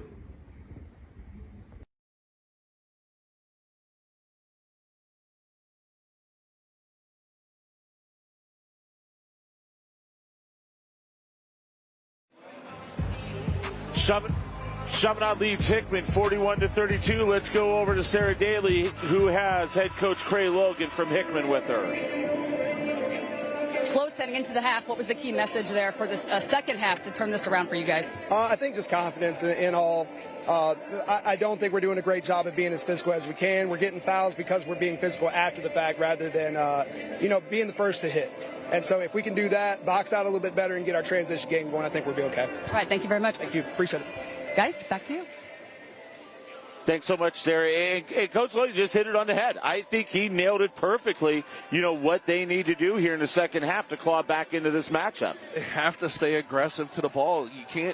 You can't shoot from the outside and miss and not send anybody to the boards and have everybody going back. Although Chaminade's been really good in transition. Yeah, and once again, that's what Chaminade loves to do. They love to get transition. I don't think Hickman's getting it out as much as they like to. I think they're kind of slowing it down. Won't surprise me if you see them speed it up here a little bit here in the second half. They're going to try to. The guards are going to try to shut that down. When you got a dude like B.J. Ward out front, but I tell you what, I love the matchup between Ward and Strope right now. I think that's going to be fun to watch here in the second half. They're going to go down inside. Great spin move. Shot up good. Great physical presence by Brock Camp as he scores his 10th of the game. Exactly what Coach Logan talked about coming out of the break. Get your ball inside to your big guy and let him do the work underneath. I thought he almost put himself too far underneath the basket. Yeah, without a doubt. Chaminade with the basketball. Ward with it. It's going to swing it down into the right corner. Now they'll bring it back up top. That was Pointek. Daniel. Floater. Got it. Great ball control by Daniels. He's got 18. One of the better pure shooters that we've seen here this week, Jim. You see when the ball goes, sometimes the rotation on the ball is a little awkward, whatever. His ball has the perfect spin on it every time. And he shoots with the laces. Well, the big thing, too, is he squares his shoulders up. And that's half the battle right there. Now on the defensive side, Hickman trying to get something going. Daniels playing some defense, and we're going to have a whistle and a double dribble. And he knew as soon as he put the hand up and put it back down that the whistle was going to blow. James Townsend, I don't know really if he was expecting the kind of D that he was going to get from Daniels on that. Tried a little crossover dribble and lost control of the ball, and he knew it as soon as he let go of it. Ward brings it across the timeline. They'll go down right wing. 3 in the air, off the back iron, no good. But another offensive rebound. Daniels, he'll square up. Got it. That's only a 2 foot on the line. He's got 20. I have no words for the performance we're seeing here in the first half in 90 seconds. He scored back-to-back games of 15, and he's just been terrific to get things going for Chaminade. Bonaparte with the basketball. He'll drive. He's going to get fouled. Are they going to say before, or are they going to give him the bucket? And I think they're going to give him the bucket. What a great job in putting it up and getting the push. Bonaparte had the first step on B.J. Ward and was able to get it up. And he was off balance at that. His body was turned awkwardly. Yeah, Ward just got enough contact to have to push him a little bit. But once again, you said it. Great job in just keeping form to get the shot to fall down. He'll go to the line for the first time. He's got 10 points himself. Free throw up and good. So 11 points, they cut it to a 45-37 deficit. This Hickman team, they can make a run whenever they want to because they've got the offensive firepower. Daniel, foul line jumper, gets the roll, no good. Offensive board, fought for, and coming out of the pack with it, but then going to throw it away. We're going to have an over-to-back call. But I love how Chaminade is getting after the offensive rebounding side. They might not have the same size as Hickman, but their athletic ability and able to get to the loose balls quicker than what Hickman's done so far. Hickman's going to have to step it up here in this second half. You're down 8. You're not really closing the gap any. Bonaparte with the basketball. They're going to go high post, trying to run some stuff through Camp. Puts it up, no good. Rebound. Ball on the floor. Chaminade comes up with it, and that's going to be Colin Perry. He'll pass it over to Ward. Ward, he'll look. He'll put the floater up from the foul line, gets the roll and got it. B.J. Ward with 12. Ward with the runner. He knew if he tapped it right off the front of the iron, he'd get the little kiss off the glass and have it roll home. Nichols going to bring it across this time. He's being checked by Daniels. Nichols between the circles. They're going to bring Camp up once again. Try and clear things out. They're going to try and let him go, to work on the inside. Now bringing it apart. That's going to be Bonaparte. Being checked by Ward. Shot up. No good. A little bit strong. Rebound controlled by Winker. 3 in transition. No good, but a rebound stick back. No. Winker with another offensive board. Got it. 2 offensive opportunities, and Winker puts it away to extend the lead to 49-37. Winker's got the arm length. He's able to put it in. And what a great job by Strope in getting his first bucket. Great body control. And take a look there. He's going to get bumped by Perry. It's going to be his first. And going to the line for the conventional three-point play, his first free throw of the afternoon, it's going to be the junior guard, Langston Strope. Shot up, and he gets the shooter's roll for the conventional three-point play, 49-40. If you're Hickman, John, you need to get a stop right now. You need a couple of stops, not just the one, because you have to get that momentum going. You need a stop, you need a basket, you need another stop and another basket. Ward with the baseline jumper, no good. Ball fought for, and they're going to say it one off of Hickman. He'll stay with the Red Devils.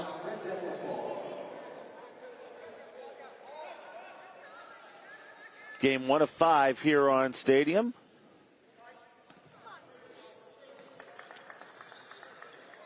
So they look in, bring it out front. Nice job in high pointing the basketball. Being doubled up top, they'll get it to Daniels. Now they'll bring it back over to Ward. Ward on the right wing. Kicks it out. Corner. 3 in the air. No good. A little bit strong. Rebound grabbed by Bonaparte. Nice little crossover. Kicks it out. Now they'll rotate it around. Drive. Floater. Got it. Rashad Nichols. He's got 8. Nichols with a nice job floating it over the top of Winker. I love the ball movement, though. The ball movement set that whole thing up. That extra pass. Great rebound. Stick back. No. Coming out with the rebound is going to be Brock Camp.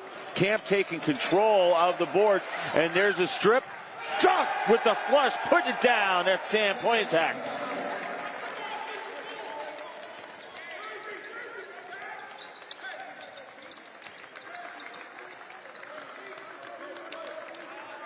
So the Cupies with the basketball, trying to answer. It's going back and forth. Good ball fake, shot up, no good, but we're going to have a whistle and a foul. That's going to be on Daniels, his second, and we're going to step aside with Chaminade leading Hickman 51-42. More action in the third quarter coming up next from the Norm Stewart Classic here at Mizzou Arena. You're watching it live on Stadium.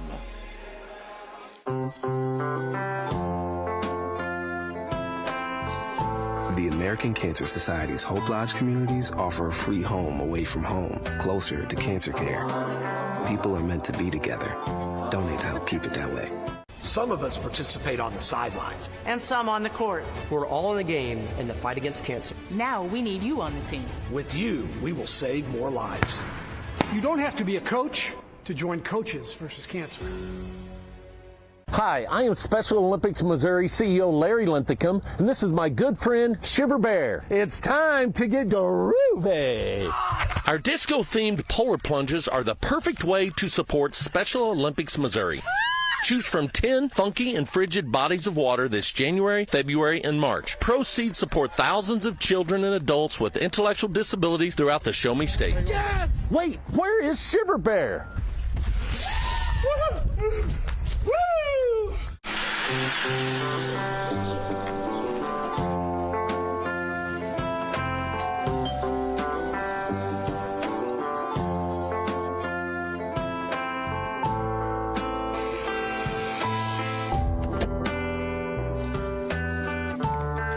American Cancer Society's Hope Lodge communities offer a free home away from home, closer to cancer care. People are meant to be together. Donate to help keep it that way. Chaminade leads Hickman by a score of 51-42 midway through the third period. Let's go over to Sarah Daly. And Sarah, the old boat coach, is here watching some great basketball, and we're going to get a chance to talk to him in a while. You're exactly right. It kind of popped in my head earlier when I was talking to Chaminade's head coach, Frank Bennett. He mentioned that if you don't get to play basketball back-to-back like this, we talked about all their energy that they came out of after playing CBC last night. He said, something's wrong with you. We're playing a great game, and it's enjoyable to do. And so that led us to talk to Coach Norm Stewart here coming up after this game. We'll sit down and see what he thinks about this evolving shootout and how it's become part of all of Missouri and around the state for these young kids to get and play hoops out on his court. Absolutely, and once again, you see Norm sitting there. He's been in the same seat, John. He's been watching great basketball, and guess what? Loving every minute of it. Oh, how I wish I could retire like that. First free throw up, no good, as we're going to have the two-shot foul following the timeout. Langston Stroop. He's got 3 points on the afternoon.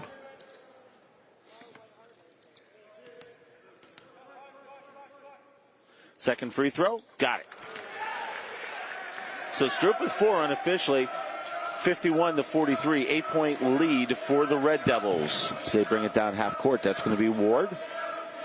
Haven't seen a whole bunch of subs for the Red Devils, especially coming off the back-to-back quick turnaround. Now they'll kick it across, back up top. They'll go to Keller. Keller's going to swing it back to Ward. Ward looks.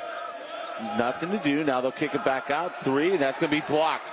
Great job in a block by Rashad Nichols. Quickly going to get it out to his running mate up front. We're going to have a whistle, and that's going to be an offensive foul on the pass and crash on Bonaparte. That's going to be his third. And B.J. Ward sitting in there nicely and taking the contact. Off the block, and Bonaparte and B.J. Ward stepped in at that last second. Just right at the last second. Got the defensive position that you've got to have in order to earn that charge call, and that's been a point of emphasis for the officials, this year, is making sure that the defender is set if you've got a pass and crash, especially on a play like that. Ward with the basketball goes to the left side.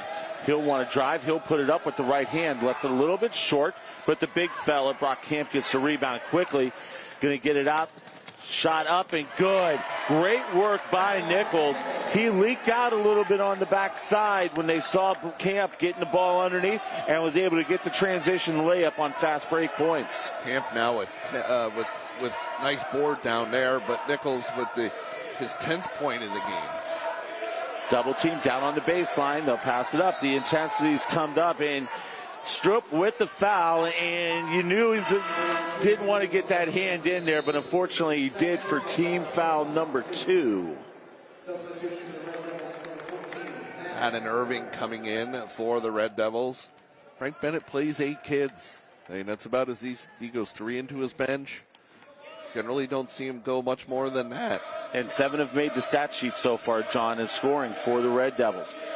Ward with the basketball. They'll go to Daniels. They'll kick it out corner. 3 off the back iron. No good. Great rebound by Brock Camp. This sophomore is going to be very, very good. We're going to have a whistle and a foul. That's going to go on Madden Irving. That's going to be his second, team foul number 4. Irving trying to get physical with Bonaparte as he's bringing the ball up court.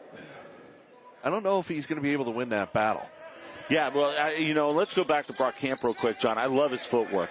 I mean, for a sophomore, he's, fundamentally very sound and does, so many great things down on the low block.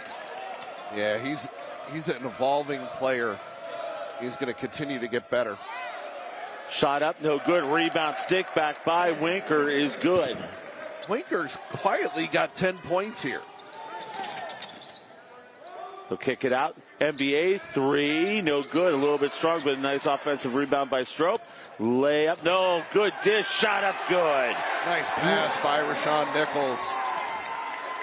Brock Camp now with 10. They've got it down to 6 now, 53-47. 70 seconds remaining in the third. Daniels with the basketball. He's being hounded up front by Nichols. Pass inside, and that's going to be blocked out of bounds by Bonaparte. Substitutions coming in. They're going to get Richardson back in the game for the Cupies. Jumping back in for the Red Devils is going to be Sam Pointak. Good block as Matt and Irving went up to the basket, block from behind. Hickman's done a nice job here in the latter stages of this third quarter, shutting down Millivan Daniels. Yes, they have. Daniels has not been able to get anything off here over the last 3 minutes, and it's really because of the defensive pressure. Ward with it. They'll hold it for one. Yeah, they're going to slow the pace down unless they've got a high percentage shot. Just running a nice little motion game. A lot of back cuts, a lot of screens and pick and rolls. Ward pass it inside. It's going to be a turnover. Hickman with an opportunity. Step through, floater, no good. Tip, no good. Rebound controlled by Chaminade, and quickly they're going to get out. Ward leaked up, but that's going to be thrown out of bounds with 18.2 to go. So we go from holding to the last shot to just going up and down a couple times.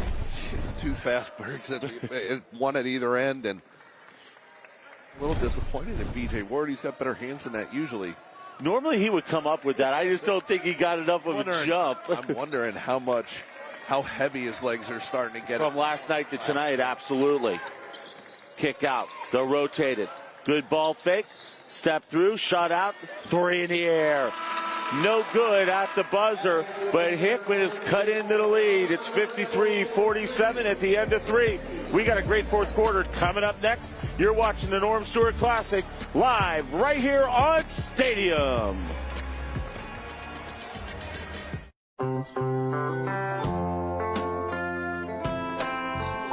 The American Cancer Society's Hope Lodge communities offer a free home away from home, closer to cancer care. People are meant to be together. Donate to help keep it that way. Some of us participate on the sidelines. And some on the court. We're all in the game in the fight against cancer. Now we need you on the team. With you, we will save more lives. You don't have to be a coach to join Coaches versus Cancer. Norm Stewart here, former basketball coach, University of Missouri.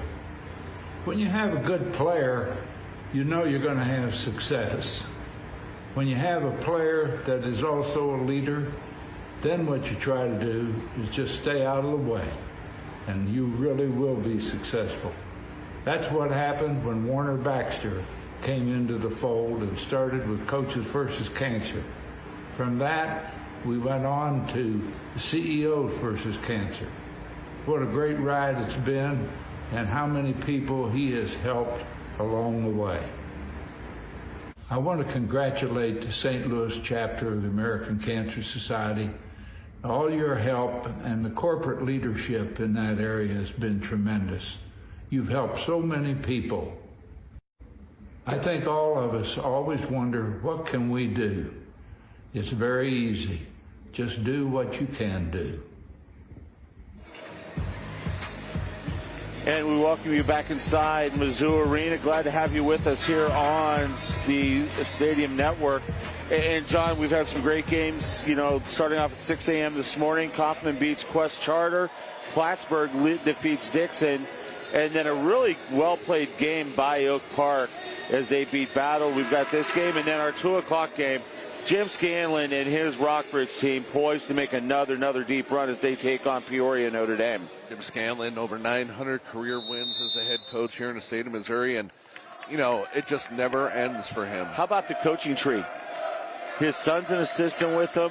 His other son coaches at Oak Park. I mean, that Scanlon coaching tree is terrific, and they're just doing some fantastic things.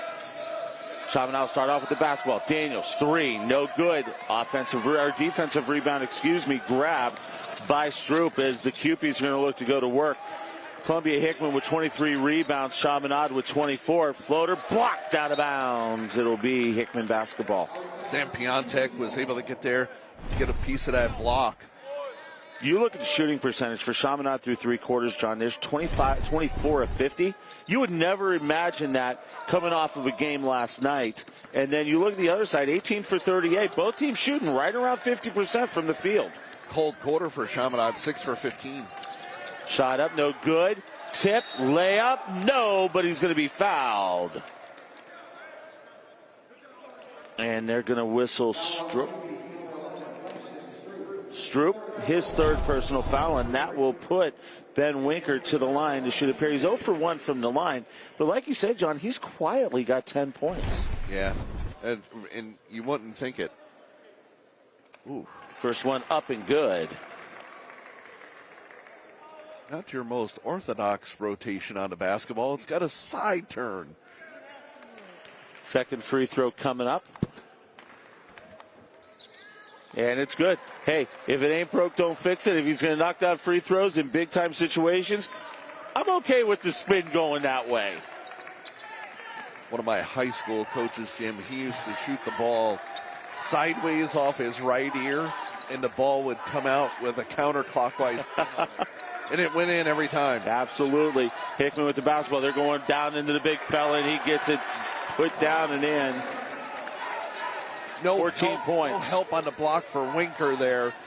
Hickman was able to capitalize on that. They keep trying to pound it. And they're taking advantage of it. They're not getting that rotation help-wise. Chaminade with the basketball. Hickman's defense is amped up here to start things off in the fourth quarter. Kick it back out. Ward spins. Ball loose. Who's going to come up with it? And we're going to have a jump ball. It'll go to Hickman. So they get the stop that they need, but the possession arrow will go the other way.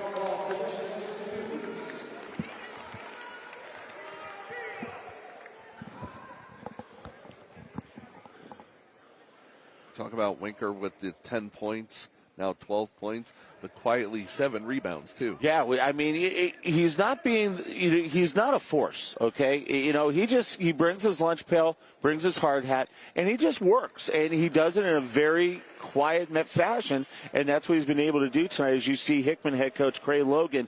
And once again, I can't say enough of the job that he has done with this program at Columbia. Hickman, not even a mile and a half up the street here in Columbia.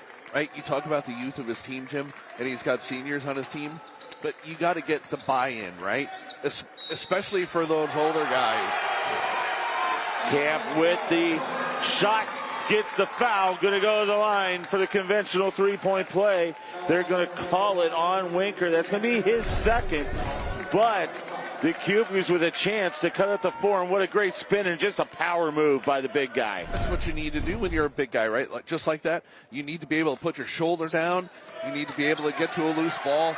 Chaminade gets outboxed on that one. A 3 going up in the air now. Left it short, and that's going to go out of bounds. But the Red Devils dodging the bullet right there, because they missed the assignment on the block out. That could have easily gotten it down to a one-possession game. This is where a Frank Bennett team, and usually the experience knows how to close a game out, right? You just played a tough Metro Catholic Conference game last night. Did I have enough mental wherewithal left to finish this one out? That's where your senior leadership of B.J. Ward's got to step up. Daniels 3, no good. Another rebound by Brock Camp. And the sophomore just impresses me more and more as the shots go by. 3, no good. Rebound ripped away by Jamison White. He's doubled on the block, and we're going to whistle. Timeout called by Frank Bennett. And that was a very good timeout, because Hickman off down here, double teaming on the baseline. It was going to be tough to get that ball advanced in 10 seconds. Yeah, Jamison White was in no man's land underneath the basket. Couldn't put the ball over his head, because if you do, you're going to throw it out off the backboard, out of bounds. And you don't want a turnover there. Chaminade with timeouts, might as well use them. With, yesterday, John, for our folks tuning in on Stadium, yesterday was Ladies' Day, and it was so much fun to watch. Some great teams from around the state of Missouri get after it yesterday, and from Arkansas as well. Lutheran South getting a W. You got a Vashon team who's the number 1 team in the coaches poll. Then you flip around, and Lutheran St. Charles, you just had a terrific game. Then Rockbridge just doing what Rockbridge does, and that wins, and then that'll lead us into tonight. Look at this lineup. Jeff City, East St. Louis, CBC, and Kickapoo, Tolton, and Bartlesville. 6 incredibly talented teams. And once again, we talk about CBC. And Chaminade, CBC doing a quick turnaround, except they get a little bit longer of a breather than the Red Devils did. Hey, that extra 6 hours is a lot. Oh, yeah. Especially right now when they're trying to get as many of these tournament games in as they possibly can before the new year, before conference play starts. Pass it over. Daniels with the basketball. Going to swing it over to the left-hand side to White. White going to have the ball tipped out of bounds off of Columbia Hickman. It will be Red Devil basketball.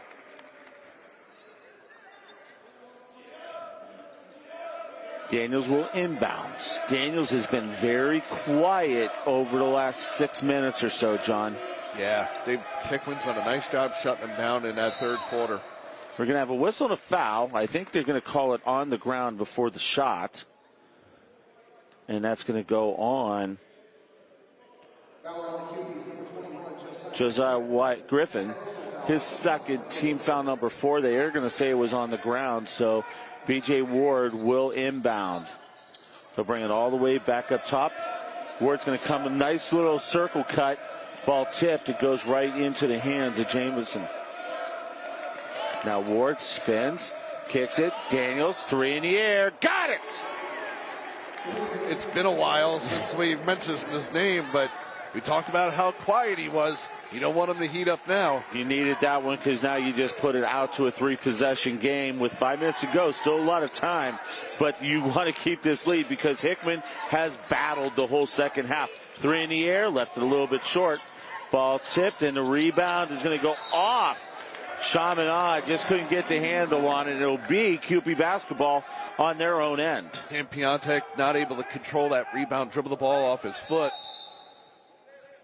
And we're going to have a sub checking in. It's going to be Madden Irving. He's got 2 fouls, 2 points.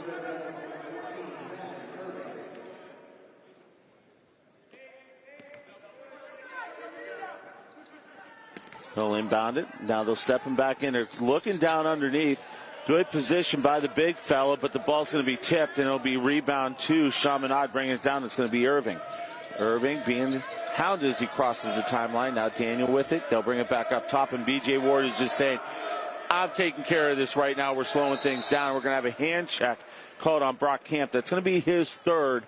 Team foul number 5. It'll be Chaminade ball underneath. But there's your senior leader saying, give me the basketball. We got to take it easy. Yeah, the possessions have to go through B.J. Ward. And when the ball gets into B.J. Ward's hands, if he could, he's a better distributor. Yes, he is. And he's been trying to expose the younger guards from Hickman. We'll see here if he just continues to work the offense for the Red Devils, and he just says, get away from me. He's like, let me run things, and I'll be good to go here. And you're seeing it right here. You know what? They're okay if they run some time off the clock right now. Ward out front being guarded by Griffith. Now he's going to pass it over to Daniel. Almost going to see a little bit of a triangle look up top, 4 corners. They don't have to do a whole heck of a lot. Now Irving will be with it. Now they'll get it back over to Ward. This is Chaminade's version of the Dean Smith 4 corners. Yep. And there's the cut and no bucket. But, yeah, and that's exactly what you're looking for. You are looking for that high percentage shot. We're going to step aside. Chaminade leads Hickman 58-51. You're watching the Norm Stewart Classic right here on Stadium.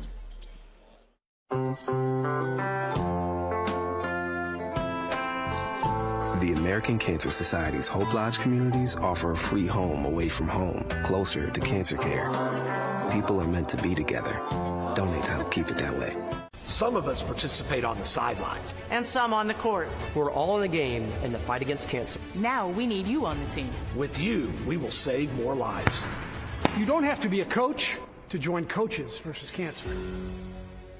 Hi, I am Special Olympics Missouri CEO Larry Linthicum, and this is my good friend Shiver Bear. It's time to get groovy.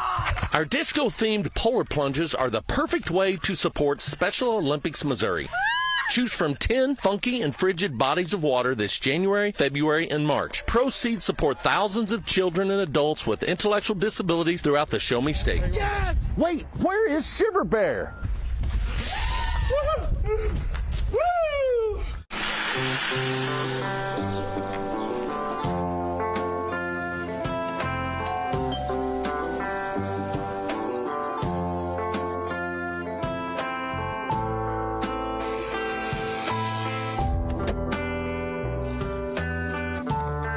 American Cancer Society's Hope Lodge communities offer a free home away from home, closer to cancer care. People are meant to be together.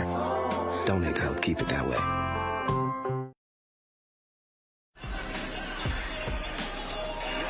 Inside Missouri Arena, Norm Stewart Court. It's the Norm Stewart Classic. Glad to have you with us. Chaminade leads Hickman by a score of 58-51. I'm Jim Powers, John Edwards, Sarah Daly alongside here on Stadium Network. And John, we've got some great crowds. People starting to file in. We're seeing the local teams from Columbia playing right now. And then, once again, we talked about the big matchups later on this evening as getting ready to step to the line to shoot a pair is Jamison White. Jamison White will go to the free throw line. Langston Stroop picked up his 4th foul, so it's a bit of an issue for Coach Logan here, especially coming down the stretch because he needs that player on the floor if he can keep him there. And Chaminade traditionally a very good free throw shooting team, but misses the second. But what about the stick back by Ben Winker? And he is just, once again, quietly just doing the job. And we're going to have a whistle and a foul. Looks like they are going to get Madden Irvin. And, John, take a look at just the position that Winker gets.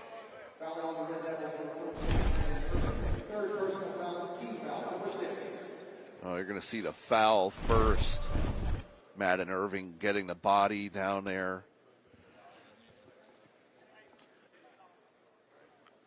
So, once again, just great positioning on the missed free throw, able to put it up and in. A little bit of a question going on over between the officials and Frank Bennett, and coming back into the game, it's going to be Colin Keller, the sophomore guard. So it'll be out of bounds for the Cupies with 3:39 remaining in the 4th. Both teams with 16 fouls. Double team came at the big man underneath. Yeah, and that's going to be an air ball. The double team, and it was a great job in kicking out. Once again, Hickman's getting some really, really good looks, but I think they're being forced into tempo right now. We talk about heavy legs for Chaminade. It looks like Hickman's good. Their legs are a little bit heavy right now. Well, it's because Chaminade's making them play 94 feet. Yeah. I mean, you know as well as I do, being a coach, if you can get past that first half of the court and you're not using as much energy as you do, right, you're good to go. Chaminade makes you work the 94 feet from the inbound all the way through the offensive possession. Ball down in the corner. Good look inside. Now they're passing around. Good ball. And that's going to be number 5. If they call that on Langston Stroop, I believe that's going to be his 5th, and it is. So Stroop is going to foul out of the ball game with 4 points. And that'll be team foul number 7. So we'll step to the line to shoot one in the bonus. Yeah. Not one of those fouls you want to see, but just collided as he was crossing through, and you have to call it.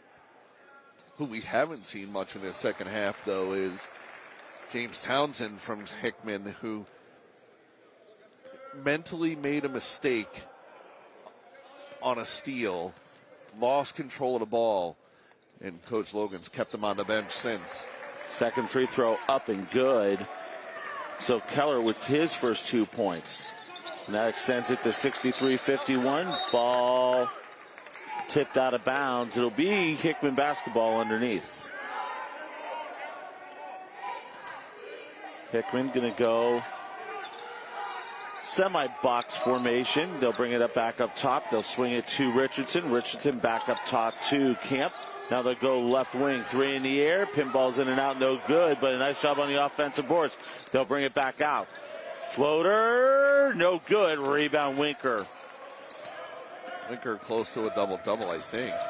He's got to be very close. I mean, he's just really turned it up here in the second half, John. And once again, we'll see that delay game, and we're going to get a whistle. They're going to get Brock Camp for the hold. Now it'll be his 4th, and we'll go shoot free throws as B.J. Ward got hung up with them. Not the guy you want going to the free throw line either.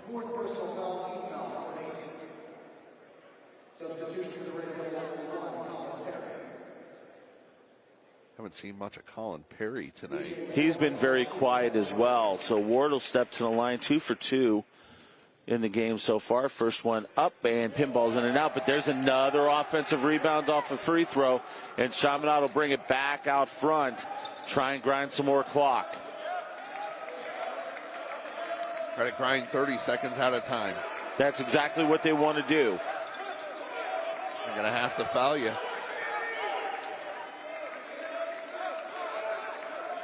Now they'll bring the forwards up just to help out, alleviate a little bit of pressure. If you're Hickman, you need to start figuring out a way to deny. You're down 12. You've got to have a sense of urgency right now.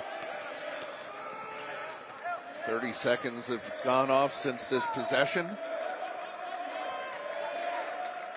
And if it was up to Frank Bennett, he would run the rest of the clock out. But I don't think Hickman's going to let him. But they would run the rest of the clock out if they could. And there's going to be the foul from behind. That's going to be on Bonaparte. That's going to be his fourth.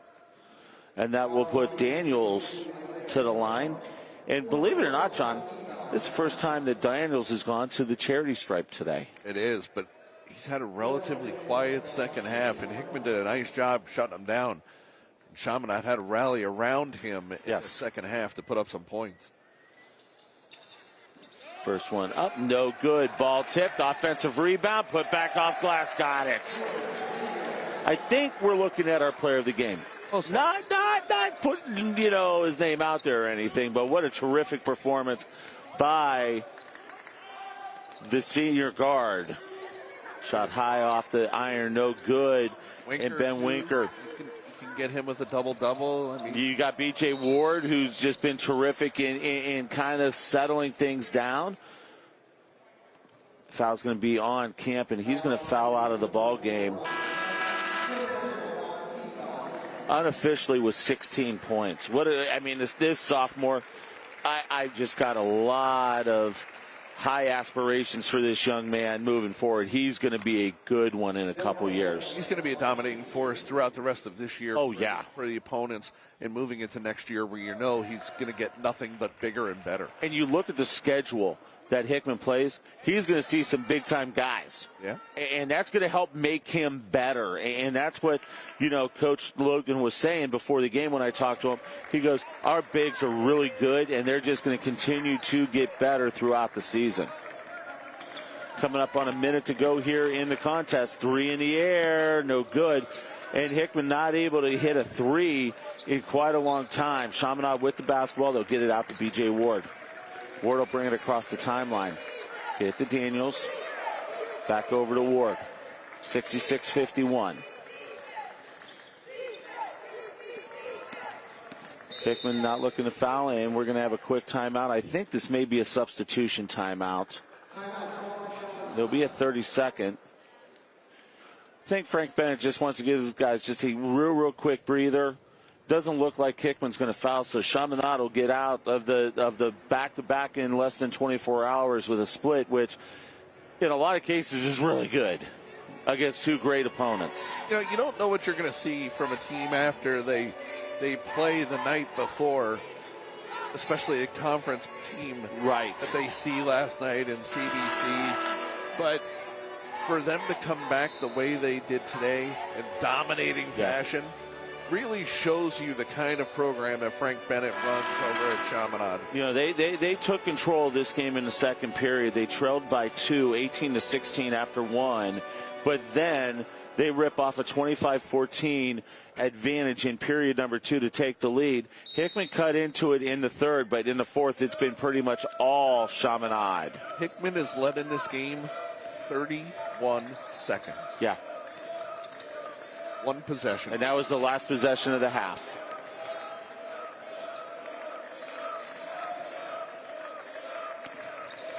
Chaminade will work it around the perimeter. Hickman just going to play solid defense. They're not going to foul. A lot of respect by doing that with the lead and being down that much. A lot of respect for these two coaches. They're both friends. They're trying to put together a series to play each other, in the regular season. And Chaminade's going to come away with a 66-51 victory over the hometown Cupies of Hickman High School. When we come back, we got a lot of time until we get to our 2 o'clock game. Sarah Daly will talk it over with our player of the game. Then Frank Bennett will come over and join us. Chaminade wins 66-51. We'll be back in a moment from the Norm Stewart Classic on Stadium.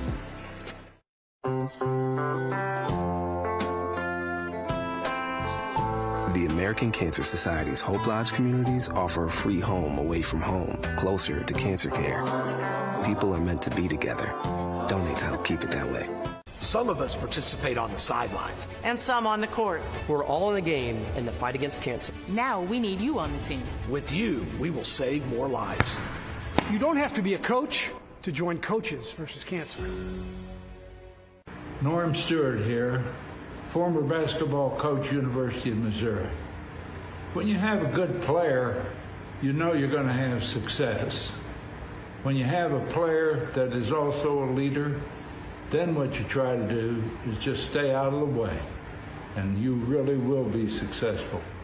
That's what happened when Warner Baxter came into the fold and started with Coaches versus Cancer. From that, we went on to CEOs versus Cancer.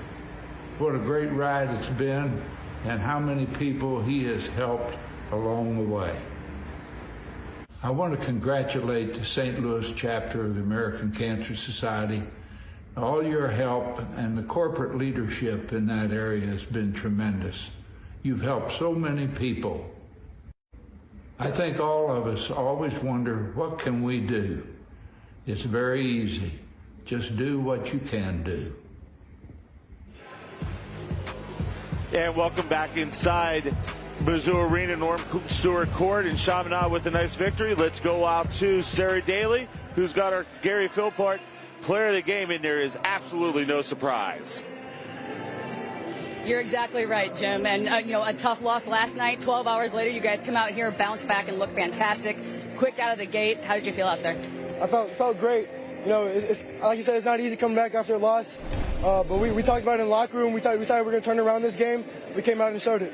I talked to Coach coming out of halftime, and he said, if we're lucky to play 2 games back-to-back, it's a game. It's basketball. And that kind of stuck with me. So very positive and encouraging with that. Is that the way you guys felt? Yeah, for sure. Adversity is everyone's biggest challenge. But playing back-to-back games, that's going to prepare us for the long run, prepare us for, our playoff push. So it's good. How do you feel about the season so far? I'm so excited. My senior season, got a lot of great guys behind me. I'm excited to see what we can do. All right. Well, good luck the rest of the season, and thank you. Thank you. Appreciate it. Jim and John, back to you guys. Thanks so much, Sarah. And we've got a very happy head coach here with us from Chaminade, Frank Bennett. And, Frank, Sarah mentioned it. Me and you talked about it before the game. Quick turnaround, playing a rival last night in the Metro Catholic and then coming here today. You got to be really pleased with how your guys responded. Absolutely.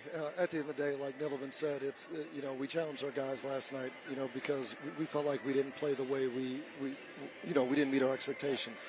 And so tonight's this was another opportunity, and so we were fortunate that our guys responded to the challenge, and hopefully this is something that we can continue to build on. Nilovan has a great game, but quietly, Ben Winker for you had a double-double here. Yeah, he's starting to put himself into somebody that's steady and we can depend upon. And the good thing about Ben is he can take coaching. Like he's a kid that shows up every single day. He's willing to work, and it's just a sponge. Like he just wants to soak it up and do whatever it takes to help Chaminade win. And when you got kids like that, you're very fortunate. And so I'm happy to have Ben with us and excited to see him keep growing. Talk about being fortunate with your team, and you and I talked a little bit prior to the game. You talked about having 4 seniors and you have 4 freshmen on this team. Probably one of the younger teams you've had in a while. And talk about the experience and how it's been for you having to work with a lot of the younger kids now. Yeah, it's patience without sacrificing your expectations and your standards, right? And so with that being said, again, we're very fortunate to have, some seniors that really buy in and put the team first.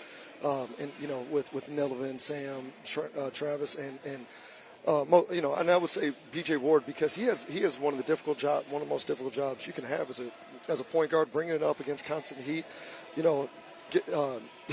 day in and day out, taking double teams, triple teams, passing lanes, closing up, and finding open guys. So we're just fortunate, and we just got to keep learning, keep staying true to the process.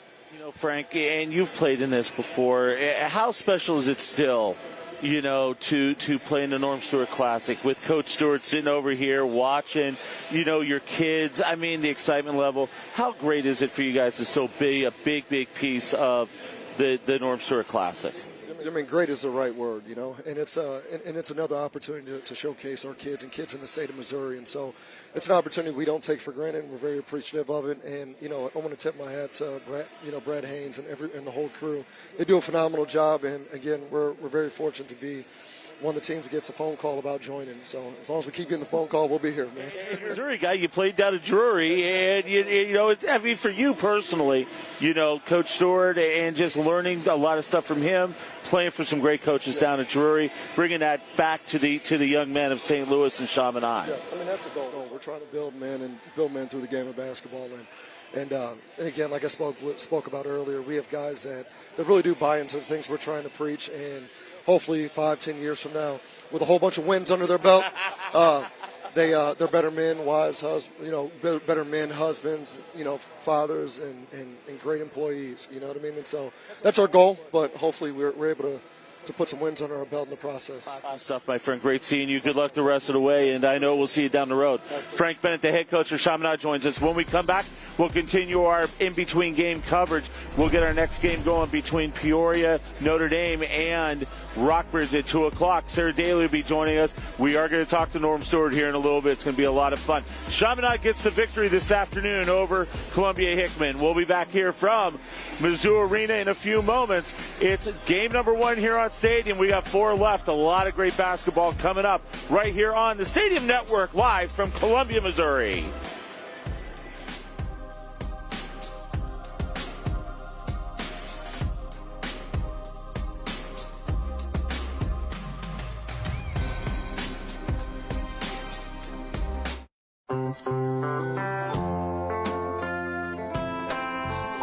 The American Cancer Society's Hope Lodge communities offer a free home away from home, closer to cancer care. People are meant to be together. Donate to help keep it that way. Some of us participate on the sidelines. And some on the court. We're all in the game in the fight against cancer. Now we need you on the team. With you, we will save more lives. You don't have to be a coach to join Coaches versus Cancer. Hi, I am Special Olympics Missouri CEO Larry Linthicum, and this is my good friend Shiver Bear. It's time to get groovy. Our disco-themed polar plunges are the perfect way to support Special Olympics Missouri. Choose from 10 funky and frigid bodies of water this January, February, and March. Proceeds support thousands of children and adults with intellectual disabilities throughout the Show Me State. Yes! Wait, where is Shiver Bear? Woo!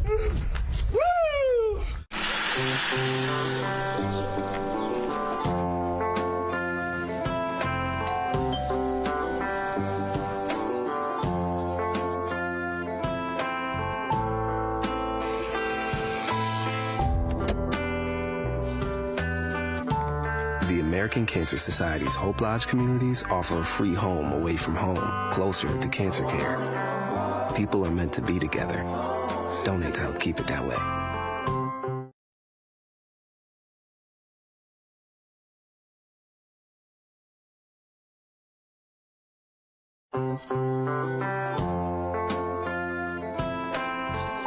The American Cancer Society's Hope Lodge communities offer a free home away from home, closer to cancer care. People are meant to be together. Donate to help keep it that way.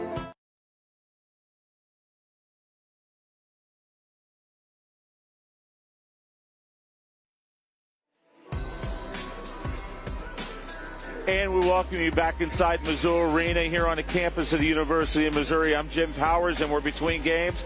Chaminade gets a great victory over a very good Columbia Hickman team here a few moments ago.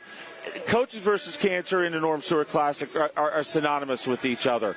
This is a thing that started back in 2007 when Coach Stewart decided he wanted to do some high school stuff. And this was after he started Coaches versus Cancer. It's something that he grew through starting on the collegiate side with the National Association of Basketball Coaches, and then it's trickled down to the high schools.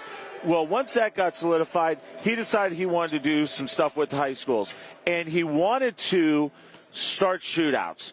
And it started with 4 games right down the street at Columbia College back in 2007. It went then to multiple days. Then a few years back, right before COVID, we started going 48 straight hours. And now 3 events, the Sophie Cunningham event 2 weekends ago, the 48 hours down at Springfield, and the Classic here this weekend at Mizzou Arena. And the money generated, and what people have to understand, we've made millions of dollars with this event. We've made millions of dollars with Coaches versus Cancer. It all goes towards cancer research, and it's great to get the kids involved. We've had check presentations all weekend long so far, and it's been outstanding to see the community involvement and to see our young people getting this valuable piece of their lives to where they learn to give back. It's just not about them being on the basketball court. They're actually learning that sports, it's cool, but there's a lot more bigger things than athletics, and it's giving back to the community. And with what Norm Stewart has done to bring that to the youth here in the state of Missouri, and it's also turned out to the Midwest. And guess what? We've been telling you we've got him here. Norm's been here all weekend long. We're going to send it over to our great friend Sarah Daly, who's going to talk to the old ball coach himself, Norm Stewart. Sarah, take it away and have fun talking to Coach. All right, thanks, Jim. So, of course, like Jim just mentioned, here at the legendary Hall of Famer Norm Stewart, talk a little bit about how impressed and how thrilled you are about what the Norm Stewart Classic has turned into for the entire state of Missouri, really. Well, it really is good because it's good for basketball, girls and boys. And I want to give credit Gary Filbert, who was a teammate of mine, and I was a teammate of his. We were teammates. And he came to me, I think this is the 14th year, he came to me and said, we were through playing. And he said, we ought to have some of our guys, bring them back to Columbia. And so we started with 8 teams. The next year we had 30, I think, and the next year we had them all. And so it just kept growing. And so we added the girls, because I'm from a small town, and girls basketball is big in a small town. So we brought in the girls and the boys, and still doing the same thing. The premise is the same that we started with, and we're going to keep that because we have this smaller town, but we also, as you know, we bring them from all over the country. We have 100 people on a waiting list to get in this, and so we have the best teams. We have, I think Brad Hayes does that, and he runs Round Ball magazine. He knows every player in the country, and so that's a highlight, but it's still a highlight to bring in. We brought in my old hometown yesterday, girls and boys, and the whole town came. I love it. They brought everybody. They brought everybody out. I love that. But I love the fact of seeing the young people get an opportunity from most communities to come in here, come to Columbia and the University of Missouri and play a basketball game. Something I think they'll always remember. Well, absolutely. And it went from like 1 or 2 days to 3 days to now it's 48 hours. There's midnight, 2 a.m., 4 a.m., 6 a.m. I mean, you're getting basketball 48 hours straight right here on your court. Yeah. We're the only ones. This is the only thing that's in the United States that's done. That's one of the reasons. And, of course, everything's televised today, but we started before all that happened. And now, you know, there's just wonderful opportunities for the young people. So it's really good. So let's back to like 1993. It kind of started with a 3-point attack, right? Where you challenged fans to match 3 points with a donation, correct? Coaches versus Cancer. That's how it started. It'll be 30 years next year. And all the guys that are in high school, college, but the guys, Jim Boeheim was one of the first. Now Mark Few. So many of them have their own show, and they'll raise $1 million in one night. And so it makes you feel good, but a lot of help. That's the thing. It's kind of like coaching. You've got to have a good team, and we've got the best team across the country. It's a good feeling. How do you have the energy? You've been here at almost every single game. I get tired after like 5 or 6, and you're still here.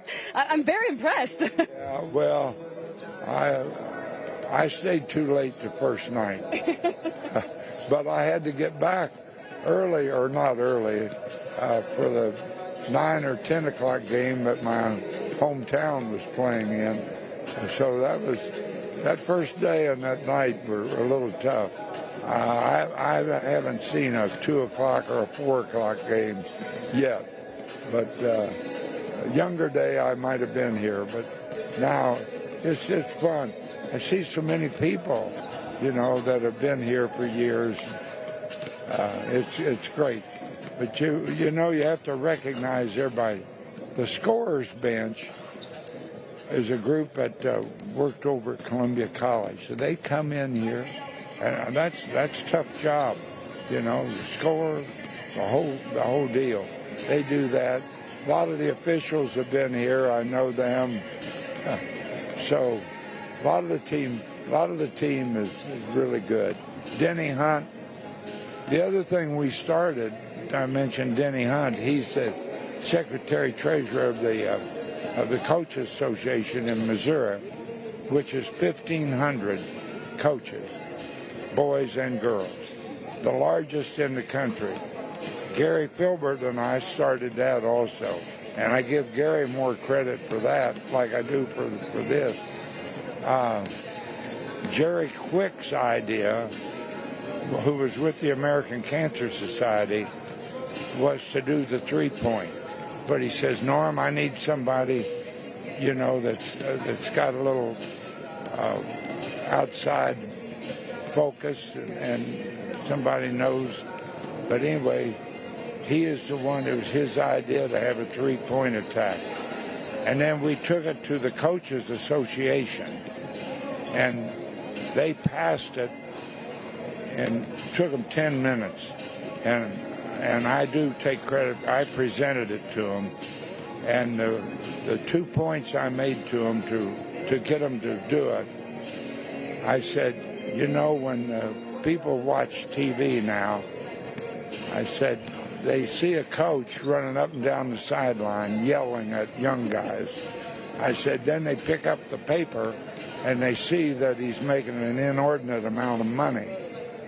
I said, that's not who we are. I said, we ought to do this because it'll help a lot of people. 10 minutes, they passed. Gary Williams, who was at Maryland at that time, was one of the pluggers, but a lot of guys just came on board, and they're still on board and still coaching some of them, and still raising money for the American Cancer Society. Well, there's no reason why they wouldn't want to pass it, but even since then, you now have the Sophie Cunningham Classic as well, right? So what's that relationship like, the Sophie Classic? You guys have expanded there with the girls? Well, Sophie, of course, is a Columbia girl in that family, and I tease them a little bit. I say, why I really like you is because they're from Shelby County. That's where their roots are. But anyway, she's a great player. That family, she's a great person. That family's a great people, wonderful people. Well, I know all the fans are excited, even some of the kids that come with their parents just to say hi to you and stuff. So I know everyone in this community really enjoys what you're doing, and they enjoy seeing you here, Coach. Well, I've been around a long time, but I hope to be here longer. But it's fun. It really is fun to see the young people and to see how talented they are, not only in basketball, but in how they carry themselves. And you're talking to them, how they express themselves. Great young people, and we don't see enough of this on TV. We see others, and I'm sure they'll be good someday. but right now some of them are struggling. But the people here, tremendous. I was going to ask how you are so quiet. I mean, people watch basketball and they get hyped up, they get loud, and you just sit here so quietly and just observe. And I guess a coach's mentality is always going to be a coach's mentality. But yeah. I mean, you're just very calm, quiet, and collected. I can explain that to you. I had a person, I usually did not let people come and watch practice. I let a person, a good friend, come to watch practice. And, of course, they were dunking the ball. And he would just clap and jump. And afterwards he said, "How come you don't get excited when they dunk the ball?"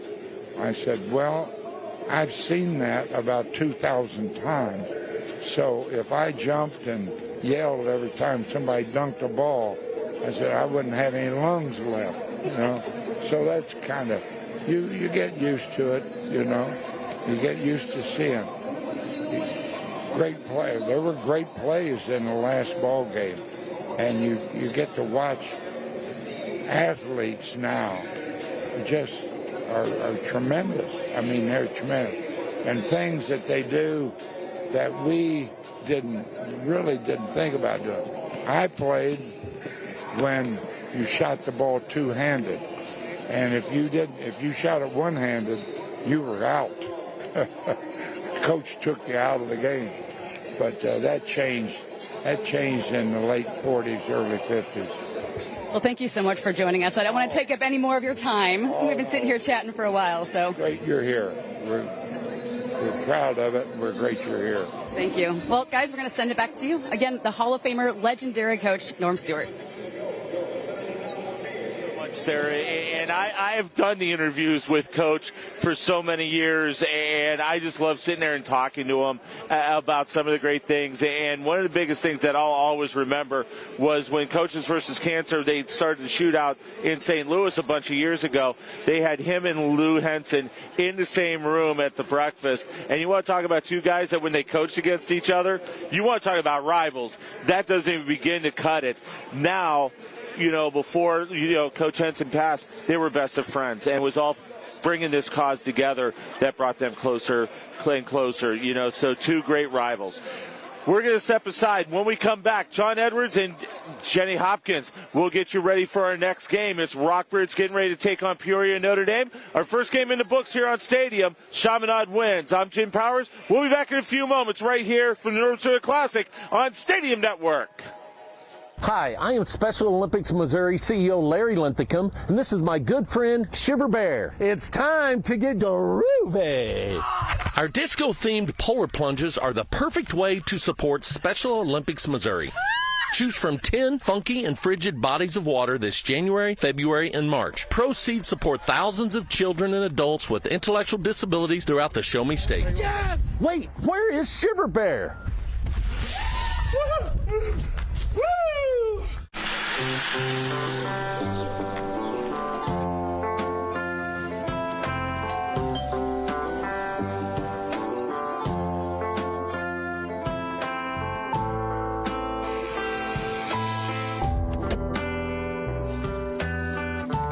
The American Cancer Society's Hope Lodge communities offer a free home away from home, closer to cancer care. People are meant to be together.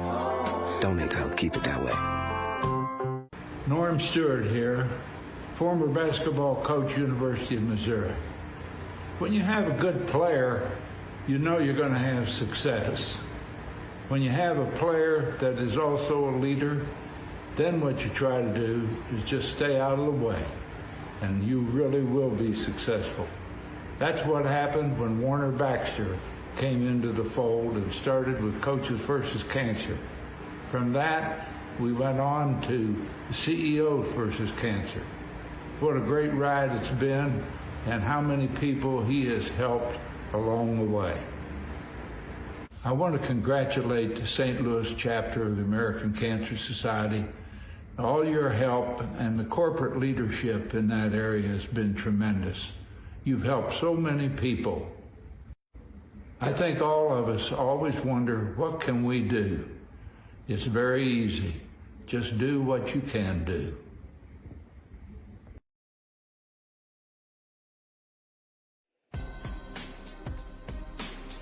inside Mizzou Arena. John Edwards with you. You'll be alongside with me the rest of the way. Jenny Hopkins and Sarah Daly will join in here the rest of the afternoon. Cam Thomas will also be here as well.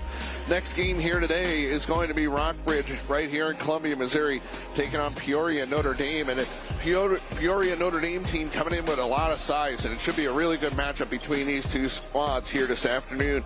Our 4 o'clock game is going to be Jefferson City. The Jays coming to take on the Flyers of East St. Louis. And the East St. Louis team, always a good basketball program. And then at 6 o'clock tonight, you have the CBC Cadets. We talked about them earlier. They played Chaminade last night, picked up a win in the MCC conference, and they'll take on Kickapoo out of Springfield. And then our nightcap tonight, it'll be Tolton taking on Bartlesville. Next tip-off is at 8 o'clock, our final matchup of this long 3 days of basketball here from Mizzou Arena. And it's been exciting basketball really throughout the whole entire week. A couple of games that you would expect to, a couple of blowout games, of course, but for the most part, very evenly matched up, and the scheduler for this does an outstanding job in trying to get some of these teams scheduled with likewise opponents so you don't get those too many lopsided battles along the way. We're going to step aside. We'll take a break. We'll come back. Jenny Hopkins will join me. You're watching the 2022 Norm Stewart Classic on Stadium. I am Special Olympics Missouri CEO Larry Linthicum, and this is my good friend Shiver Bear. It's time to get groovy. Our disco-themed polar plunges are the perfect way to support Special Olympics Missouri. Choose from 10 funky and frigid bodies of water this January, February, and March. Proceeds support thousands of children and adults with intellectual disabilities throughout the Show Me State. Yes! Wait, where is Shiver Bear? Woo!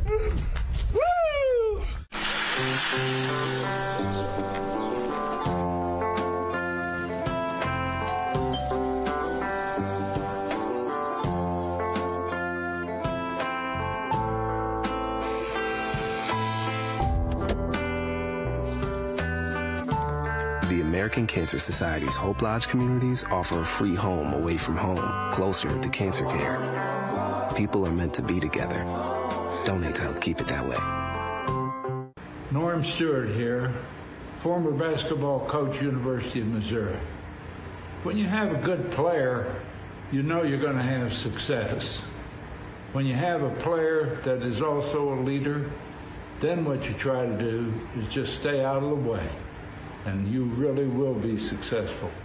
That's what happened when Warner Baxter came into the fold and started with Coaches versus Cancer. From that, we went on to CEOs versus Cancer. What a great ride it's been, and how many people he has helped along the way. I want to congratulate the St. Louis chapter of the American Cancer Society. All your help and the corporate leadership in that area has been tremendous. You've helped so many people. I think all of us always wonder, what can we do? It's very easy. Just do what you can do.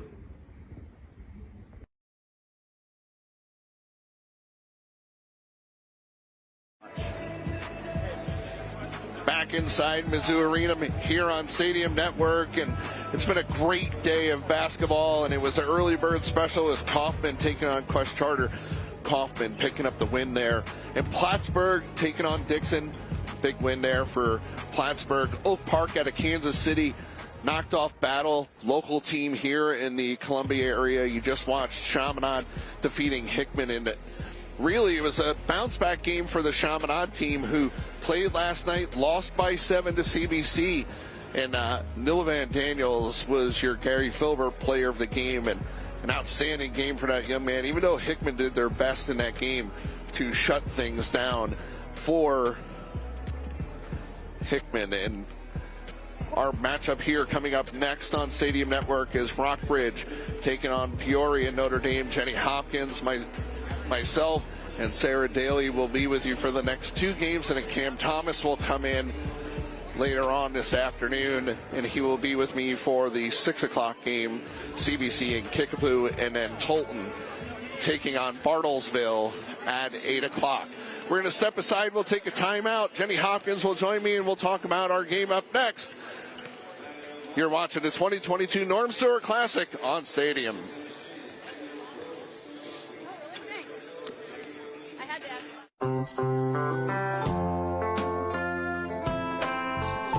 The American Cancer Society's Hope Lodge communities offer a free home away from home, closer to cancer care. People are meant to be together. Donate to help keep it that way. Some of us participate on the sidelines. And some on the court. We're all in the game in the fight against cancer. Now we need you on the team. With you, we will save more lives. You don't have to be a coach to join Coaches versus Cancer. Hi, I am Special Olympics Missouri CEO Larry Linthicum, and this is my good friend Shiver Bear. It's time to get groovy. Our disco-themed polar plunges are the perfect way to support Special Olympics Missouri. Choose from 10 funky and frigid bodies of water this January, February, and March. Proceeds support thousands of children and adults with intellectual disabilities throughout the Show Me State. Yes! Wait, where is Shiver Bear? Woo!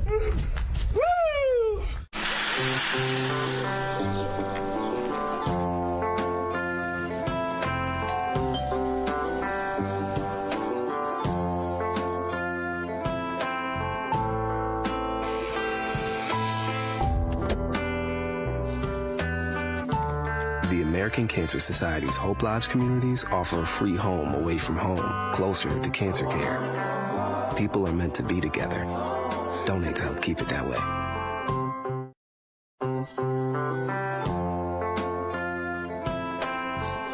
The American Cancer Society's Hope Lodge communities offer a free home away from home, closer to cancer care. People are meant to be together. Donate to help keep it that way. Some of us participate on the sidelines. And some on the court. We're all in the game in the fight against cancer. Now we need you on the team. With you, we will save more lives. You don't have to be a coach to join Coaches versus Cancer. Hi, I am Special Olympics Missouri CEO Larry Linthicum, and this is my good friend Shiver Bear. It's time to get groovy. Our disco-themed polar plunges are the perfect way to support Special Olympics Missouri. Choose from 10 funky and frigid bodies of water this January, February, and March. Proceeds support thousands of children and adults with intellectual disabilities throughout the Show Me State. Yes! Wait, where is Shiver Bear? Woo!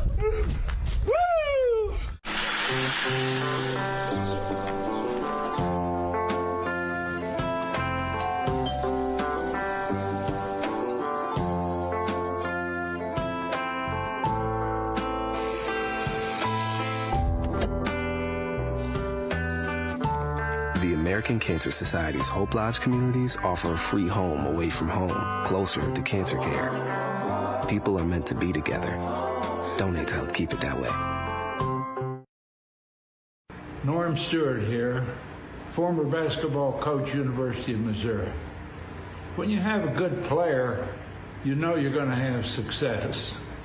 When you have a player that is also a leader, then what you try to do is just stay out of the way, and you really will be successful. That's what happened when Warner Baxter came into the fold and started with Coaches versus Cancer. From that, we went on to CEOs versus Cancer. What a great ride it's been, and how many people he has helped along the way. I want to congratulate the St. Louis chapter of the American Cancer Society. All your help and the corporate leadership in that area has been tremendous. You've helped so many people. I think all of us always wonder, what can we do? It's very easy. Just do what you can do.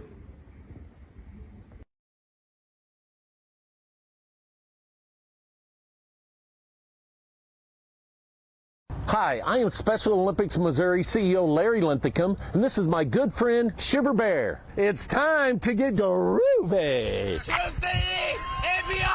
Our disco-themed polar plunges are the perfect way to support Special Olympics Missouri. Choose from 10 funky and frigid bodies of water this January, February, and March. Sponsored by your local law enforcement. Yes! Proceeds support thousands of children and adults with intellectual disabilities throughout the Show Me State. So grab your family and friends and boogie on down to a plunge near you. It's time to get freezing for a reason. Wait, where is Shiver Bear? To find out how you can get involved, visit somo.org/plunge.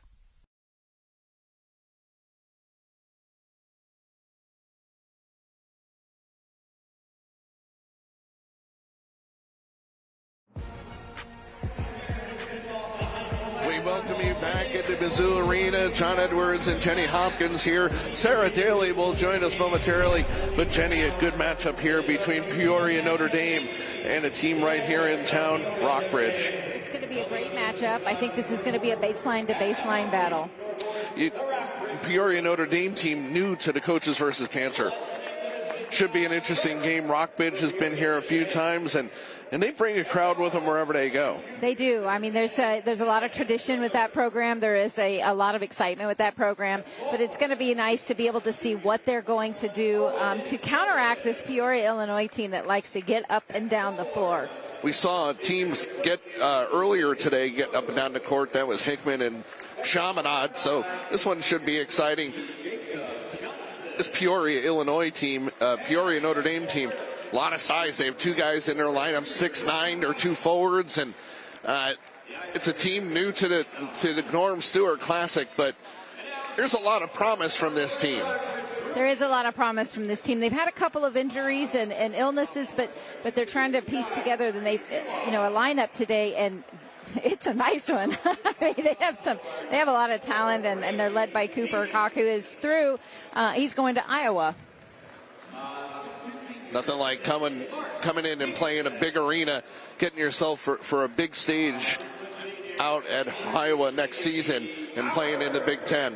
And exactly, and he's, Cook is a very highly skilled, he's multi-talented player. He can create, he makes his teammates look good. I mean, Cooper Koch is the real deal, and I think he's going to be exciting to watch. At 6'9", he's only a junior, but he's already committed to Iowa, and I think he's going to be a great leader for this team.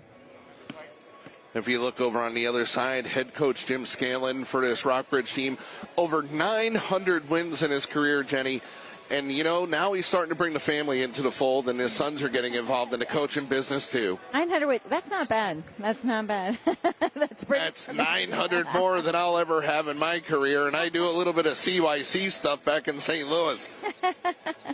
Well, and he does his longevity is attributed to the fact that he does things the right way. He treats people well. He likes to coach people, not just players, and I think that's one of the reasons he's had such longevity. Koch and Davidson jump center. Peoria, Notre Dame in the gray. They will go right to left here in quarter number one. Jacob Johnson, little 1-3-1 to start the game for Rockbridge. Koch near side. Now Johnson. Three on the way by Koch. No good. It'll go out of bounds. It'll be Rockbridge basketball. Rockbridge doing a nice job of covering a lot of space on that zone, really making sure that they are spread out, making it just, unattractive to try to get it to the rim. They want to keep them on that perimeter. Starting five for Notre Dame. It'll be Dimler, Dillon, LaHood, Johnson, and Koch. For Rockbridge, Mirawa, Davidson, Hadjikic, Bowers, and May. Hadjikic out top running the weave. Nice little dribble weave, trying to find that breakdown in the defense to where they can get a line to the basket. 2-3 zone by Notre Dame. Trapping in the corners. Kick to the corner, left side, three ball off the iron, no good. Rebounded down by Jacob Johnson.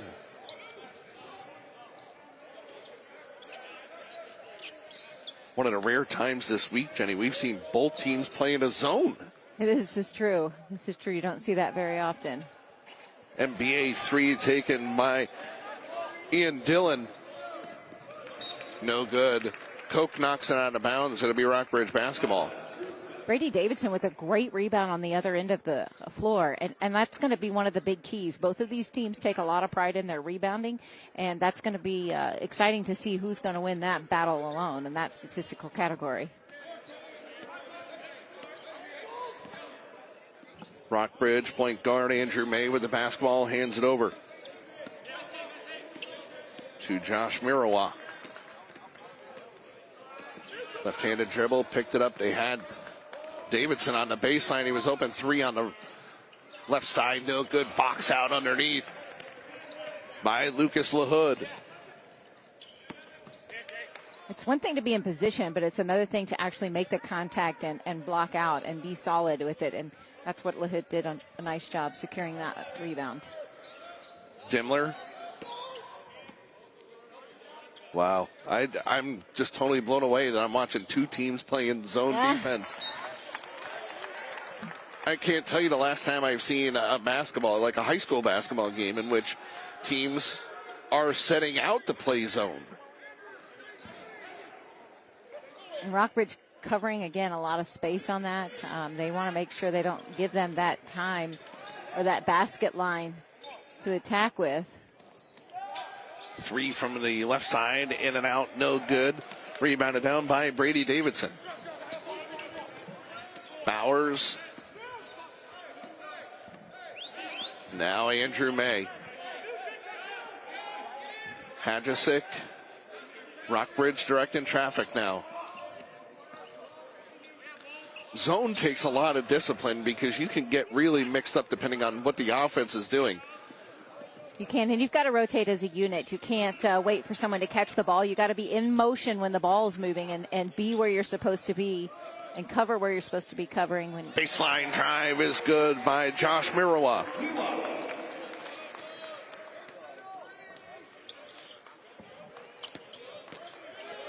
Mirawa was able to go through the lane at 6'1". He went up against 6'9" Cooper Koch.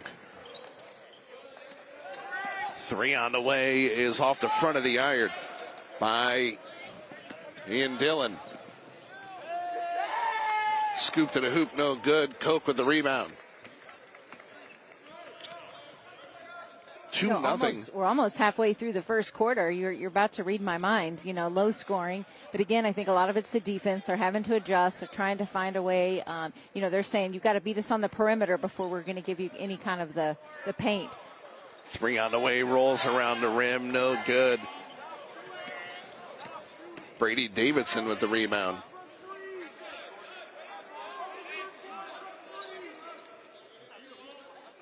Patience, crossing that midline. Got to try to find the chink in the armor here.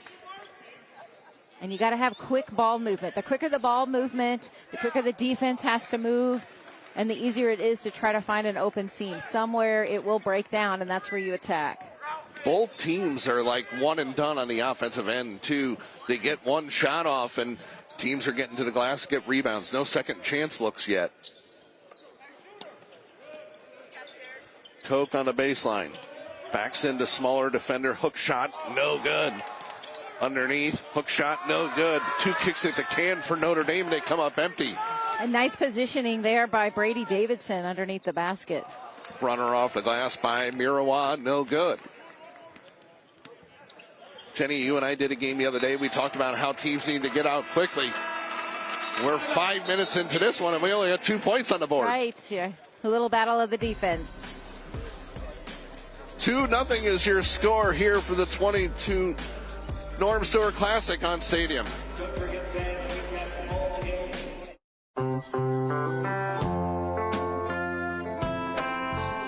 The American Cancer Society's Hope Lodge communities offer a free home away from home, closer to cancer care.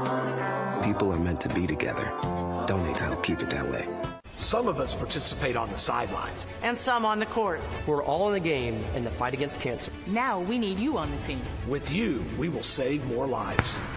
You don't have to be a coach to join Coaches versus Cancer. Hi, I am Special Olympics Missouri CEO Larry Linthicum, and this is my good friend Shiver Bear. It's time to get groovy. Our disco-themed polar plunges are the perfect way to support Special Olympics Missouri. Choose from 10 funky and frigid bodies of water this January, February, and March. Proceeds support thousands of children and adults with intellectual disabilities throughout the Show Me State. Yes! Wait, where is Shiver Bear? Woo! Woo!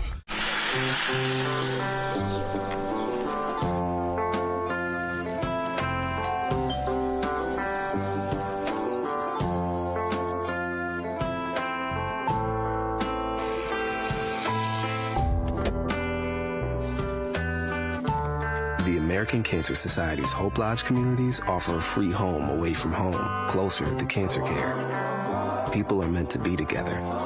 Donate to help keep it that way.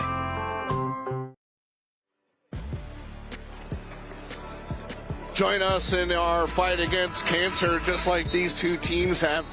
And a good time being had by the crowd here, all wearing their Christmas holiday stuff as you get a look at Jim Scanlon, the coach from Rockbridge, over 900 wins in his career. And Jenny, the lineage of basketball that's come through this area and how it's grown exponentially over the years, it all started with Rockbridge. Well, and it takes a lot of dedication and commitment to, and a lot of energy to get a program like that. And that's not lost, that's for sure. You've got to remind yourself every once in a while that it didn't just happen by accident. They work very hard, very diligently. You can have talent and players, but you got to have a leader that puts those pieces of the puzzle together to create that masterpiece. He's done a great job developing this dynasty here. Slow-moving first quarter. Three from the right corner, rolls around the rim, no good, loose ball. And Notre Dame will come away with the basketball. Near side, Caden Hudson.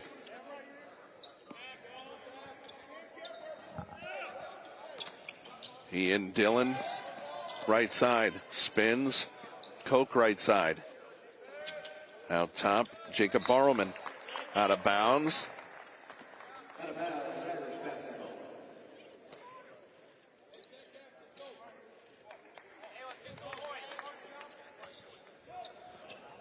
Koch, left corner. Tries the drive baseline, cut off nicely by May. Floater through the middle, shot no good. Loose ball picked up by Rockbridge. Brady Bowers with the rebound. Bowers.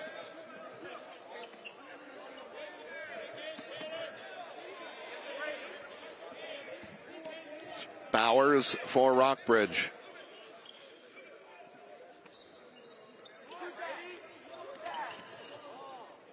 Good ball movement. Again, you got to cross that midline. You got to be able to flash. You've got to be able to see the floor. Turnover by Rockbridge. You got to be able to not travel. Put that on the list. But I mean, if you're committed to the zone and playing it, and you're moving the ball now, and when you're in it for 45 seconds or so, now you have to stay in the mental part of it because it's easy to have a situation like that where you turn it over. You got to know your role in a zone. It's the best of zones. You don't want to go rogue very often. You want to know your role. You want to make sure that you're also rotating and knowing the people that are in the area that you're responsible for. You don't want to just guard a spot. You want to guard the people around that area and be anticipating cutters. Cooper Koch spins on the baseline. He gets fouled. He'll go to the free throw line. Brady Bowers picks up the foul. It's going to be his first, team first. Great job on that baseline drive. You saw, what an upside. He's able to use his core. He has such a strong shot underneath the basket. Koch misses the first free throw.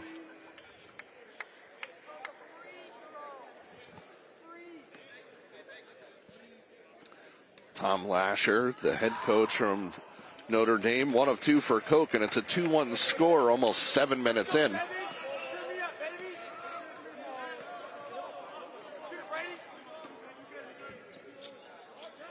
Hajacek, they get it around right side, 3 on the air, no good. Rebounded and put it back home by Devin Reichert. Reichert with his timing, and that alley-oop was just beautiful.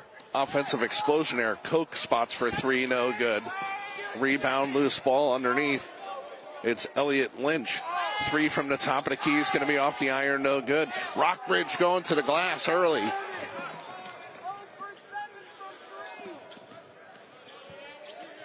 Brady Bowers, Mark Hajicic. I'm willing to guess that the last time that Peoria Notre Dame was held to 1 point and a quarter, it's been a long time. The school's 150 years old. Right. It's been a long time, if ever. And the same Rockbridge only having 4 points. That's probably very unfamiliar territory as well. 3 seconds to go. Three from the right corner is good by Brady Bowers at the buzzer. And Rockbridge takes a 7-1.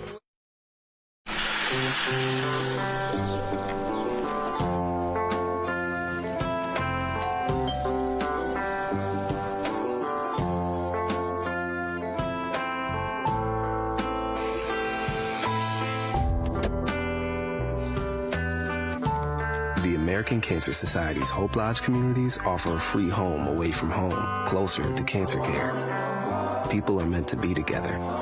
Donate to help keep it that way. Norm Stewart here, former basketball coach, University of Missouri. When you have a good player, you know you're going to have success. When you have a player that is also a leader, then what you try to do is just stay out of the way, and you really will be successful. That's what happened when Warner Baxter came into the fold and started with Coaches versus Cancer. From that, we went on to CEOs versus Cancer. What a great ride it's been, and how many people he has helped along the way. I want to congratulate the St. Louis chapter of the American Cancer Society. All your help and the corporate leadership in that area has been tremendous.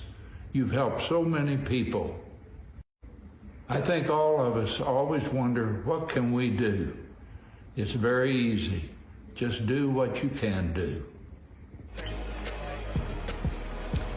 7-1 is your score. Get a look at some of the players from the East St. Louis team on hand. They'll play here later tonight. And Jenny, a 7-1 score here after this first quarter. Both teams finding it a little difficult to score against these zones, and being able to try and find those basket lines to attack has been challenging, difficult. If you're Rockbridge in that first quarter, you shut down a high-flying offense as Canyon Hummel with a turnaround jumper in the lane puts Rockbridge up 9-1. That was great hang time by Hummel. He did a really nice job. Peoria Notre Dame in that first quarter, 0 for 10, 0 for 7 from behind the arc. 7 rebounds in that first quarter. Rockbridge not much better, 3 of 10, 1 of 5. I don't Tough think start for both teams. Those shooting percentage can do nothing but go up. I guess I'm stating the obvious there, but they've got to do better. Neither one of these teams shoot in that. I hope the shooting percentages go up. Correct.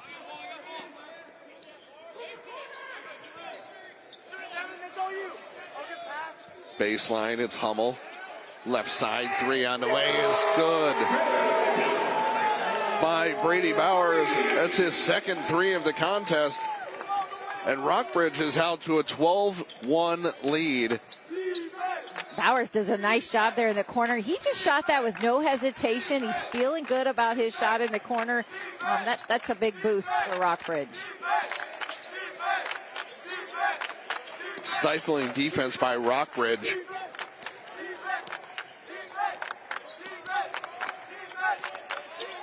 Koch baseline. There's going to be a foul underneath. Lucky for us, Jenny, we got the Rockbridge student section right behind us. Yes. Koch on the line here, and you can look here on the replay, taking it up strong, almost a block shot, but he got him with the body when he turned, made that contact. Koch makes the first.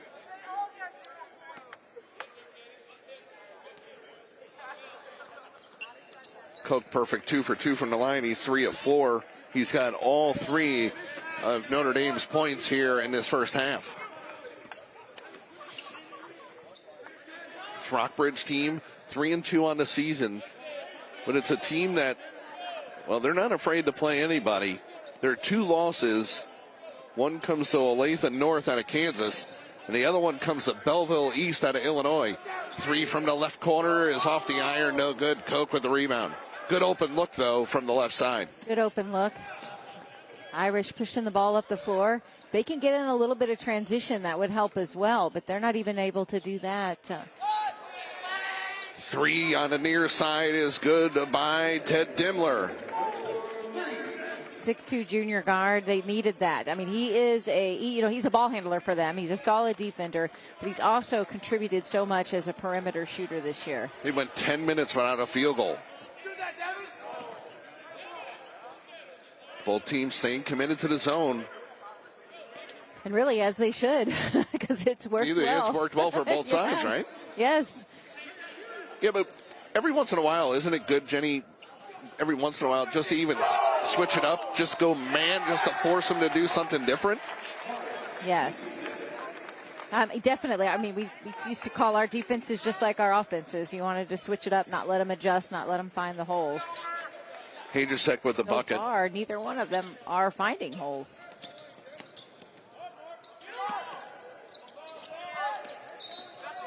Stepping out of bounds is Ian Dillon.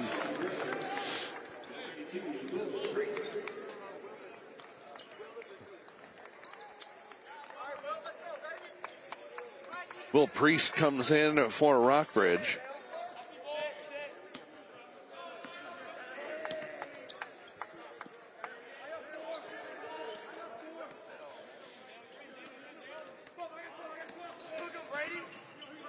Take through the middle. Davidson underneath. There's going to be a foul underneath. Lucas LaHood with the foul. How about that pass from Brady Davidson? I mean, being able to go high-low is an obvious strength when you're going against a zone like this. But he did a wonderful job of finding Hummel underneath the basket. Good back cut to the basket. Hummel at the free throw line knocks down his first.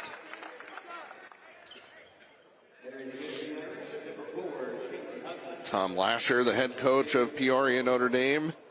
He just sit there. I mean, kids have to play. They have to make the buckets. It's not like he can coach and will the buckets to go in. Although sometimes, as a coach, you'd hope that it would.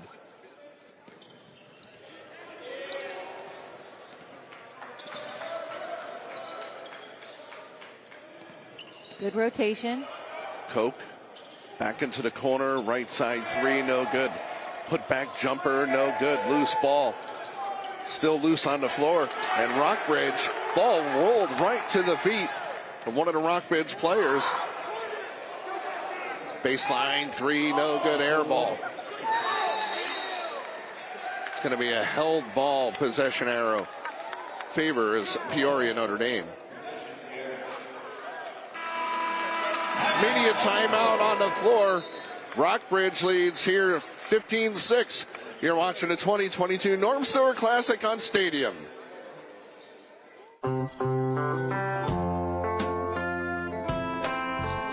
The American Cancer Society's Hope Lodge communities offer a free home away from home, closer to cancer care.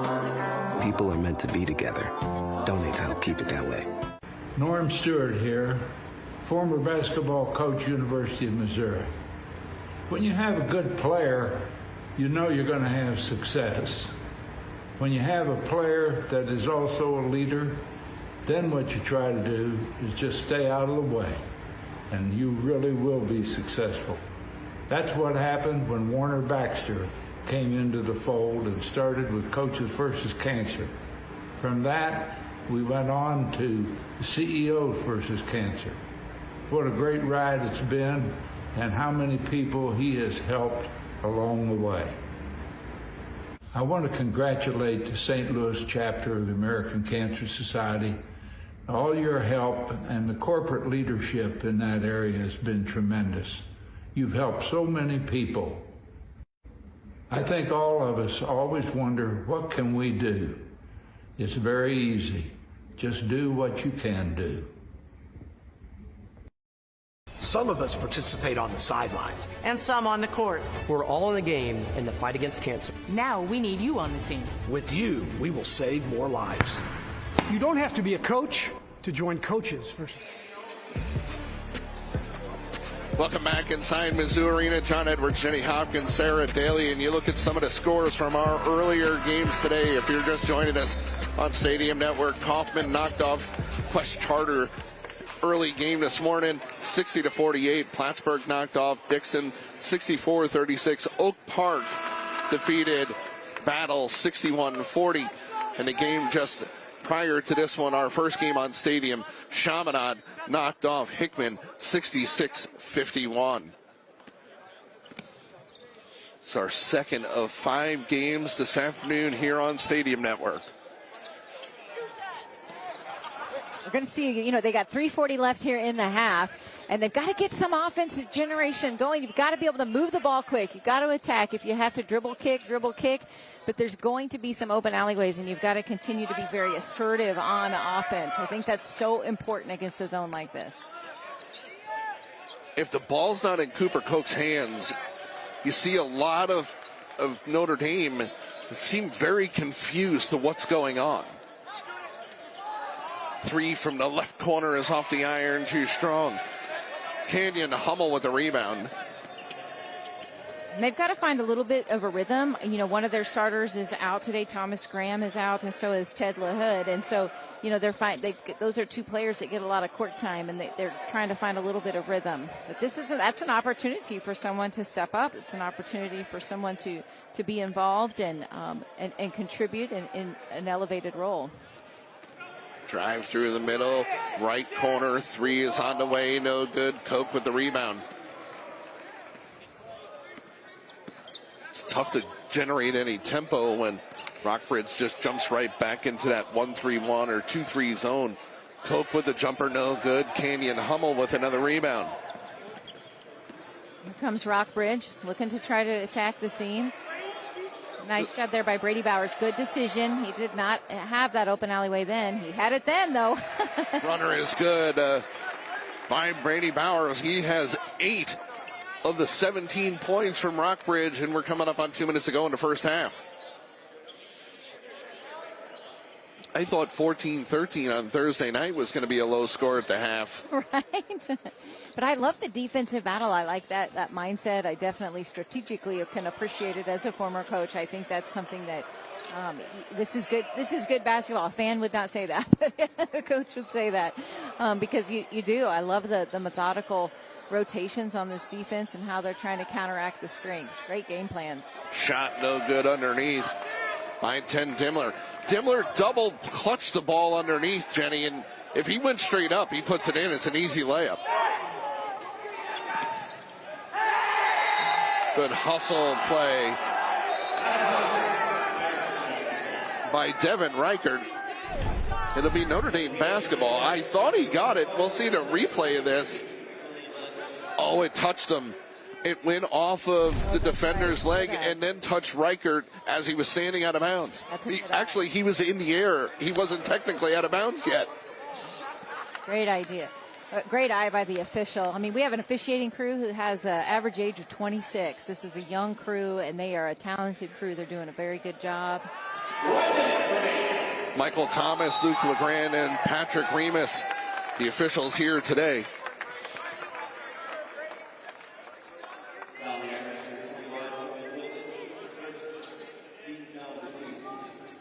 Ian Dillon with the foul, his first. 2 fouls apiece for both teams here in the first half.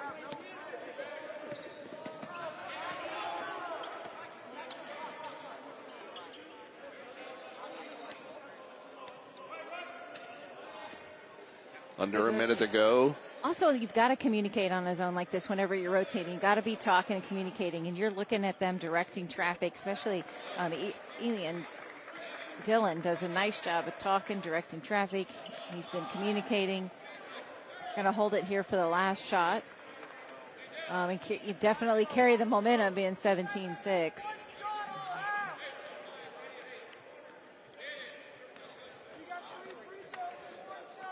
Bowers holds the ball out, coming up on 10 to go in the first half. Drive by Bowers. Floater is good. Brady Bowers with 10. Shot at the buzzer is going to be no good by Ian Dillon. And at the end of the first half, Rockbridge leads 19-6. And both teams decided to go zone. And both teams staying true to that zone. And which coach will crack first on playing that defense? It's not broke. Don't fix it. I mean, there's been some positives out of that zone. It's the offense they need to be concentrating on in the locker room right now. Sarah Daly has Rockbridge head coach Jim Scanlon. That's right, guys. Coming into this first half, Coach, physical, got the lead offensive, making some good shots. What are you going to focus on here and talk to these guys about halftime? Well, we still got to get better. We missed some good opportunities to score. We got to come out and be ready to play. They're going to hit some shots. They're kind of cold right now, and we've done a pretty good job defensively. We got to come up, get the ball inside more, and find our shooters, keep dominating the defense. But we just got to come out and play better. All right, well, sounds good. Thank you. Guys, back to you. Thank you, Sarah. Rockbridge leads at the half 19-6. You're watching the 2022 Norm Stewart Classic here on Stadium.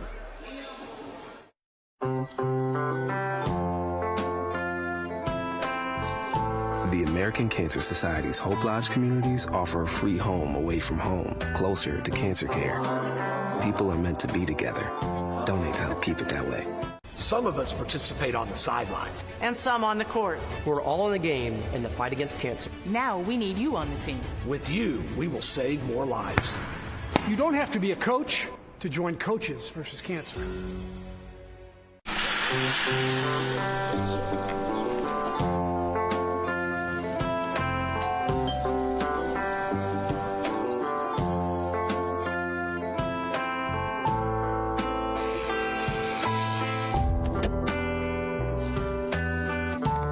The American Cancer Society's Hope Lodge communities offer a free home away from home, closer to cancer care. People are meant to be together.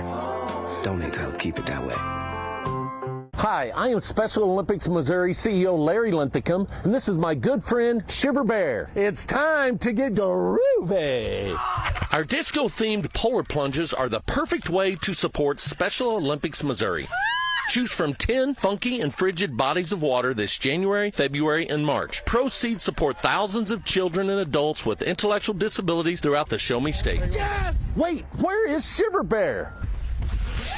Woo!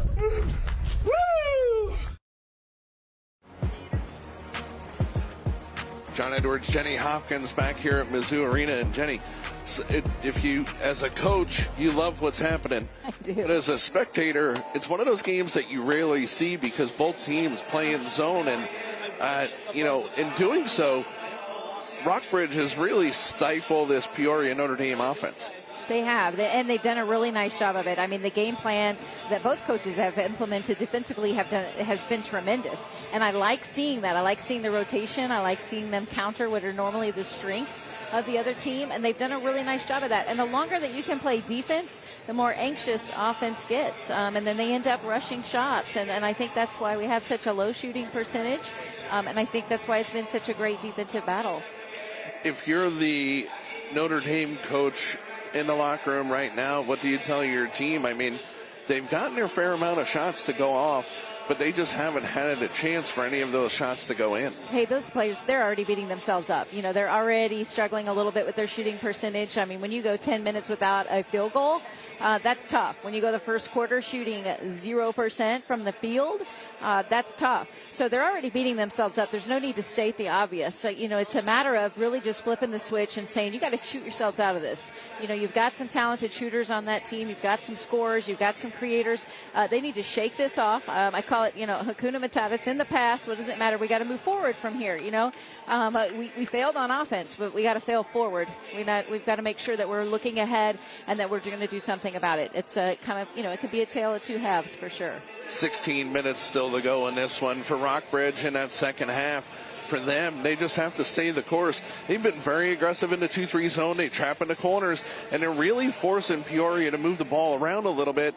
And they're giving up shots on the perimeter, but both teams are getting the same opportunities, but Rockbridge offensively, they've done a nice job being able to get in on the top part of that zone and find some shots inside of 15 feet. They have. Rockbridge has been able to kind of break that down, and the key is that they've been able to hit some of those key shots. Both teams have gotten the shots. Rockbridge has been able, to capitalize on some of those open shots. And I think that's been the difference. But when you're playing a zone like this, for both teams, you want to have that rotation. You want to have that unit working together. When they catch the ball, you want to already be there. So it's a very active zone that they've got to be playing, and they're doing a good job with it.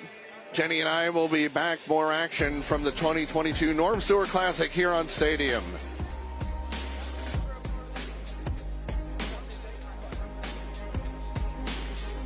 Norm Stewart here, former basketball coach, University of Missouri.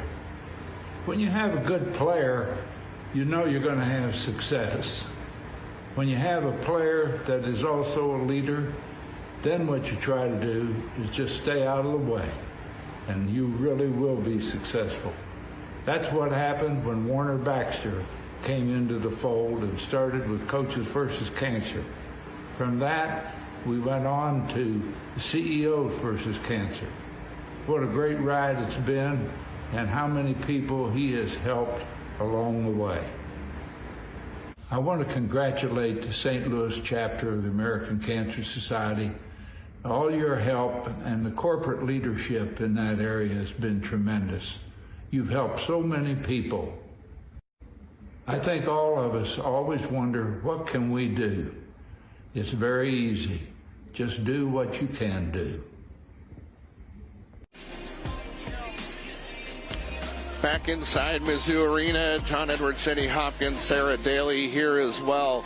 Rockbridge in that first half leads Peoria Notre Dame 19-6. And we saw 27 points in our premier game on Thursday night. 25 here in this first half as you get to look at the baskets here from Rockbridge in that first half. They were 8 of 20 in that first half. And, hitting these from the outside, Bowers hitting it from the outside there, hitting the perimeter shots is something that is really important to be able to break down that zone. When you're playing a zone like that was a nice three by Dimmler. When you're playing a zone like that, you've got to, they're saying, hey, you've got to beat us from the outside before we're going to let you on the inside. Brady Bowers hits a couple threes, then he is able to go in and hit a couple of short shots as well. And we talked about 8 of 20 for Rockbridge, 1 of 17 in that first half. 1 of 11 from behind the arc for Peoria Notre Dame, being out rebounded 16-12. One more turnover, 0 points in the paint for 10 points for Rockbridge, where they're doing a lot of their damage. I mean, it's single digits on the shooting percentage. There's no need to say it out loud. It's bad. I mean, they have, and that we're stating the obvious. And again, when something like this happens, the coach has to be able to turn it around. They already know that they're not shooting well, and they've got to fix that. But they're getting the shots. They're going to start falling. They just got to stay true to it and pick it up. Jenny and I will be back with second half action. You're watching the 2022 Norm Stewart Classic on Stadium.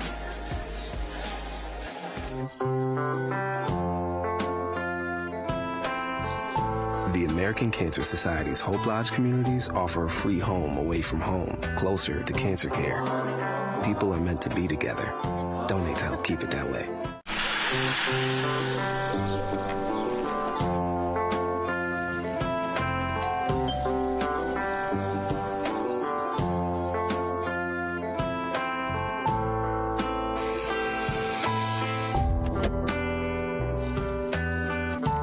The American Cancer Society's Hope Lodge communities offer a free home away from home, closer to cancer care. People are meant to be together.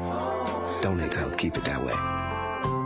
Some of us participate on the sidelines. And some on the court. We're all in the game in the fight against cancer. Now we need you on the team. With you, we will save more lives. You don't have to be a coach to join Coaches versus Cancer. Hi, I am Special Olympics Missouri CEO Larry Linthicum, and this is my good friend Shiver Bear. It's time to get groovy. Our disco-themed polar plunges are the perfect way to support Special Olympics Missouri. Choose from 10 funky and frigid bodies of water this January, February, and March. Proceeds support thousands of children and adults with intellectual disabilities throughout the Show Me State. Yes! Wait, where is Shiver Bear? Woo! Back here at Mizzou Arena here in Columbia, Missouri. Rockbridge leads 19-6. So you get a look at some of the fans on hand here enjoying some high school basketball on a Saturday afternoon.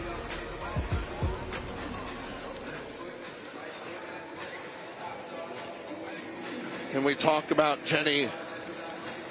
We talk about how exciting of a weekend that it is for some of these teams to be here, but what about for just some of these officials that get an opportunity to come in and work here some of these games? Oh, it's a great opportunity for them. I mean, some of them have worked on collegiate floors before, and but if they, like a coach and like a player, if they treat it just like any other game, that's really important. Both teams out on the court for a second half action. Rockbridge will start the third quarter with the basketball in the lead. And Jenny, we talked about what could these teams do differently. And really, you can't fault either team for anything that they did wrong in that first half.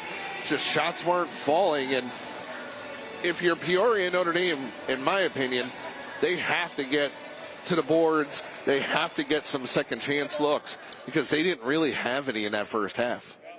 They really didn't have a lot of looks, but they got some shots. They just didn't convert on them, and that's definitely not what they're used to doing. That's not what their MO is. Both teams average between 50 and 60 points a game, and that is very uncharacteristic for them to have this low a score.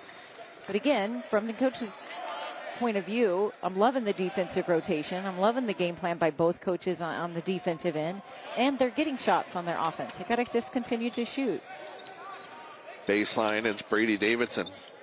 Both teams very patient on the offense.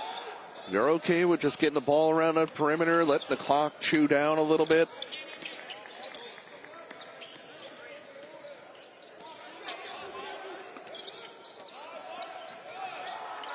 Reverse layup is good. Mark Hadrisick. Brady Davidson with a beautiful assist there. I mean, he read that backdoor cut perfectly and placed it well. Hadrisick now with 4. 3 from the right side, no good. Ball tapped out. It's going to go out of bounds. Koch tapped it out, hoping to keep the ball alive.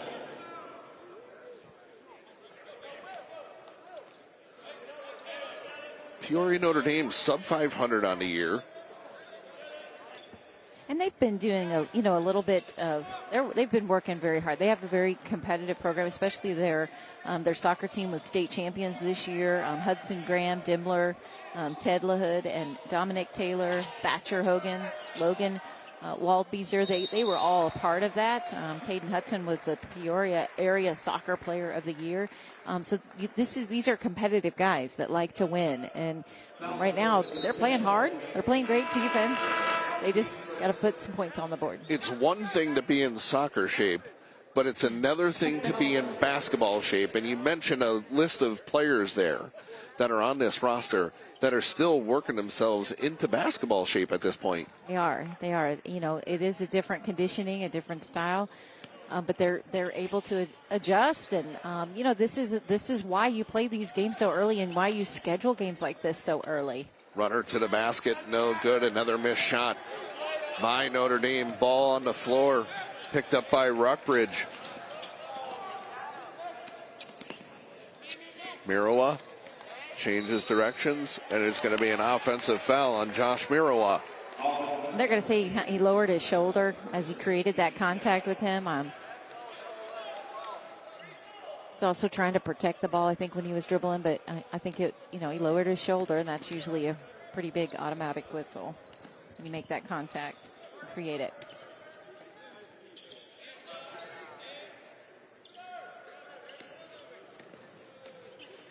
Koch, left side, shot no good. Ball loose, layup no good. 2 kicks at the can underneath. for Dillon. Gets a third chance and puts it home. Nice job there by Dillon. Excellent job on the rebound. Very, very diligent. That is frustrating when you miss those little short shots, and he stayed right with it till it went through the net. Just the second field goal of the day for Peoria Notre Dame. Rockbridge looking to the reset on their set. They want to make sure they're moving the ball. I like the skip back with the back screens. They're going to call a foul on Ian Dillon. That's one of my favorite plays for a three-pointer. When you see that point guard and they switched up and you put the shooter on the wing. They did a nice job at the high post and a low post back screen. That's a good offensive execution. Underneath layup is good by Andrew May.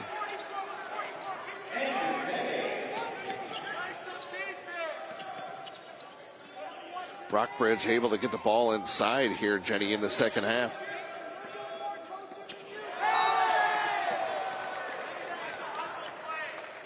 It's going to be a foul on Jacob Johnson. His first. Here, that was quite a little hit down to the basket. That was quite a hit to the hardwood. It was an open field tackle is what it was. Yellow flag.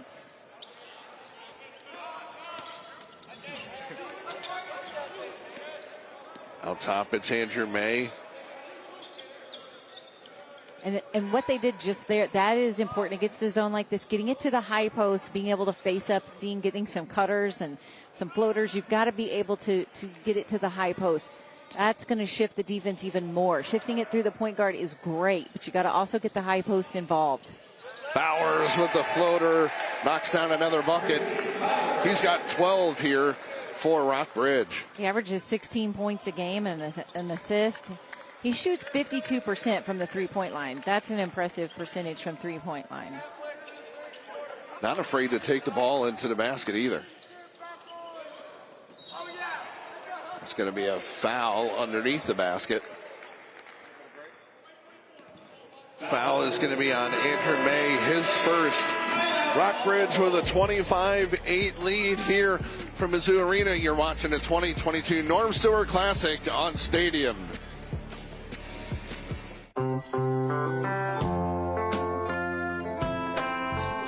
The American Cancer Society's Hope Lodge communities offer a free home away from home, closer to cancer care.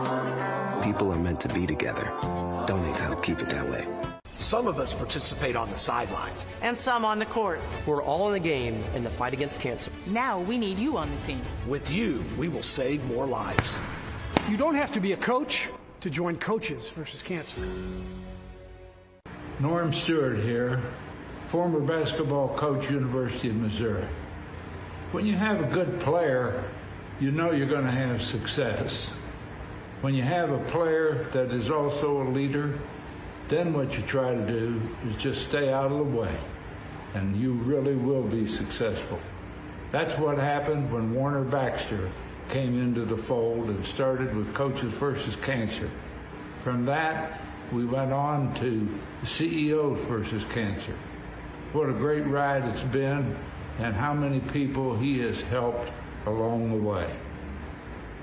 I want to congratulate the St. Louis chapter of the American Cancer Society.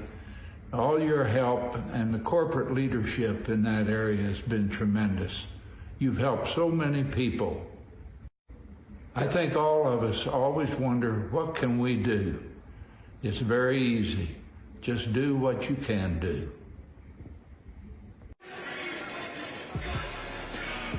Rockbridge leads here in the third quarter at 25-8. And let's send it over to the third member of our team, Sarah Daly. Well, you want some information on Peoria Notre Dame, and I did a little digging, and here's the scoop.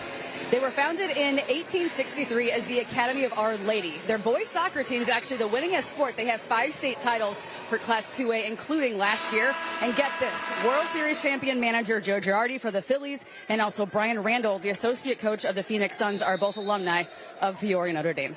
How about that? Thank you, Sarah.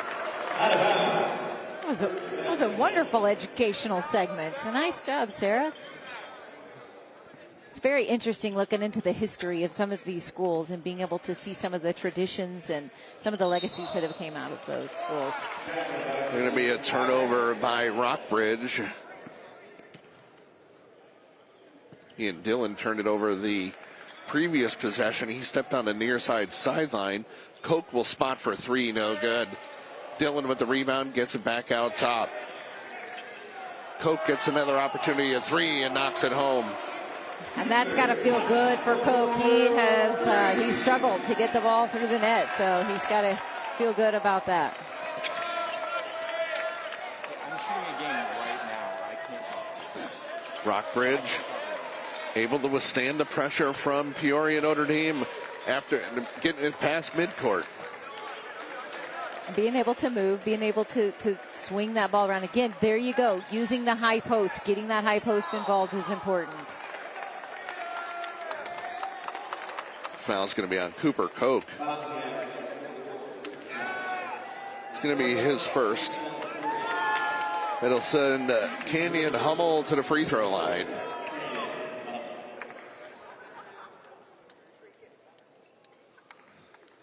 Hummel 1 of 2. He's got 3 points.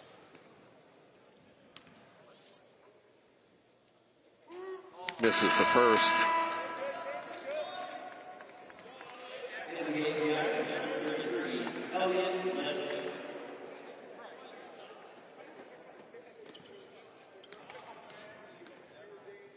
Free throws are going to be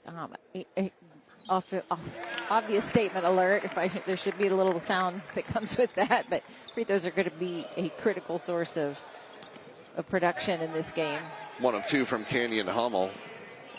26-11. You almost feel like this is one of those powder kegs that it could explode at any minute. Yes, that's a great way to put it. I think there is, the more that they go, the more that they're finding those holes. Koch with the miss, gets his own rebound. Did a nice job of trying to see the floor. You've got to be able to catch and finish those. You can tell the frustration starting to set in on his Peoria Notre Dame team, and they're every offensive possession. They are frustrated. They're just out of sync, and has to do with, sometimes, when they travel, you're on this stage like this. There's a lot of different variables that go into play. Baseline jumper is good by Canyon Hummel. Wide open on the baseline at that. Wasn't afraid to shoot it from 12.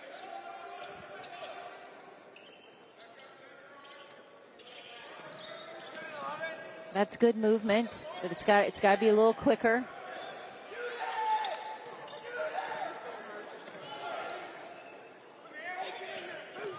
You could tell more frustration continues to set in, but Cooper Koch knocks down another three, a little bit further than the last one. Beautiful It's shot. almost like he feels he has to carry the team at this point because he's the only one that's making any shots. Well, and that the fuse on that explosion, that could be lit. When he gets his mindset and he can continue through that shooting drought, he can turn this around. He's that talented of a player. Baseline drive by Reichert. There's going to be a foul underneath.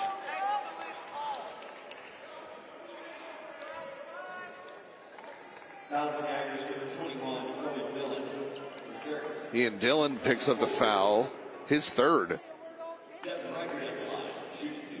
Devin Reichert at the line, and Reichert, he averages 8 points a game, 2.5 rebounds.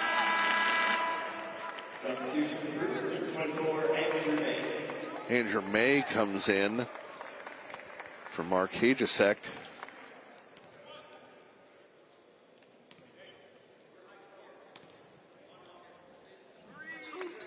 Both free throws good by Reichert. 30-14. Taking their time on offense. Koch's got to get some touches. Three from the left corner is good by by Dillon. I like the recognition that Coke passed it back out. It was a nice assist. He realized that Dillon had the better shot. That was smart offensive play.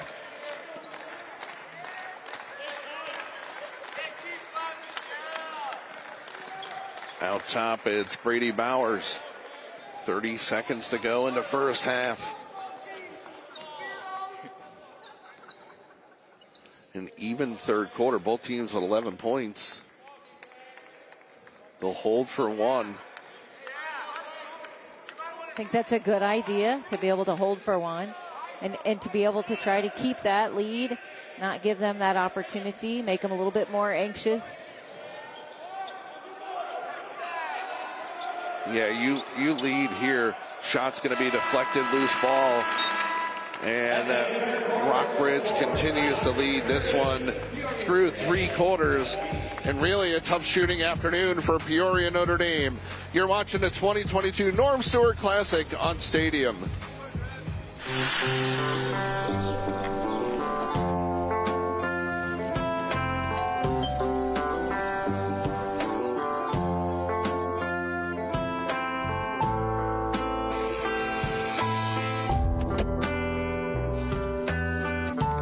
The American Cancer Society's Hope Lodge communities offer a free home away from home, closer to cancer care. People are meant to be together.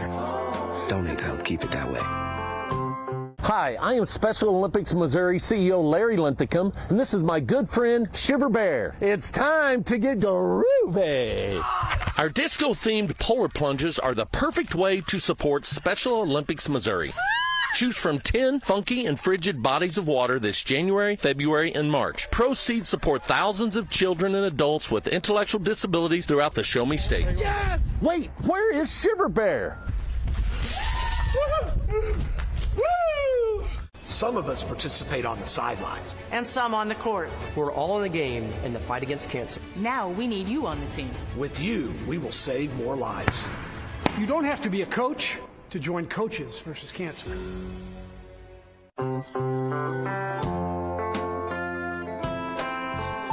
The American Cancer Society's Hope Lodge communities offer a free home away from home, closer to cancer care. People are meant to be together. Donate to help keep it that way.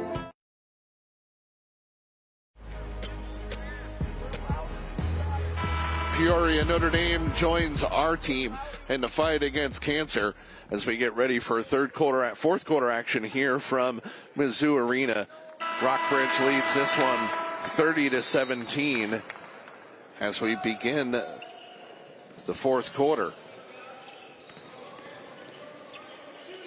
Three from the top of the key is well off the mark. No good. Rebounded down by Devin Reichert. So Rockbridge, they're going to be methodical. They do not care if they hit their scoring average. That numbers do not matter except for the scoreboard at the end of the game. They're going to take their time. And I like the added effort, the added Rockbridge calls a timeout. We'll look at those numbers through three quarters, Jenny. In that third quarter, Peoria Notre Dame, 4 of 10, 3 of 5 from behind the arc.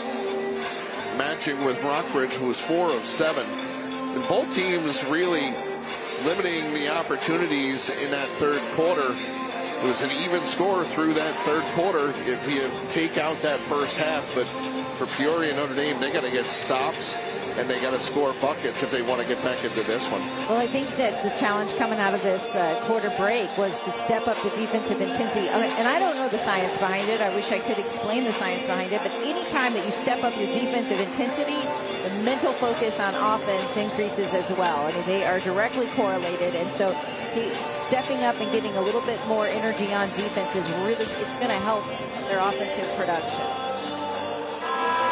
Both teams with 6 turnovers through three quarters. Rockbridge was out rebounding Peoria Notre Dame 21-17. 14-9 on the defensive boards. Rockbridge with the lead. As Rockbridge will inbound the ball after that timeout. And for Jim Scanlon, he can really just bleed this clock as much as possible Right, switching to this man-to-man is that added intensity. They're going to have to force them to shoot.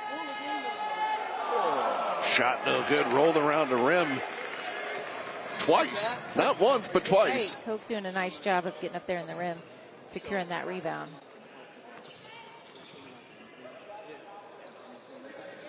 Rockbridge staying true to the zone. Dillon for three. Count it. They need Dillon to hit like that. They need him to be continuing to hit from the outside. All that's going to do is expand that zone and give them bigger basket lines. Stolen away by Koch, and there's going to be an injured player on the floor for Peoria Notre Dame. That's Jacob Johnson.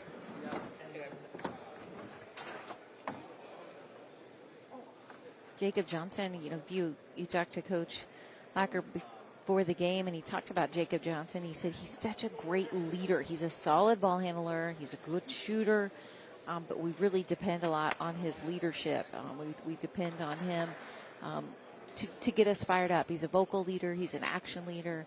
I think that's a nice compliment from a coach. Get a look at the play down low, and looks like they clipped heels with each other down low, and that's always a dangerous play because players when they're hard to the floor and they get that leg pivoted, all the pressure goes into the knee joint, and you hope that it's nothing major. Sometimes you zig when you should zag. But he is a tough kid. I think that he will definitely get through this. He's a tough guy. A lot of intelligence on the National Honor Society. Jacob Johnson is a big part of that. Dominic Taylor, Corey Sievert, Lucas LaHood. They're all part of the National Honor Society. There's a lot of intelligence and competitiveness for this Peoria team.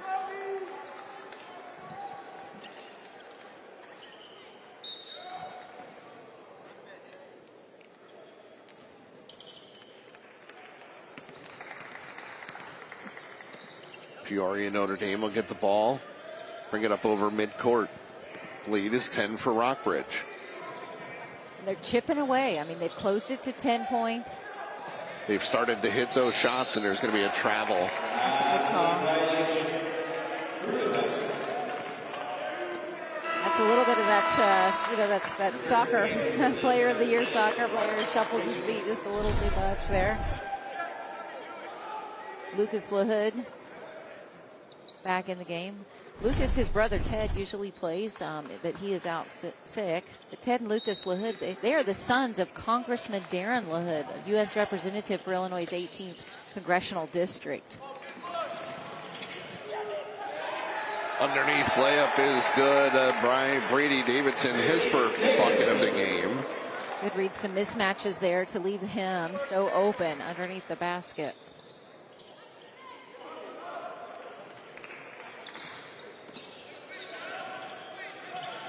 Three from the left side is good by Ted Dimler. That's going to be his second three of the game. Dimler, he's, primarily handles the ball handling skills, but he's also a great defender, but he produces well from the perimeter when they need him to, and they definitely needed him to right there.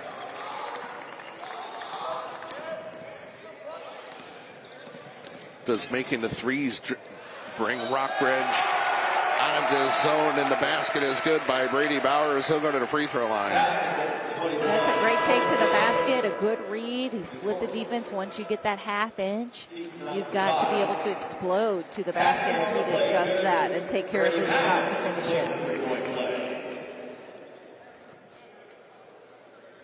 Bowers will go to the free throw line. He's got 14 on the afternoon. Free throw is good, make that 15. Lead for Rockbridge back up to 12. Dillon picked up the foul. That's going to be his fourth. Rockbridge is going to force this team to continue to make shots. Three from Dillon on the left side, no good. Rebound put up, and Koch is there for the rebound. Nice job. What is that world like, to just be able to just sky up there and tap that in? Rarefied air for sure. That's something that's pretty incredible. Very athletic. but that's why he's going to Iowa. Underneath, quick hands by Koch. Double team along the sideline. Ball goes out of bounds. Nope, there's a timeout taken by Rockbridge. Good call there by Coach Scanlon to bail him out, if you will. I mean, that is, you've got the timeouts. Use those timeouts. I think that's really important to be able to do that, especially when you have this 10-point lead.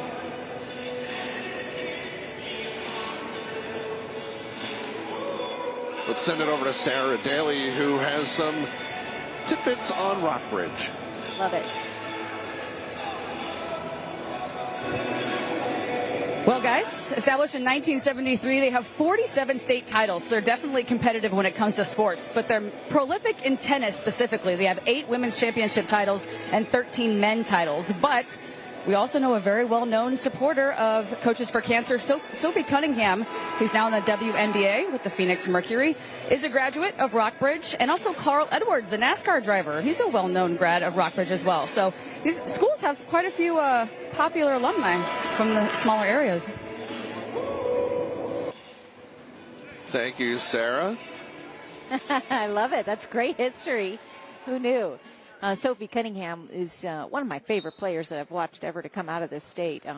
Played for Coach Jill Nagel, and she just not only, is she talented and skilled, that's tremendous and goes without saying, but she has a great heart for the game. And this Sophie Cunningham Classic that she had just 2 weeks ago shows that. She wants the opportunity to grow basketball, and I think that's very impressive. Talking about Sophie Cunningham, she'll make her debut tonight for the Phoenix Suns, doing some analyst work tonight. That's fantastic. Underneath layup is good by Canyon Hummel. Now some three-quarter court pressure. Expanding that defense is a good idea to give them that added pressure, but you've got to be careful because they're going to be in attack mode here in a little bit, and protecting the bucket has worked so far for Rockbridge. It's going to be a foul.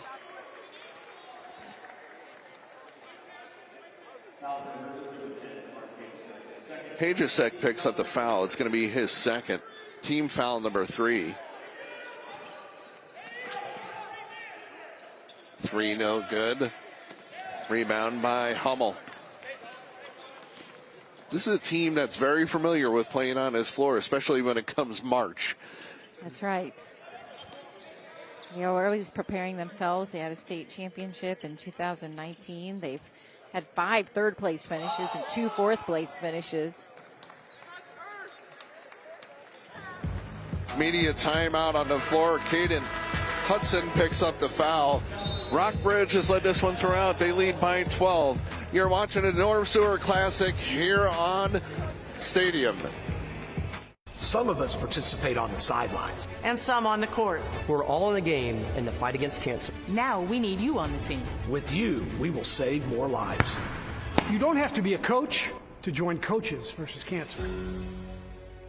Hi, I am Special Olympics Missouri CEO Larry Linthicum, and this is my good friend Shiver Bear. It's time to get groovy. Our disco-themed polar plunges are the perfect way to support Special Olympics Missouri.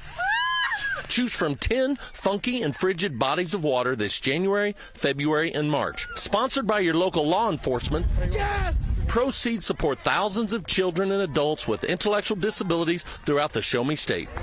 So grab your family and friends and boogie on down to a plunge near you. It's time to get freezing for a reason. Wait, where is Shiver Bear? To find out how you can get involved, visit somo.org/plunge.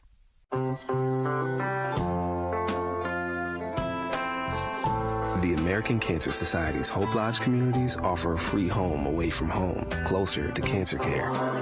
People are meant to be together. Donate to help keep it that way.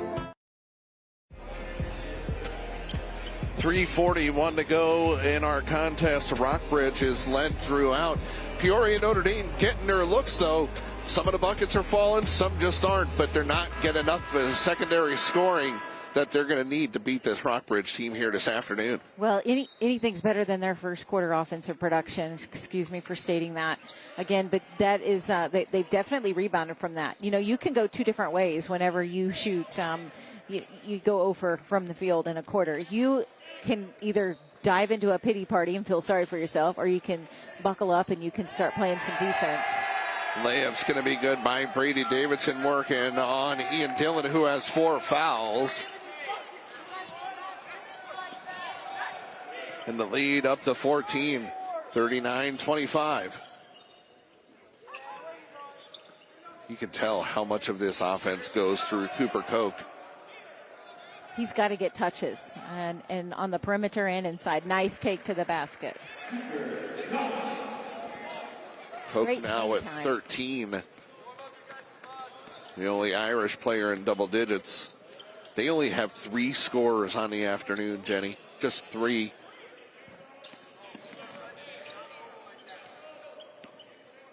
Seven different scorers for Rockbridge. And I think this is smart. So Rockbridge is going to start spreading the floor. That was great defensive anticipation there by Dillon. But they're going to start spreading the floor, and they're going to try to use every inch of it.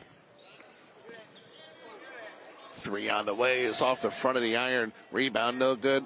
Koch with the rebound. Good rebound underneath. I've seen that before. I think we just saw it. Yes. Nice job tipping in. The difference back to 10. There's got to be some D stops and try to get some points on the board, but you know, you got 2 minutes, and Rockbridge is going to play old-fashioned keep away. Going to dribble, drive, kick. May. And when you do this on defense, you're putting the pressure on the ball. That's obvious. If you run and jump, you can't stand in dead space when you're off the ball. You cannot stand in dead space. You got to find somebody to deny to, and you got to take away those quick and easy passes. So they're just going to play keep away. So if you're in dead space off the ball, that's not helping. Bowers with the scoop and lays it home. Makes you a step slower on help defense, which ended up burning them, but that is something that you have to do in this situation. 17 for Bowers on the afternoon, and Rockbridge doesn't have to take a shot the rest of the game. They really don't. They could hold on to it. The only thing they need to shoot is free throws if they get fouled. Next one, they're in bonus. Rockbridge still has 3 to give. There's going to be a foul underneath. It's going to be on Cooper Koch, his second.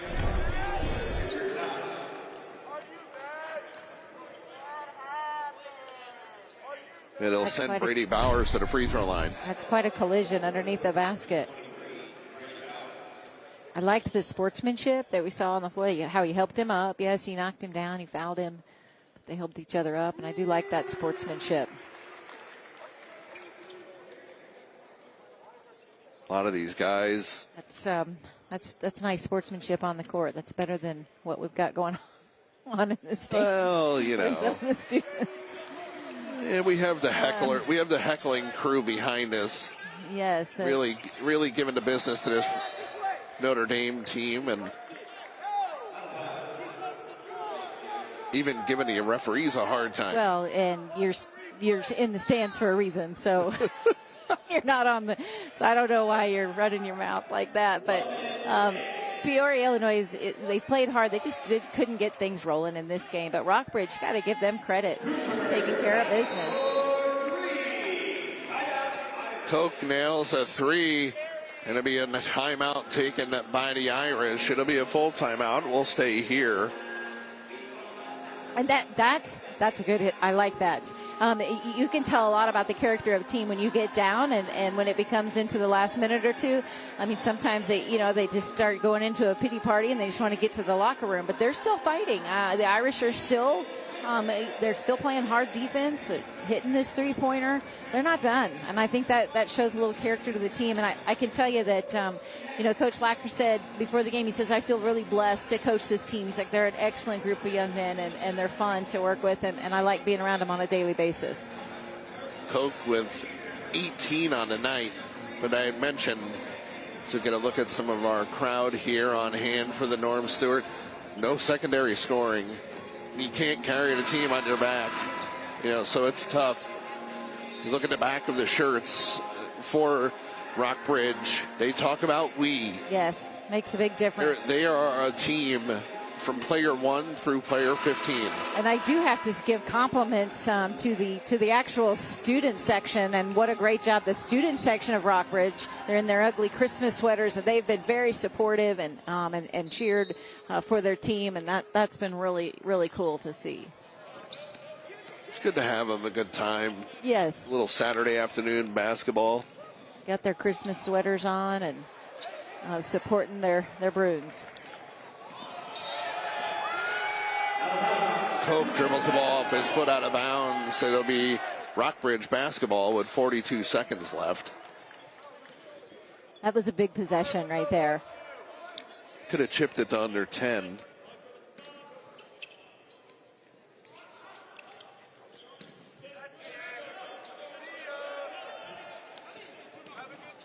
Hajacek into the corner.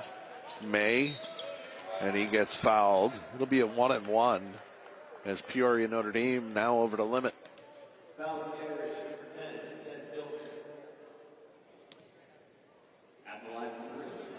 Andrew May, he's a senior. He's averaging just a little over 3 points a game, but 4 assists, which is a nice statistic. This is his first free throw of the season. May knocks down his first free throw.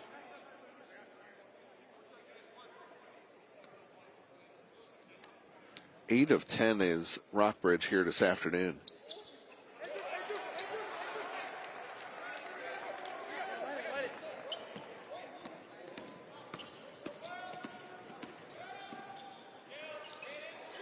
Miss, no good. Ball's loose. It's going to go out of bounds. I like the take, though. I think Caden Hudson had the right idea by attacking the basket.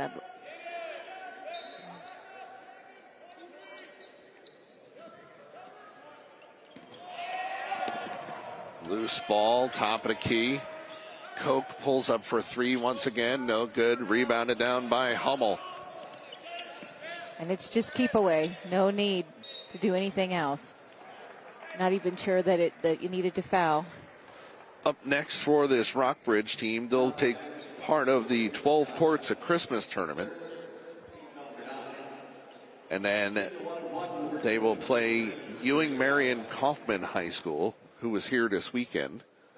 And then they'll take on Cap City after the new year, then Confluence Prep out of St. Louis, and then they get East out of Kansas City.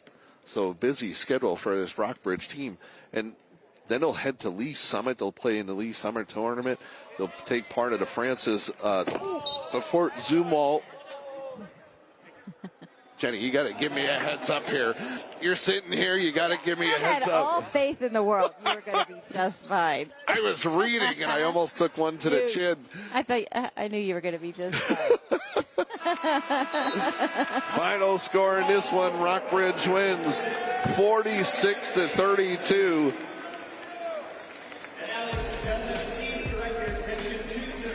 We'll step aside and take a timeout. Sarah have a player of the game. We'll have the head coach. You're watching a Norm Stewart Classic on Stadium. Some of us participate on the sidelines. And some on the court. We're all in the game in the fight against cancer. Now we need you on the team. With you, we will save more lives. You don't have to be a coach to join Coaches versus Cancer.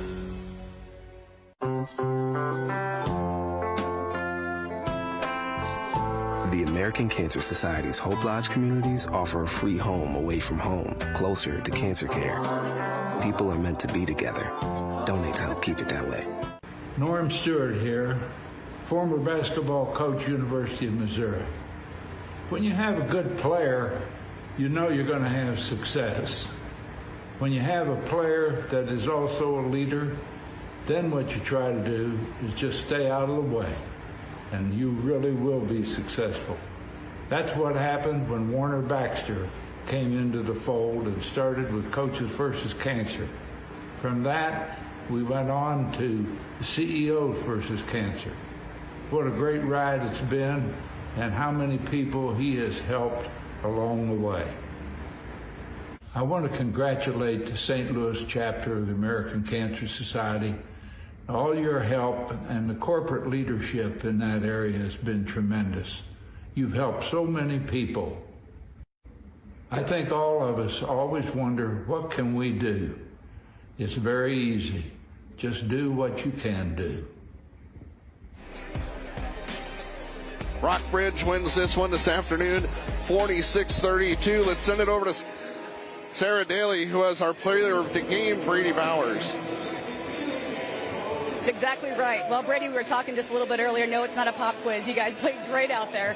What's working with this team? You guys seem to be gelling like really well. Well, to start the game lately, we've been pushing the ball really well and started off the game with a bunch of tempo, and that's kind of just been keeping us going. Sometimes when they're coming out of halftime, I think one thing we need to work on is just keeping that tempo going into the second half, and just every time we can, just push the ball as fast as we can and just play our game. You guys have everyone on the bench is contributing, really. I mean, everyone that's out there on the court is doing something. There's not really any stars. Yeah, no. We've been playing together since we were in third grade, and this is kind of just what we do. I mean, we have 7 seniors out there. All 7 of us have played together our entire lives, and AAU and everything, we've just always been on the same page, and we trust each other. It's just putting the team on our backs, and just this name right here means more to us than anybody would ever know, because we've been with this program forever, and it's just our last ride, so. Well, it definitely shows. So congratulations and enjoy it. Thank you. Guys, back to you. Thank you, Sarah. Joining us now is Rockbridge head coach Jim Scanlon. And Coach, congratulations on the victory here this afternoon. Was it your intention to play zone the whole game today?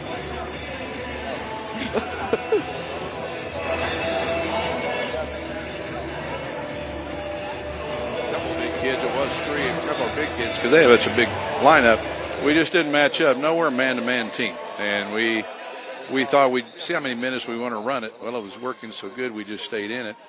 Probably stayed in it too long, thanks to me, but it was looking good, so we stayed in it. But no, we're not. We just wanted to give them a look and kind of see what they're going to do, and we have a tough time without everybody there to match up with their bigger kids. So it worked. We'll see what happens the next game, but we'll probably be man-to-man if you see us again. They were 1 for 17 in that first half shooting. Yeah. Is that what made your decision a little bit easier? Well, I think they had 6 points. So instead of doing some drastic coaching and changes, I said, let's just stay with what we did. But it worked. The guys, I told them before the game, this is how we're going to go. We never go zone to start a game. But, again, they had the 2 6'8" guys, and 2 of our bigs are out with injuries. So we just didn't have – and Canyon Hummel, who came in, this is his first game because he had a broken hand. So he had 2 practices. So we were a little limited, but the guys got through it. I like some of the guys helping us on the bench. And it's just a group with us. We always have to play as a group, as a team. And every game's a little bit different.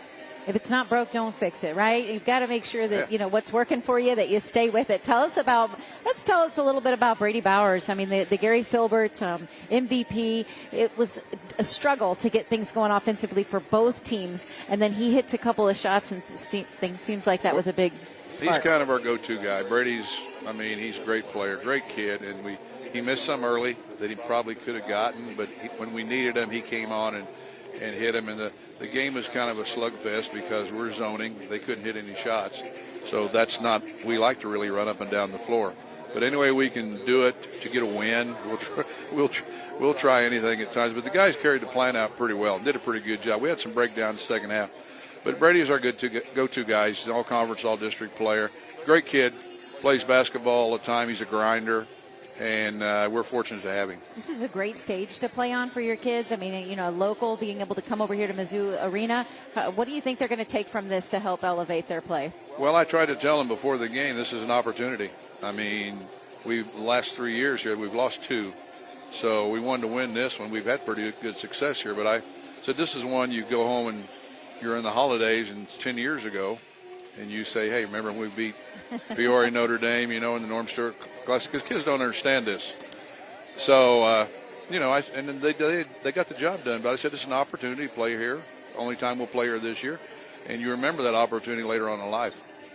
I mean, one of the only opportunities you might tell people in the future that you played a zone almost the whole game. And you held And you're over 900 wins in your career. Have you ever played this much zone? Probably not. No, we went man finally because they started warming up. But we're just trying to find ways to win. The zone was working. They were cold shooting. And, again, we had two big guys hurt and injured.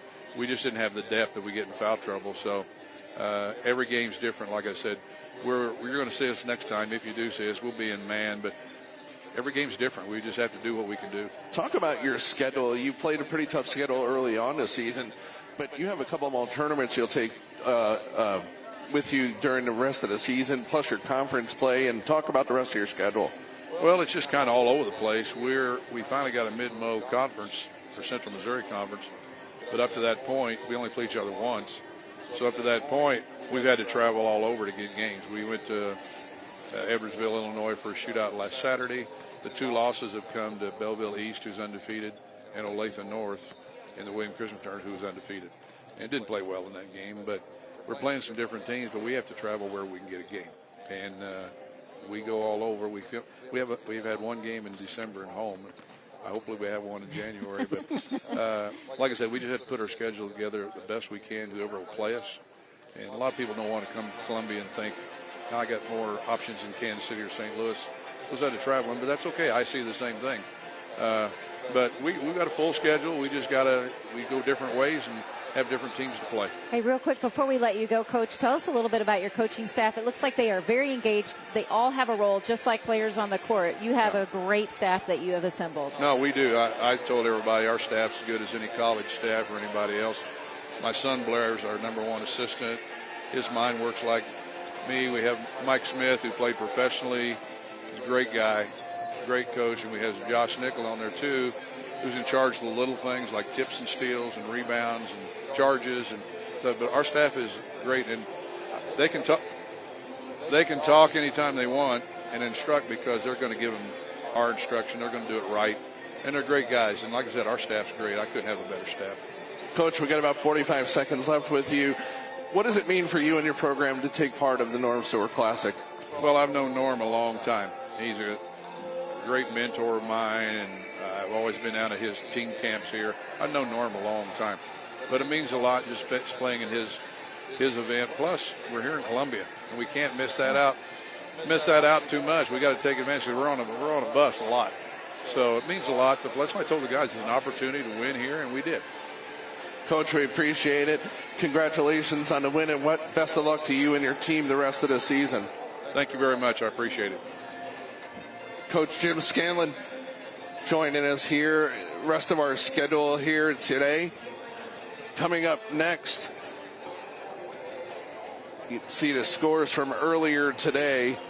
East St. Louis out on the floor now. Their game begins at the top of the hour. As you get a look at the scores from earlier this morning. The top of the hour, it's going to be Jefferson City taking on East St. Louis. CBC will take on Kickapoo out of Springfield. And our final game of the day will be Tolton taking on Bartlesville.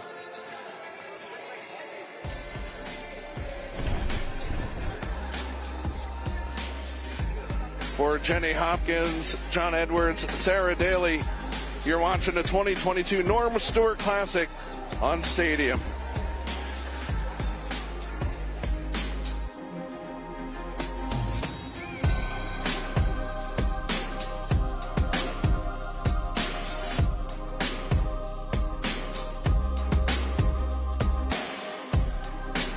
Some of us participate on the sidelines. And some on the court. We're all in the game in the fight against cancer. Now we need you on the team. With you, we will save more lives. You don't have to be a coach to join Coaches versus Cancer.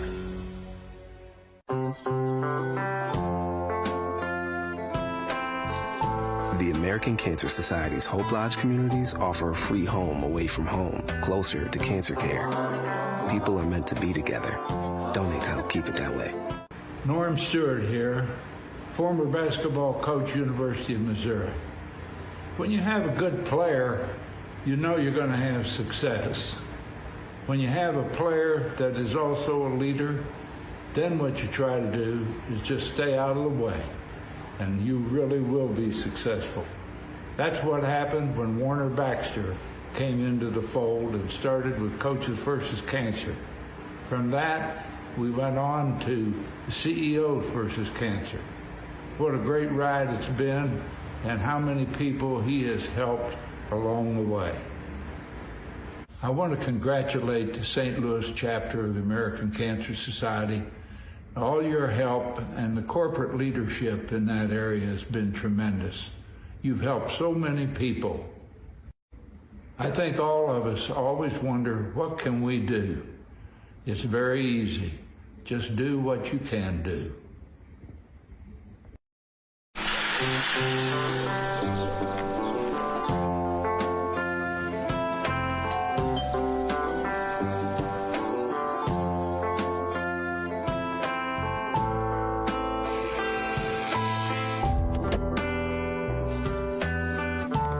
The American Cancer Society's Hope Lodge communities offer a free home away from home, closer to cancer care. People are meant to be together.